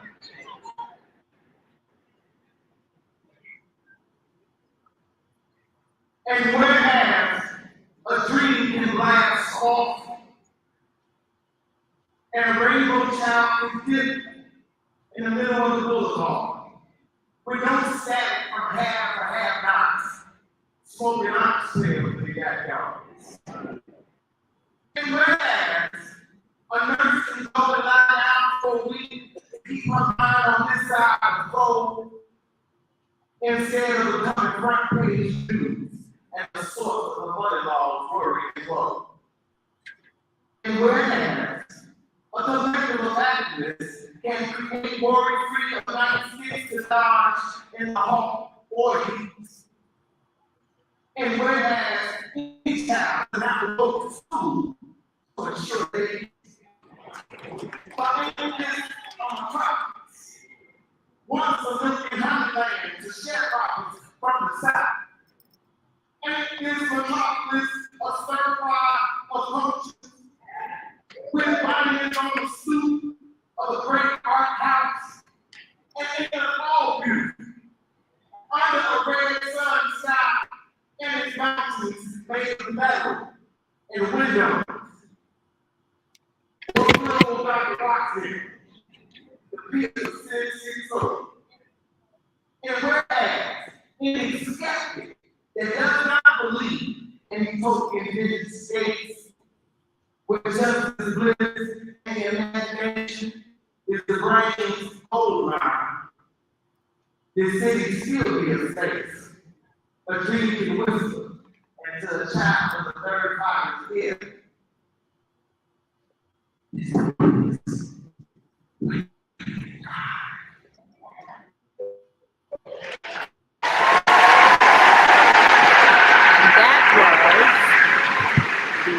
Poet laureate of Chicago, Avery R. Young. He's the inaugural Chicago poet laureate.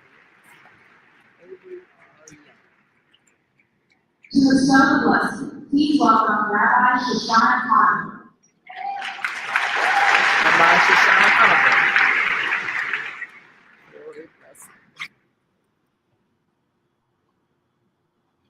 Mayor Brandon Johnson, I know that your biblical inspiration is chosen. With him, you identify, and through him, that dream interpreter, you realize your own dream. So like Joseph, Mayor Johnson, may you wear a coat of many colors, colors that represent all humanity, all ethnicities,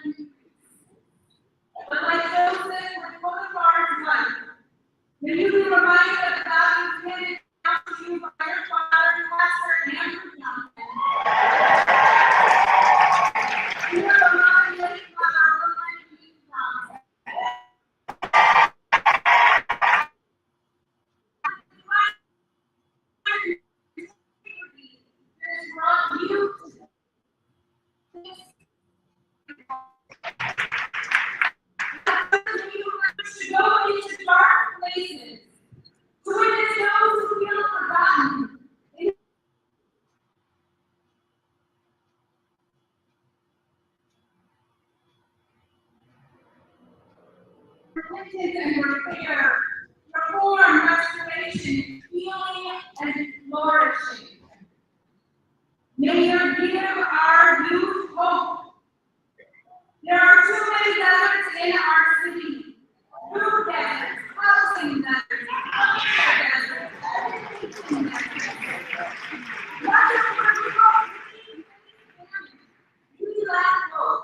Like Joseph Mayor Johnson, help every neighborhood, every citizen thrive. Now looking for your vision, both careful planning and thoughtful collaboration, so that, like Joseph, when people come from far away lands looking for a brighter future, may you will help us welcome them because we thrive. And like our brother Joseph, who brought his family together, united them after decades of division, may you guide us. Lead us to our common destiny. Chicago, a beacon of light in our great and great nation. Teach us to strengthen our big shoulders. We are our brother's keeper.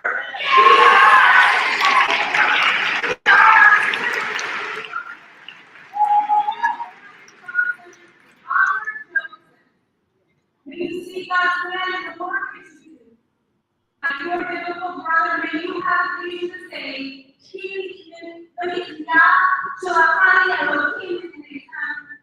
It was the same life that God sent me before you.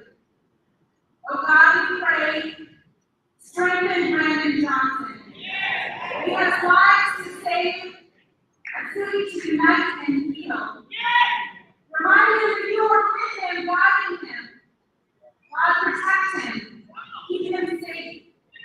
God, look over his loved ones. Stacy, Owen, Ethan, and Brandon. Named all the children.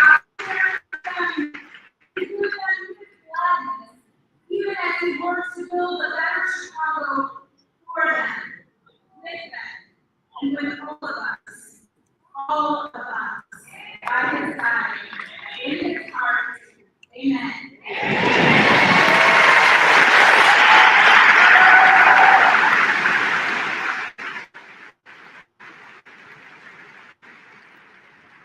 Please welcome the City Clerk of Chicago, Anna M. Valencia, to present City Treasurer and all persons.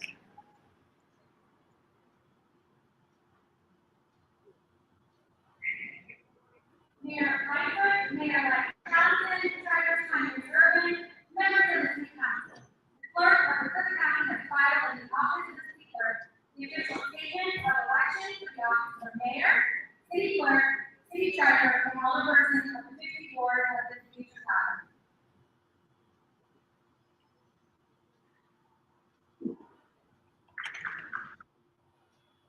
Please welcome the Honorable Diana B. Lopez, Circuit Judge of the Circuit Court of Cook County, who will administer the oath of office of City Clerk to Anna M. Valencia. Of course, that's Anna. Who was elected to Chicago.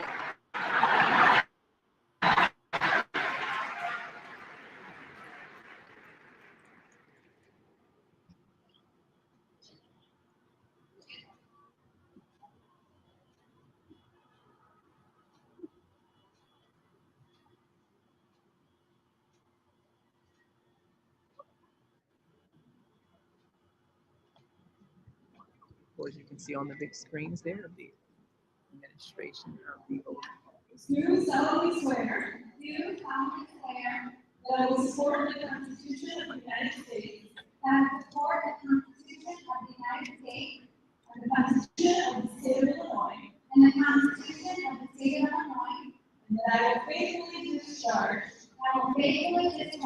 the duties of the office of the Court of the City of Chicago. The duties of the office of the Court of the City of Chicago, according to the best of my ability. According to the best of my ability. Thank you. That is the oath of office for the city clerk, Honorable Anna M. Valencia, and the oath was administered by Honorable Diana E. presiding judge, Circuit Court. Now administering the oath of office to the alderpersons-elect of the city of Chicago. And these are, of course, the 50 people whose names were. Will the alderpersons-elect of the 50th Ward please rise? Please raise. So they don't have to do it all individually. They're going to do it at the same time.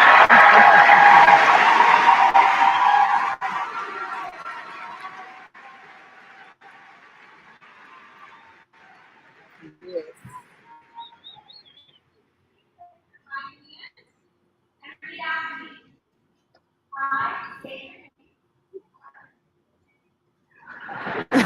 No. Someone said, I state your name. This was to say your name. I state your name.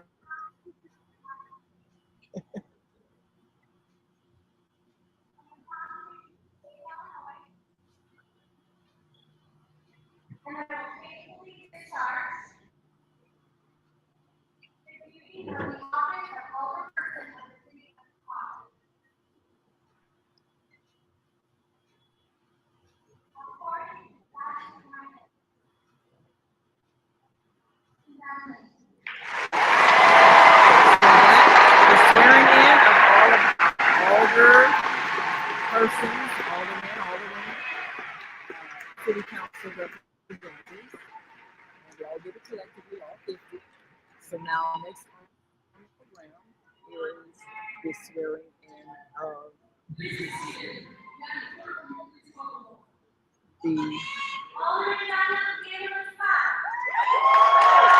so now the mayor does this.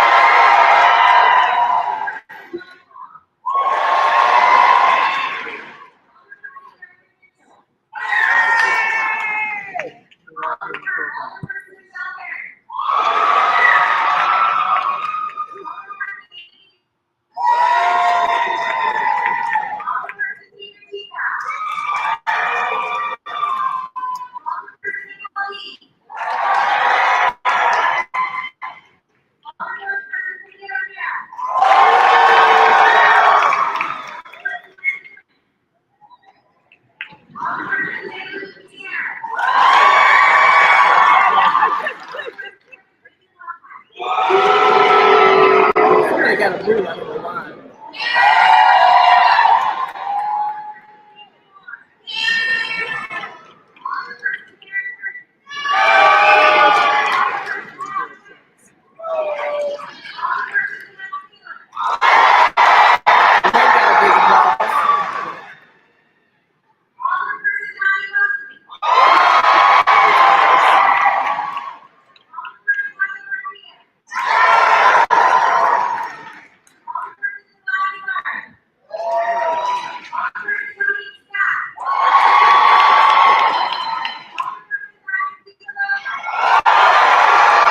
So you can hear from this who's popular and who might be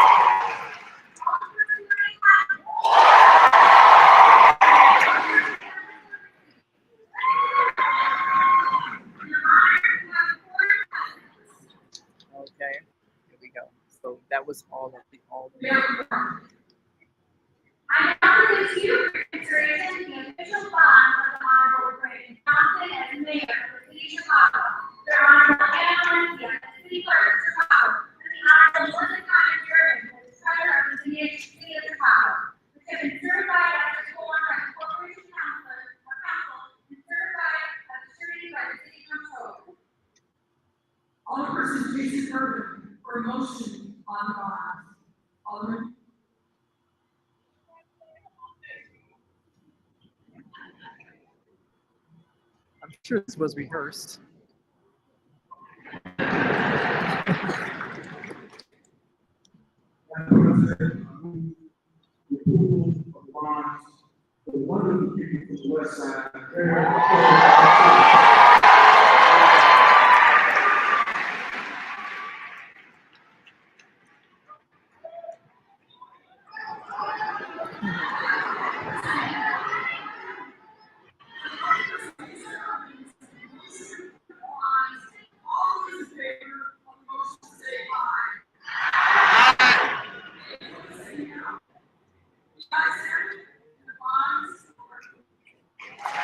So now that was, I guess, like an official act of business, of ceremony, of course, including and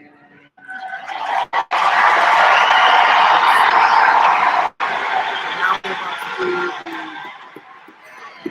the mailing.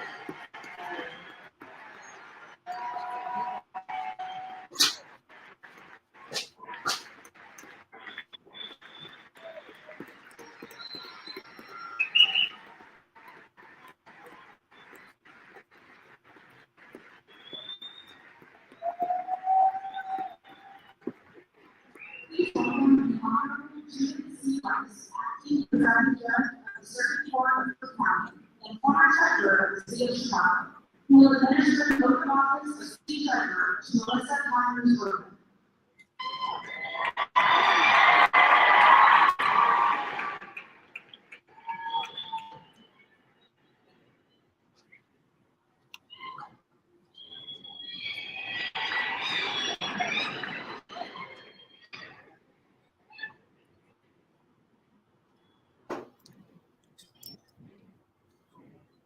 And this, of course, is the oath of office for the city. I, Melissa Myers Rubin, do solemnly swear City treasurer. that I will support the Constitution of the United States and the Constitution of the State of Illinois, and that I will faithfully discharge the duties of the office of treasurer of the city of Chicago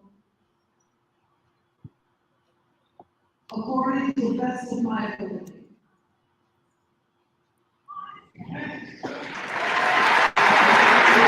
That was the oath of office administered for the city treasurer, Melissa Myers Rubin. To dedicate a prayer for peace and guidance, please welcome Imam Hassan Ali.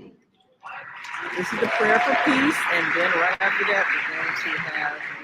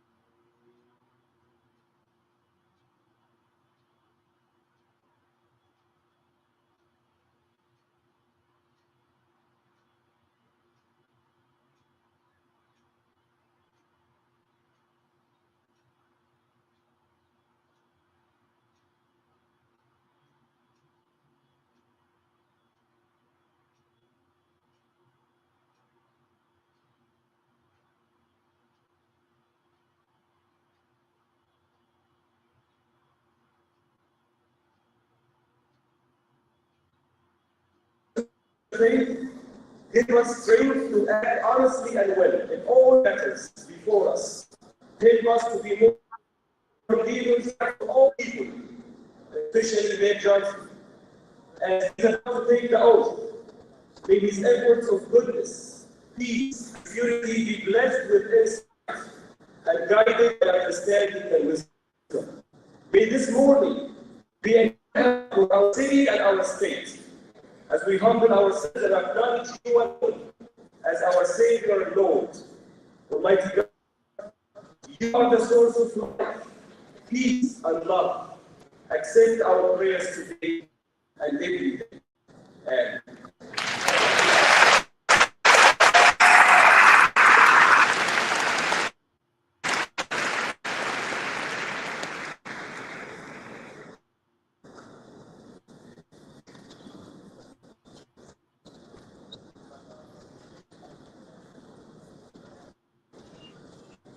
To perform a special selection of music, please welcome Karen Park-Shear.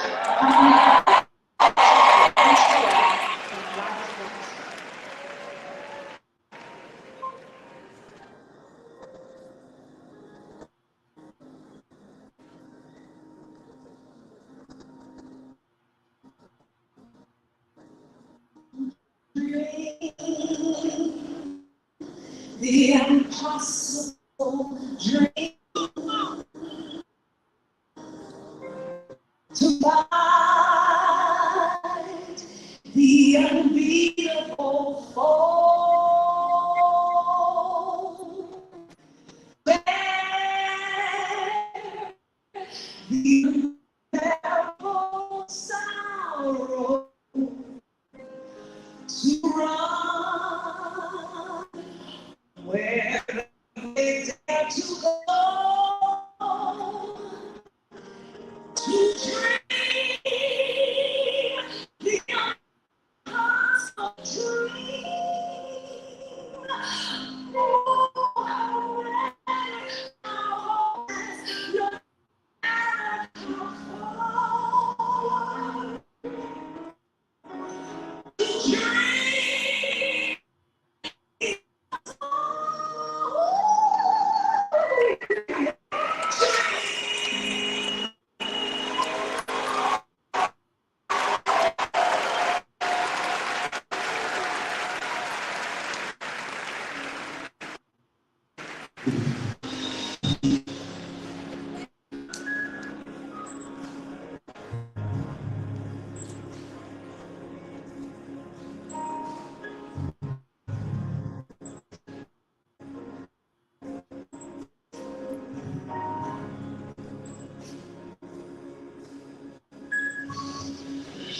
Oh, how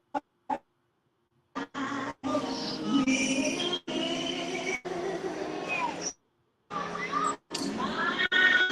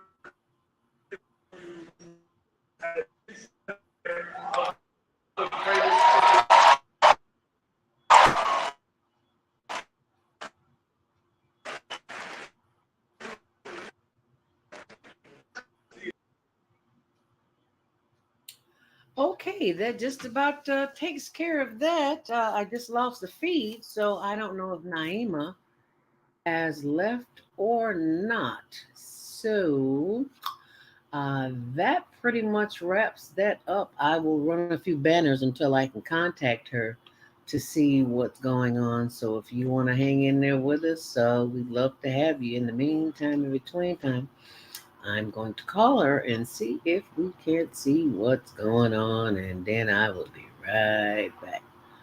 All right. Okay, here we go.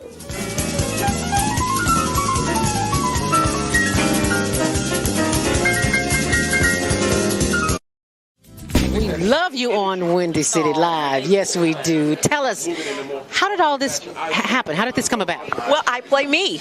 I play Val Warner in Chirac, which is really cool. So when people see this movie, they are literally seeing Val, and I am a reporter in the movie. We talk about the violence, but what can we do personally? I think we got to be engaged, and I think engaged in a number of things. In our block, in our home, in our neighborhood, we got to be engaged. We got to fight the issues. We got to fight a government that is abandoned, whole communities on the south and the west side. We got to fight a governor who's cut out every youth employment program, who's cut out violence prevention programs, who's abandoned our communities and the poor and the vulnerable. And I think we got to reach out to our brothers on the street and love them and respect them and help them, not just demonize them. I'll just say like this. First of all, give you the history of coming to Chicago and telling my jokes as a young cat. I'm 37 now. I started about almost 15 years ago. Elroy taking me under his wing, letting me do some jokes here and there for the radio stations and all that kind of stuff. I learned that no matter what you do and how much of a genuine heart you have, and if you're coming from a good place, people are going to criticize if they don't agree with what you're doing. Yo, what's up? It's your man Tony Schofield from 106.3 Chicago's R&B, and you are watching Men on Higher Learning. Now, I used to hang around with some men that was into some higher learning. It just wasn't that kind of higher learning, but I got myself together now, okay? What is it that you do in your quiet time, in your meditation time, that allows you to bring us the films that you do? I sit courtside in Madison Square Garden, world's most famous arena.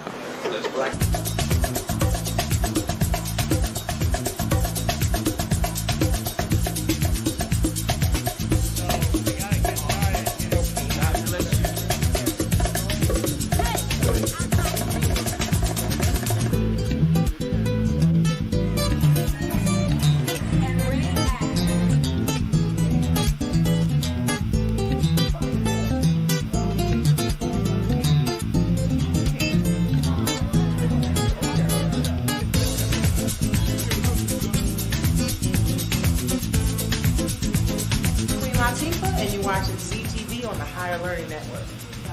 Put your hand up. Are you stressed out? Are you ready to learn some quick techniques on how to de-stress immediately? Then book your free 30-minute consultation with Zelda Speaks, the Mindfulness Stress Relief Coach, at higherlearningnetwork.org. Thanks for sharing.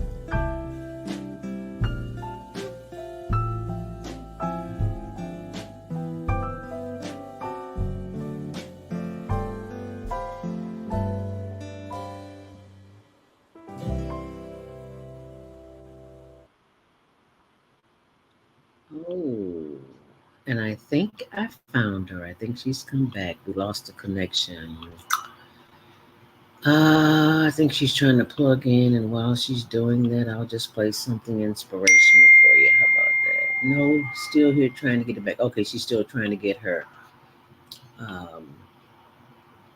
link back. So while she's trying to get her link back, let me give you a little inspiration. Go to my YouTube channel at Inspirational Conversations, and you'll see plenty of those. Now, all I have to do is hit the play button, and that might work, right?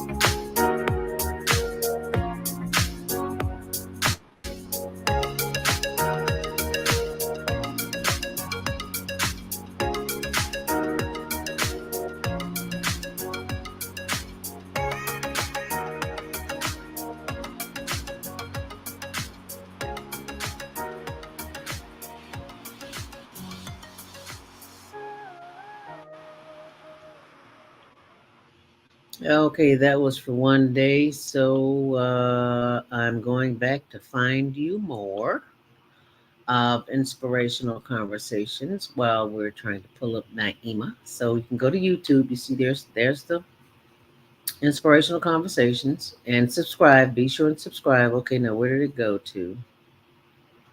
Let me play another one for you while she's trying to get her video feed back up.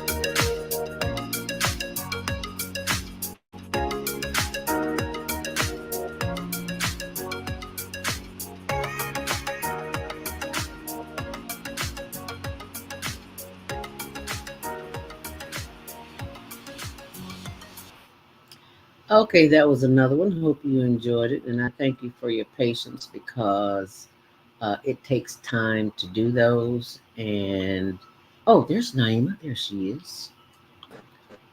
She got a feedback. Just like Jesus.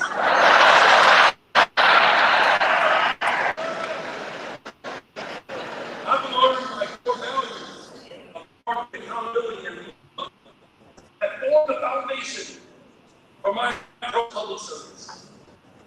And now I stand before you today as the new mayor of the nation's third and largest city.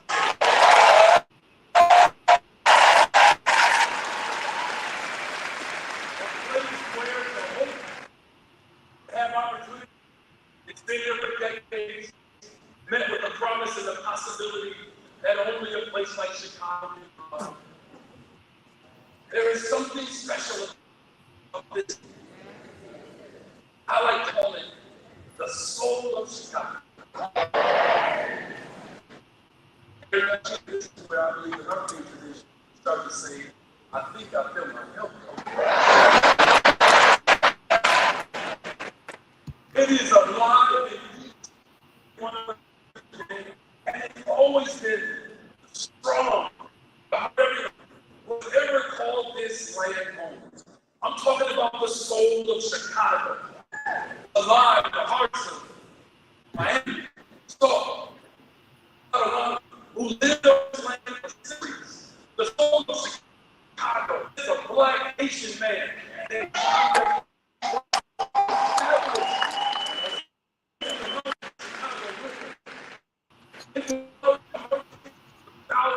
Who are working here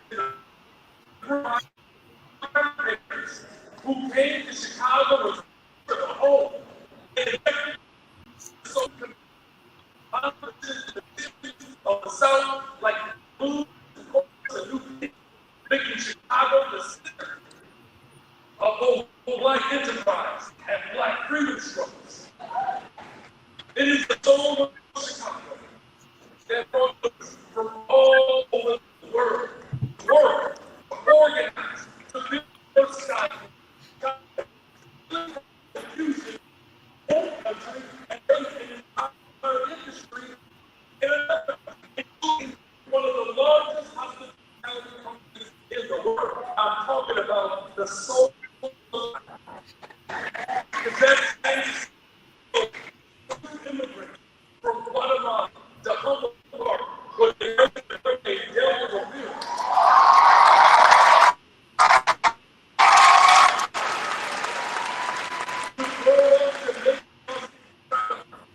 Of the United States, the same hospital where I, a child with operation, received life saving asthma treatment. I'm talking about the soul of Chicago.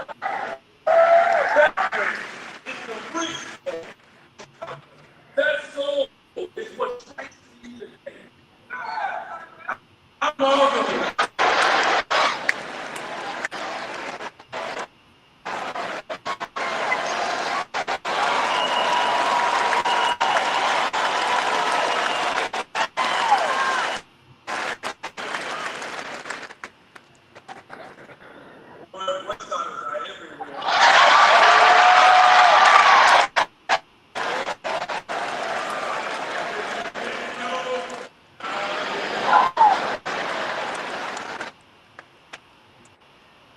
I'm marveling at the peaceful transfer of power, or the miracle of American life, or the great of Chicago elections.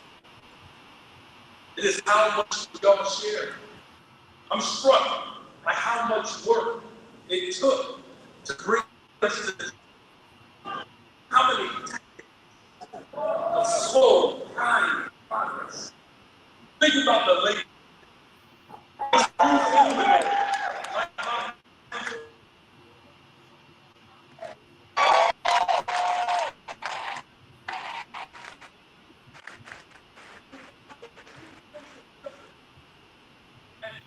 The multiple working class movement and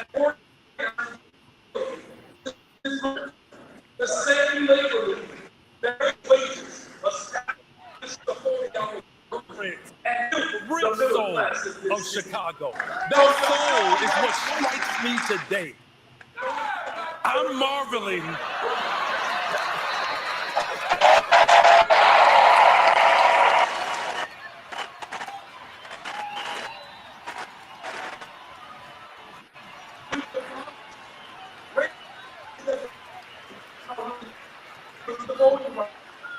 Boy, West. Led by Chicago's Jim Adams and Ida B. Wells, which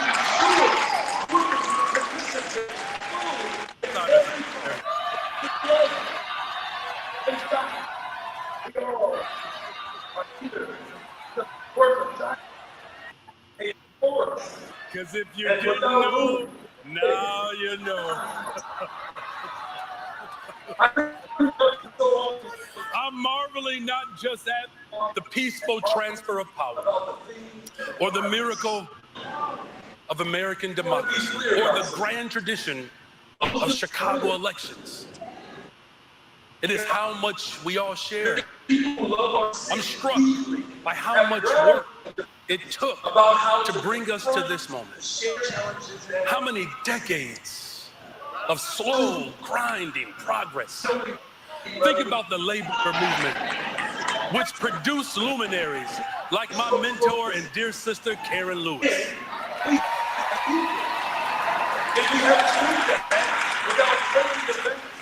Who modeled true social justice unionism and helped lead the multiracial, multicultural working class movement that organized its way to this moment. The same labor movement that raised wages, established the 40-hour work week, and built the middle class in this city. From the civil rights movement, embodied by our very own brother, Reverend Jesse Jackson Sr.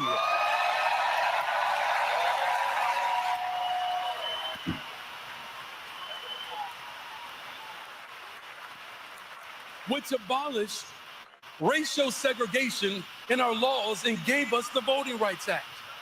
From the women's rights movement, led by Chicago's Jane Addams and Ida B. Wells, which ensured women would participate fully in every part of civil life.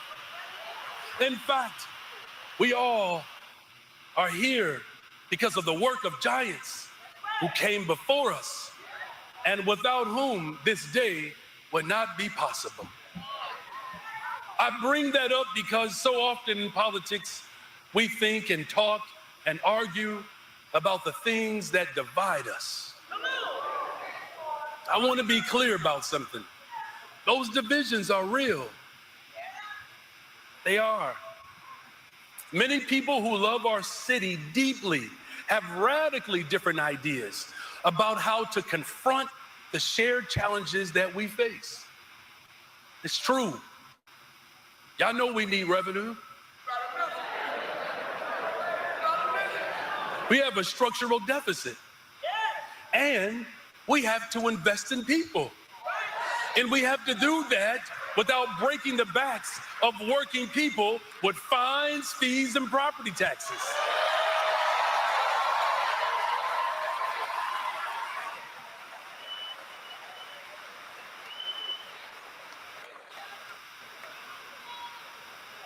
You can't make people feel bad because they have a payment plan.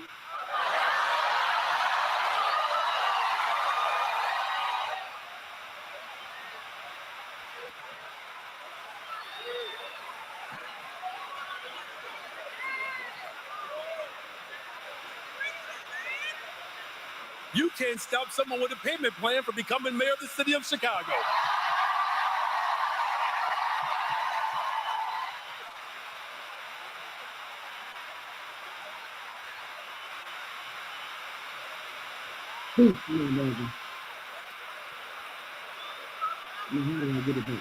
Oh, my help is coming this morning. But too many Chicagoans, though, fear for their safety. And when they walk down the streets to get groceries or drive to the gas station, because our city's homicide and violent crime rates have consistently outpaced our peer cities.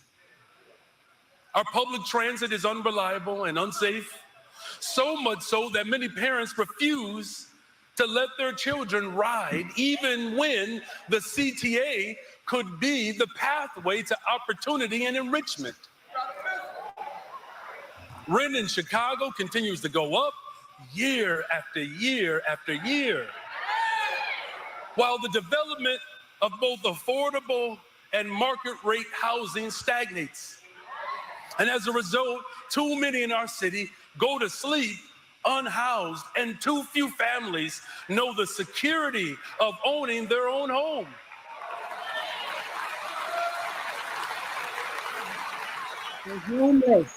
Our downtown commercial corridors still bear the scars of the pandemic with higher vacancy rates and lower foot traffic, and of course our neighborhoods, particularly those on the south and west side,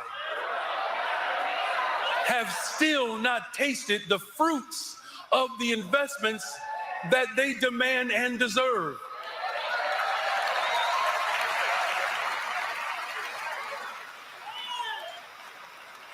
Our schools call out for more resources to fulfill their mandate of providing every single child in our city with a world-class education that meets their specific needs.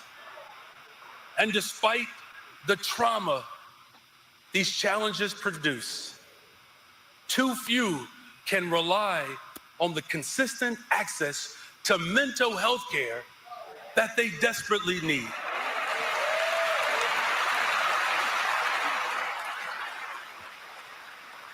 But as we debate and discuss the solutions to these crises, I want to remind us that we have the real conversation.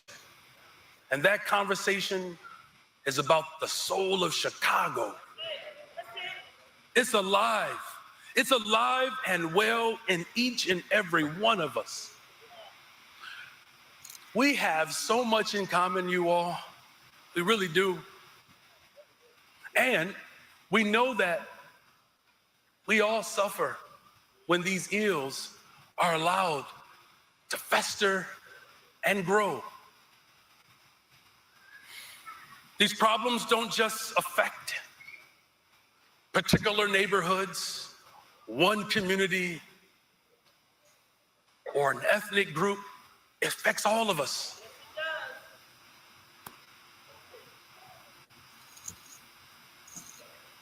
You know, the tears of Adam Toledo, his parents,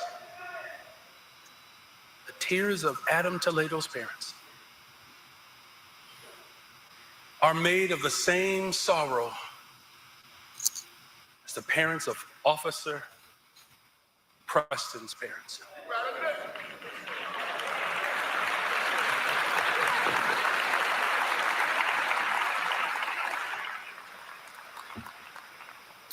Officer Preston's tragic death at the age of 24, just last week, reminds us what is really at stake.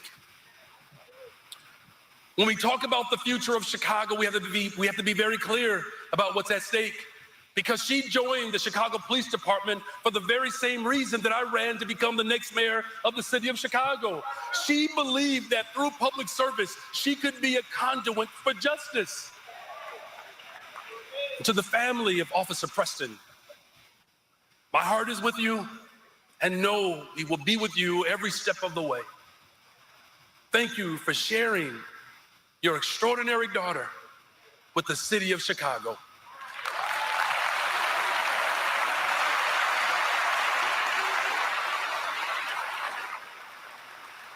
No, thank you.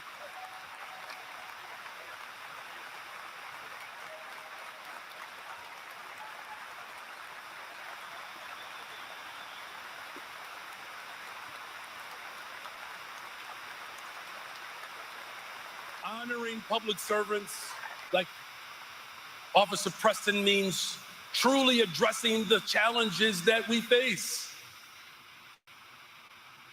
But the only way that we can truly confront and address those challenges is by working together and coming together. Now, we can't do it in a phony way, in an artificial way that pretends that differences don't exist. But I'm talking about in a deeper way that acknowledges the strength of what makes this city so strong and great. I'm talking about a strength that binds us in the face of our unique perspectives. All of us in this room today, are the product of our own stories. And each and every one of us has a story to not only tell, but lift up and all of us in this room have the ability to take action, to be the courageous men and women who came before us. And that means right now, we get to write the story of our children's and our grandchildren's futures. And we get to do that together. And what will that story say? What will it say? That Chicago, with its sturdy shoulders and its diverse economy and the legacy of all of our generosity, was too afraid to stand up? Is that what our story will say? You're a true leader, Mr. Johnson.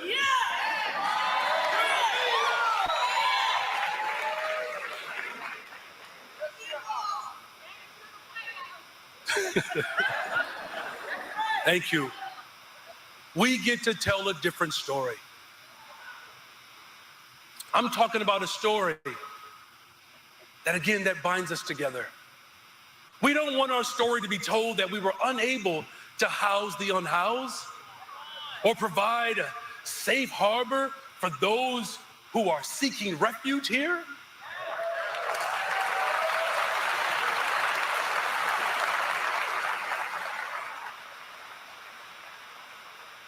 Because there's enough room for everyone in the city of Chicago, whether you are seeking asylum or you are looking for a fully funded neighborhood.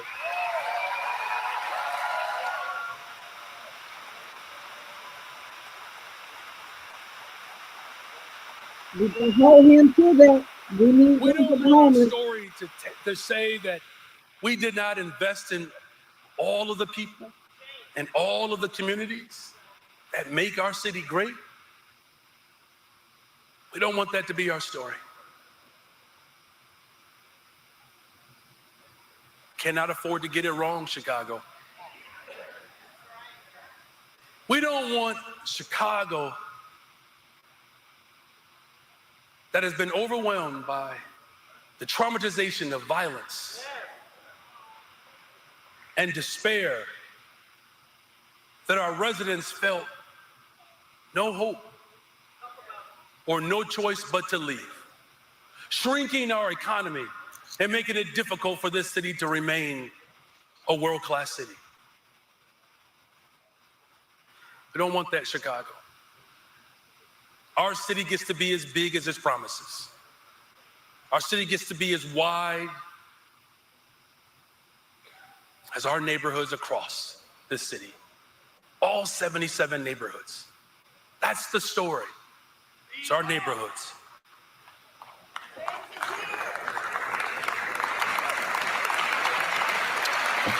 We're going to hold that to you. Hold it to you, Mayor Johnson. We're going to hold it to you. Yes, we are. Keep to the fire. Thank you. I'm breathing it in, you all. I'm just breathing it in.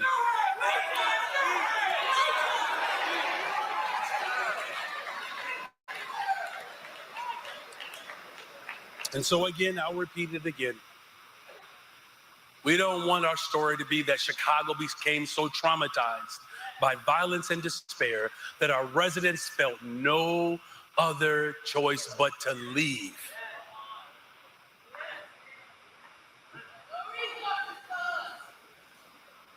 And so a better day is ahead, Chicago. Our stories get to reach well beyond this moment. They do. And I'm grateful that I will be working with a body of government that is committed to that transformation.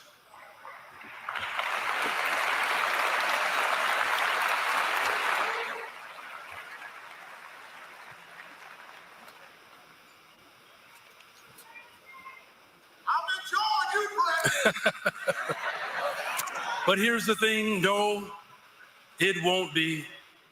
That will not be our story. Not on my watch. Because we right now together are committing ourselves to writing a different future. As a pastor's son, I'm reminded of a scripture, Matthew 6:21. For where your treasure is, there your heart will be also. And let's show the world, Chicago, where our heart is. Let's build a Chicago that is the economic marvel of our state, the Midwest, and this nation. Let's build a Chicago that means that our economy gets to grow by rerouting the rivers of prosperity to the banks of disinvestment so that no one goes thirsty. Too much of our land is dry right now, and we have to change that, and we can. See, I live in one of those drier communities, the beautiful Austin neighborhood on the mighty west side of Chicago. And the very fact that the mayor of Chicago lives in one of the most disinvested and violent communities in the city, it shows us what's possible. Say that. So let's not be discouraged by what it is.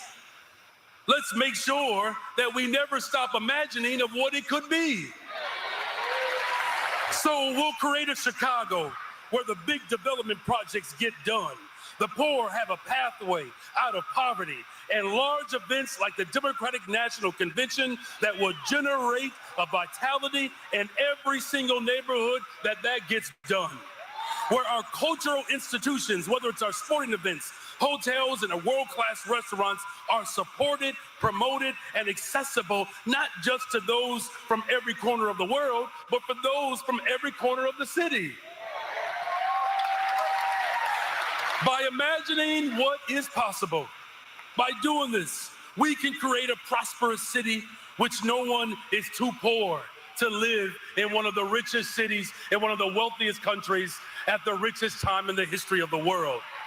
And so that means I'm talking about a Chicago where 65,000 people don't wake up on the streets or in a shelter, where public housing and affordable housing and a pathway to home ownership exists for everyone. I'm talking about a city where it will no longer be the case where every network dollar belonging to a white family, where only 8 cents belongs to a brown family and only 1 cent belongs to a black family. We can do it, Chicago. We can bring Chicago home. My family is living proof of the type of transformation that can happen with real investments. We'll create a Chicago where pathways to college and the high-tech industries and the future exist alongside the pathways to the trades and apprenticeships and the arts, where every young person has a chance to pursue their passion and get a W-2, where business, community, labor, philanthropy work together to connect every young person to an opportunity to fulfill their potential, where we introduce these opportunities to young people as young as 6, 7, and 8 years old and open up their minds to a world that could be. I'm talking about the soul of Chicago. And so Gary, Bob, Jim, Don, we need your leadership. Richard, Marty, Linda, we need your business expertise. G2, Tanya, Andrea, and Oscar, we need your organizing and relationships. And so listen, this is not a call out. This is what organizers refer to as a call in. And I'm talking about calling in the wisdom of the soul of Chicago, calling in the compassion of the soul of Chicago, calling in the expertise. I'm talking about calling in every single person in the city of Chicago to build a city that works for everyone. So let's get to work where we double the amount of young people that we hire. Some say that we have to wait 20 years for the efforts to pay dividends. I don't believe that. We can change lives of people in Chicago right now. So let's show our heart is in our young people's education. Let's create a public education system that resources children based on need and not just on numbers. Where every single child in every neighborhood, whether they fill out an application or not, whether they are bilingual or not, special needs or not, has access to a world-class education. Let's have a system that respects its parents, educators, and school employees, where the president of the Chicago Teachers Union and SEIU Local 73 and the CEO of the Chicago Public Schools can work together to advocate for more resources for all of our children. So, Stacy, Diane, Pedro, I need you. We can do this together. Tony and Juan, let's do the same thing for city colleges, which should be a gateway to opportunity for all of our neighborhoods. And so, while we're at it, let's work together to make sure that there is child care for all for every single person in the city of Chicago.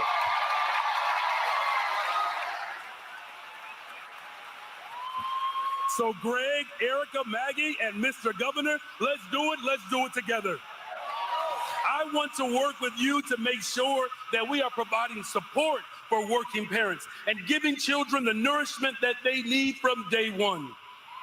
And how about we also create a Chicago where the hundreds of thousands suffering from episodic mental health receive treatment and not trauma. Amen. Amen. Amen. Let's get some self services back up in here. Yes.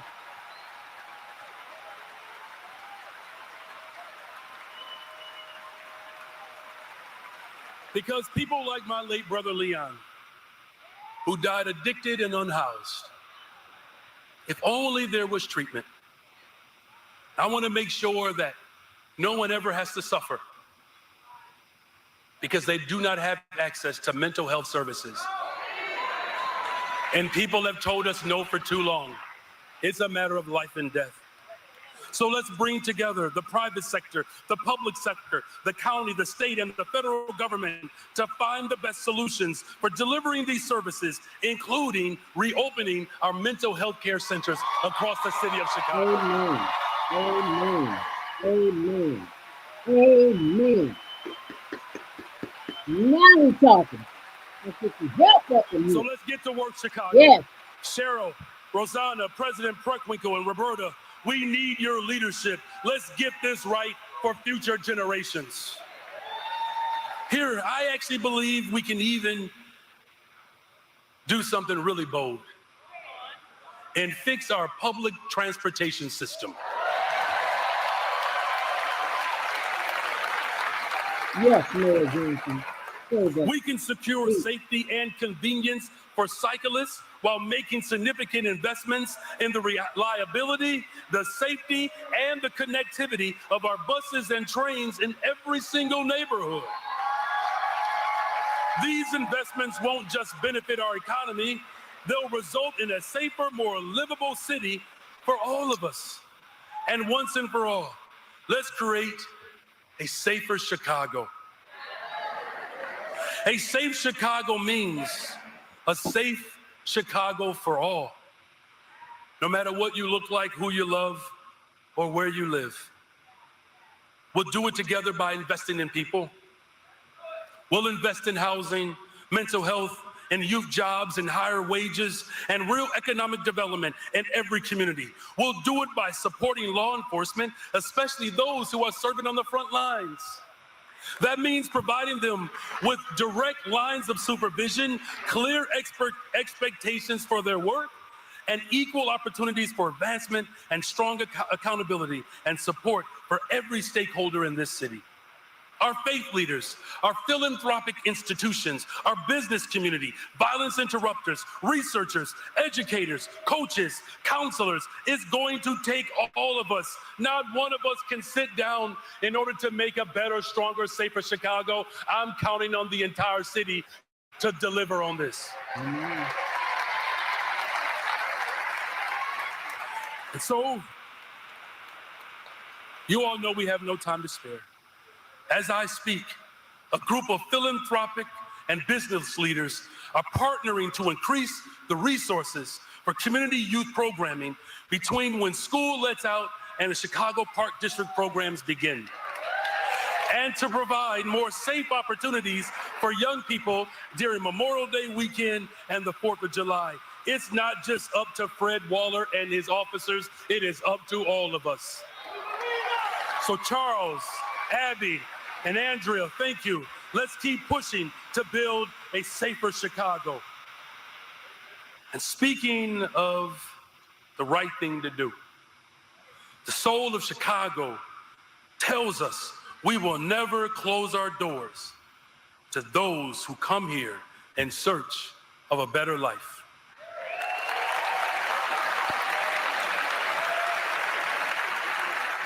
For as scripture says, I was hungry and you gave me something to eat. I was thirsty and you gave me something to drink. I was a stranger and you invited me in. I needed clothes and you clothed me. I was sick and you looked after me. I was in prison and you came to visit me. That has always been the soul of Chicago, and it will always be the soul of Chicago.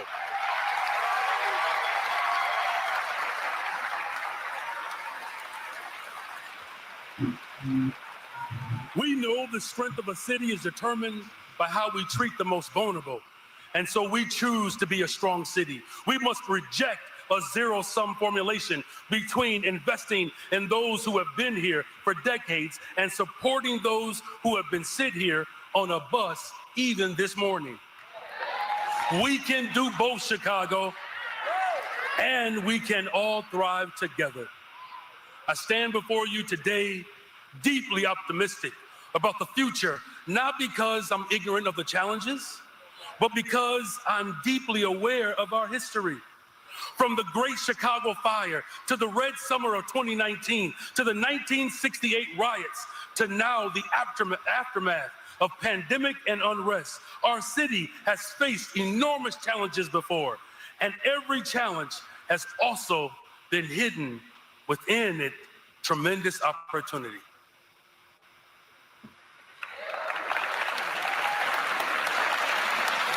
As history has shown us, that when we come together, we show up with the belief of what unites us and how powerful our differences are.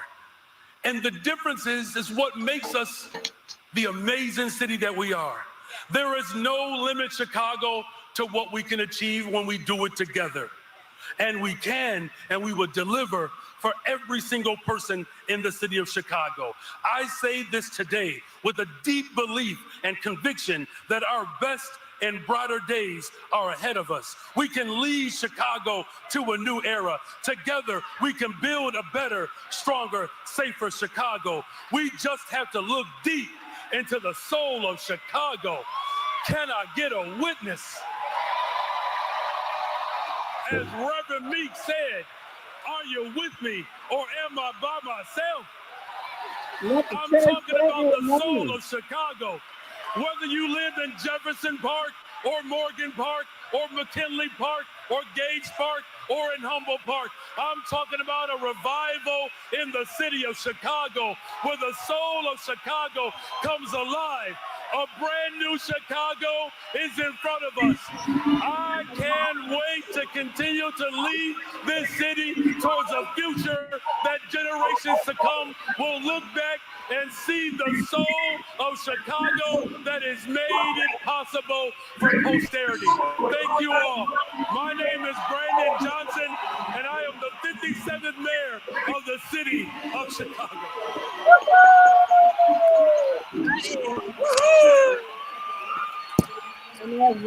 Yeah. All right now. To deliver the benediction, please welcome the Reverend Jonathan E. L. Brooks.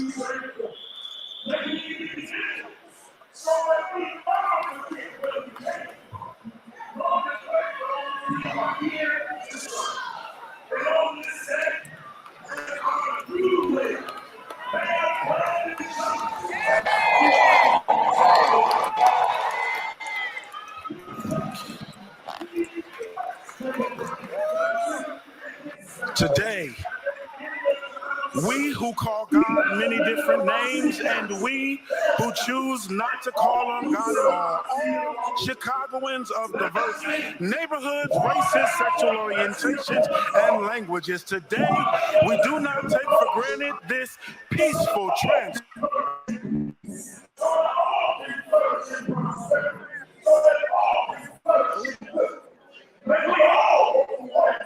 of power. We are grateful for the past leaders who have renewed our city and for the incoming leaders who are dedicated to the promise of our city's future. We rejoice in Chicago, whose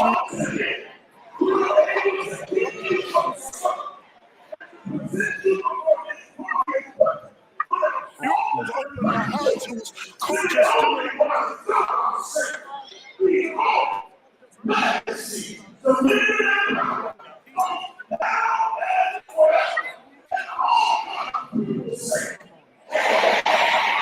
Amen. Amen. Amen. Amen. There we go.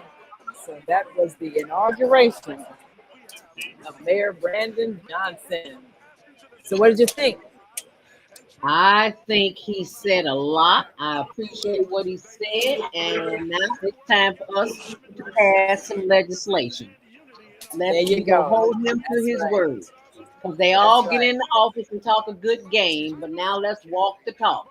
And we not going to march to City Hall. We're going to make a phone call and say, look, Mayor Brandon, we need to have a meeting. The female in the community, we got some issues and we need to sit down in the book. When you going to give us an appointment? That's what we need to know. I love the fact that he's talking about legislation. Change. There's one more. Yeah, there's one more little piece they're doing. Let's take a look at this. He does a little legislative thing. Let's listen in on that after the prayer. Let's see how we do that.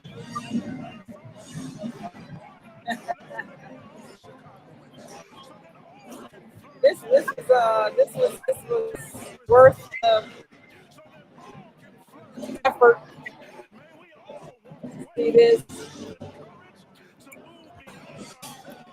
Yeah, I believe that.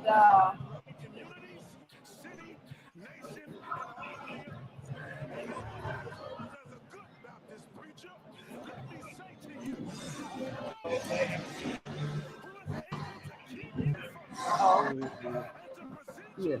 You can hear all the celebratory music in the background there.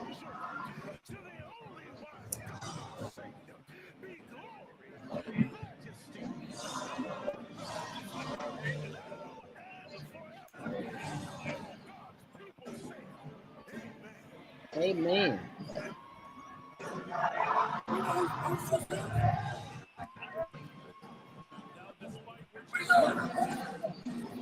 I don't know.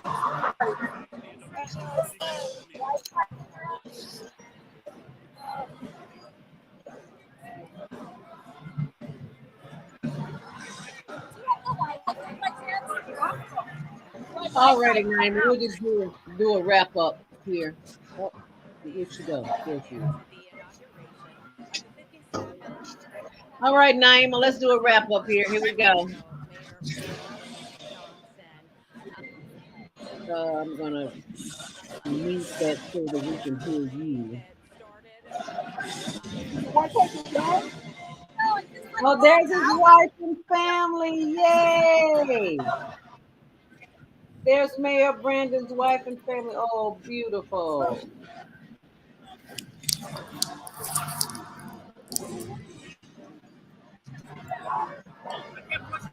Oh, look at his family. And this is our first lady. Can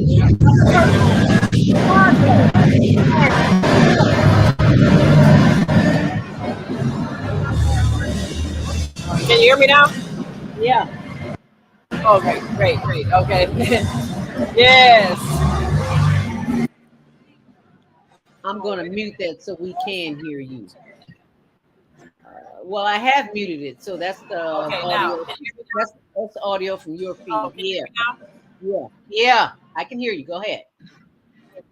Yes, loud and clear. Oh, great. Oops. Put away my stuff. Oh, you got to go get your camera equipment, don't you? Naima, don't you? Well, that's what, yeah. Yeah, we got a minute. Okay. Yeah, I'm gonna put this other stuff away first. Okay. I had to get my bag to start packing up. Okay. But while we're doing that, we can I guess we can take the Fox people off the screen now. Yeah, because it's pretty much over with now. I didn't see him one time. Yes. Well, I think he said all the key things. I think he did. I think he was. I think he had just the right flavor, and I think that a lot of people were impressed. He did make it sound like there is an openness to really listen to some ideas from the constituency, and his message was inclusion. So I think we need to make that move to set that meeting. So I think I'm gonna stay up past my bedtime and go to the ball, and start making some connections, because I want to know the people who are in specific positions that we'll need to be dealing with, but also my alderman elect, and let him know that I'm gonna. We got some legislation he's been working on. He needs to be one of those people that help introduce it, and we'll be down in. I hadn't reported on City Hall in a while, but I think I'll be going down to do the regular reports on City Hall meetings again, because they need to see our presence regularly, and we need to keep an eye on things, keep people informed. And I think also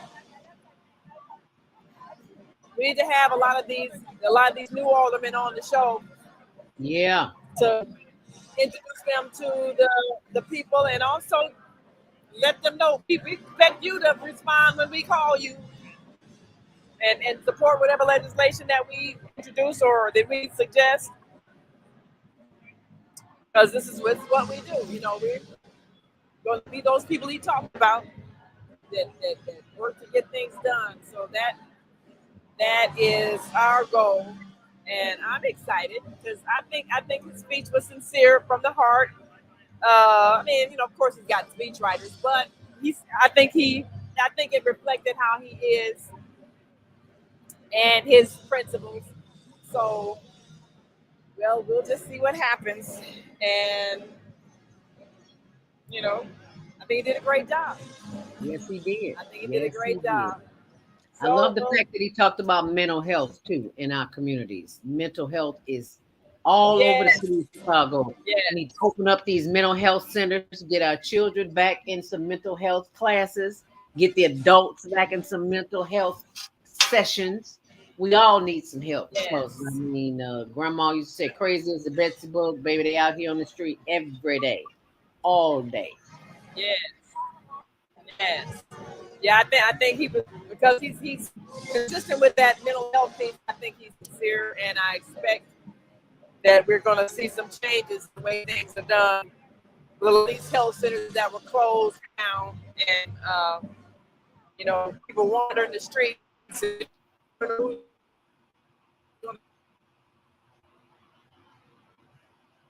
And did I just lose you? Yeah, I think. Well, I know we've been on for 7 a.m. So about time to go. They start flickering the lights. That's the signal. 8, 9, 10, 11, So 12. 1. That's 5 hours. Yeah, 6 almost hours. 1. Yeah. I need a nap. 5 hours. I need a nap. I've never done a 5-hour show in my life. This will be the first. Time for your nap. Yes. Well, thanks so much for hanging in there with us, live from the studio. And there you have it, people. Our new mayor. And like they said, it was a peaceful transferring of power. And so now let's get to work. In the words of Ramonski Love, let's go to work, y'all. Thank you so much. We'll see you back here tomorrow morning with Jody Susan on self-care. Until then, stay on purpose, stay empowered, and stay tuned for your next edition of Higher Learning on the Female Solution, because we got the answers. All you have to do is show up and get them. All right? 7 to 9 a.m. tomorrow morning. See you there. Thanks for a great job, Naima.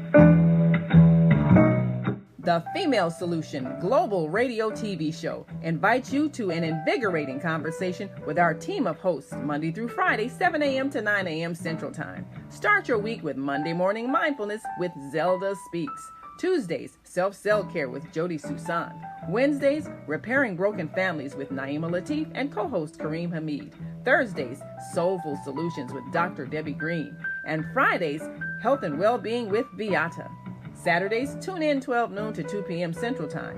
First Saturday, Success Strategies with Jana. Second Saturday, Wendy Williams Esquire on relationships. Third Saturday, Move Around with Deborah. And fourth Saturday, Wisdom with Mama D. Join us Sundays, 7 p.m. to 9 p.m. Central Time for Soul Purpose Healing with Beata. Call in and comment 515-605-9325. Press 1 to speak to the host and be a part of the solution. Are you stressed out? Are you ready to learn some quick techniques on how to de-stress immediately? Then book your free 30-minute consultation with Zelda Speaks, the Mindfulness Stress Relief Coach, at higherlearningnetwork.org. Thanks for sharing. I didn't know that song. Oh.